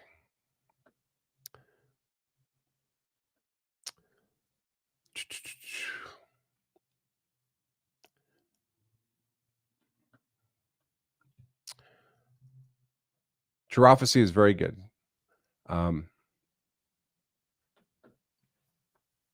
Is there ever an occasion, Philip asks, is there ever an occasion when the defense or prosecution can question a witness's veracity? You really can't just ask them if they're lying. I mean, just blanket ask, are you telling the truth here under oath?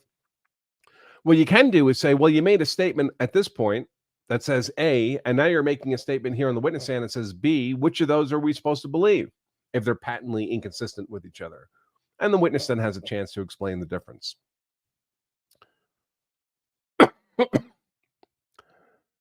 And of course, a witness like this last one we saw, where they really can't remember anything except like little cherry-picked points, it of course makes them seem like they were prepared to offer just those cherry-picked points, not to offer honest testimony. Short water is a funny way to describe shallow water to me. And I love the way this muscular 17-year-old, we saw his picture, right? See if I have a way to pull it up. I wonder if I can just drag it over. I saved it in my notes. I'm not sure this works. Let's see. All right. Well, that didn't work.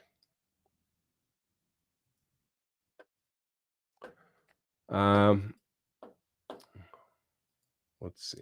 Gallery.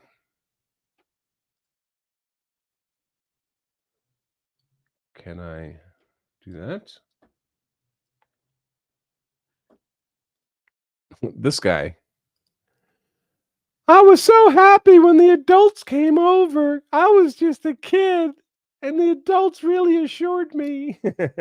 6 foot, 6 foot, 180 pounds, with 5 of his friends, his size. I was so happy when those adults came over. It was terrible. It was traumatizing. All right.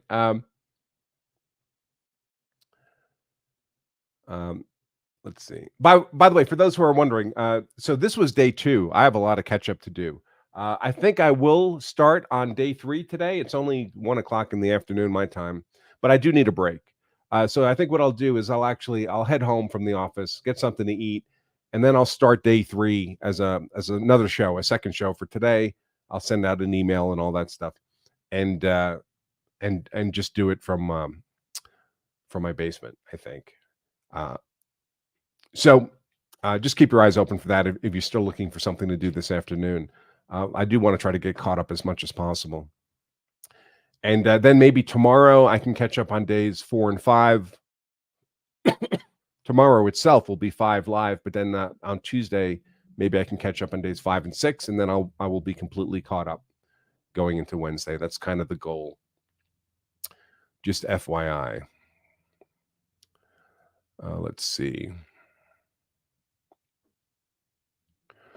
Will Parker, my good buddy Will, up in Montana, graduate of the Law Self-Defense Instructor Program, teaches self-defense stuff up there. Very good. I encourage you to check him out. Will Parker, Freddie Merck's Gun Works. Feel free to put a link in the comments if you want, Will. I wonder, did I give Will does Will have a wrench? Will, do you have a wrench? I can't remember.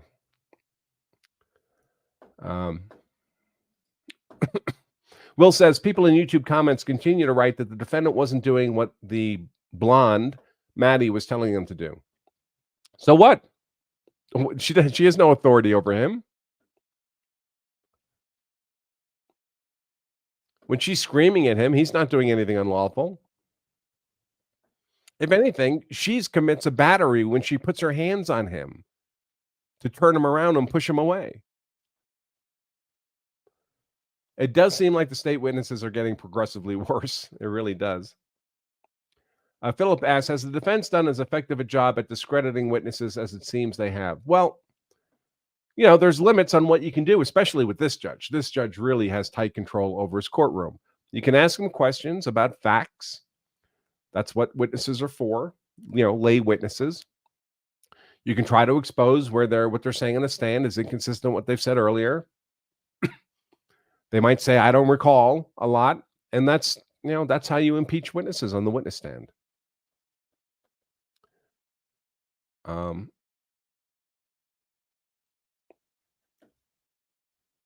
Will says there was a super chat paid for by Roger Wood on behalf of Emmett. Emmett asked the question, who is dumb enough to pay $10 to have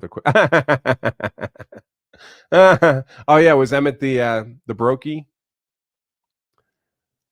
Yeah, well, if you want, just on YouTube, just put a link into the a link for yourself into the chat. That's fine.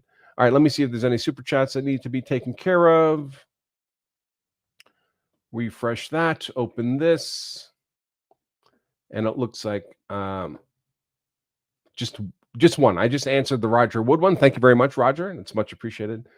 McRae, $10 says, did any of these kids get cited for underage drinking? No, they didn't. And I don't believe marijuana is legal in Wisconsin yet. Of course, they didn't get cited for that either.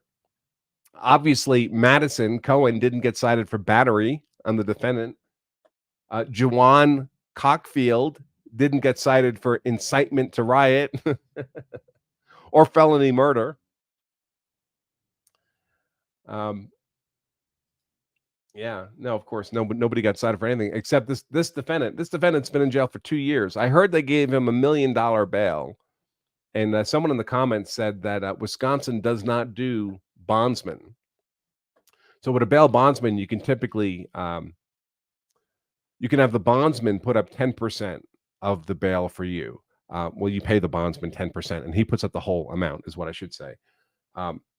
Now, if you put up the whole bail yourself, as long as you adhere to the conditions of release, you show up to court when you're supposed to and so forth, ultimately you get the bail back, 100% of it, if you put 100% of it up yourself. If you go to a bondsman, you give the bondsman 10%. In this case, that would be $100,000. And he puts up $1 million for you. Well, the bondsman keeps the $100,000. That's his payment for putting up the bond and taking the risk. But if there's no bondsman allowed in the state, then there is no 10% possibility. Then you have to come up with the whole thing. And not many people would have $1 million in money or assets to put up for bail. Very few. All right, folks, I think that is it for now. Again, I'm going to take a break, go home. It'll be a no-tie show, the second half. I'll see how long I can go. So keep your eyes open. It'll pop up on YouTube as a coming show, I think. Subscribe. You have the best possibility. If you're on our email list, you should get an email about it. And of course, for the Law of Self-Defense members, your member dashboard will be updated with a new thumbnail and so forth. So with that said, I will just remind everybody that if you carry a gun, so you're hard to kill, or you carry a knife like Nicolae Miu, or you carry pepper spray, or you study jujitsu, I do all those things personally so that I'm hard to kill, so my family is hard to kill. Well, then you also owe it to yourself and your family to make sure you know the law so you're hard to convict as well. Until a bit later today, I remain Attorney Andrew Branca for Law of Self-Defense. Stay safe.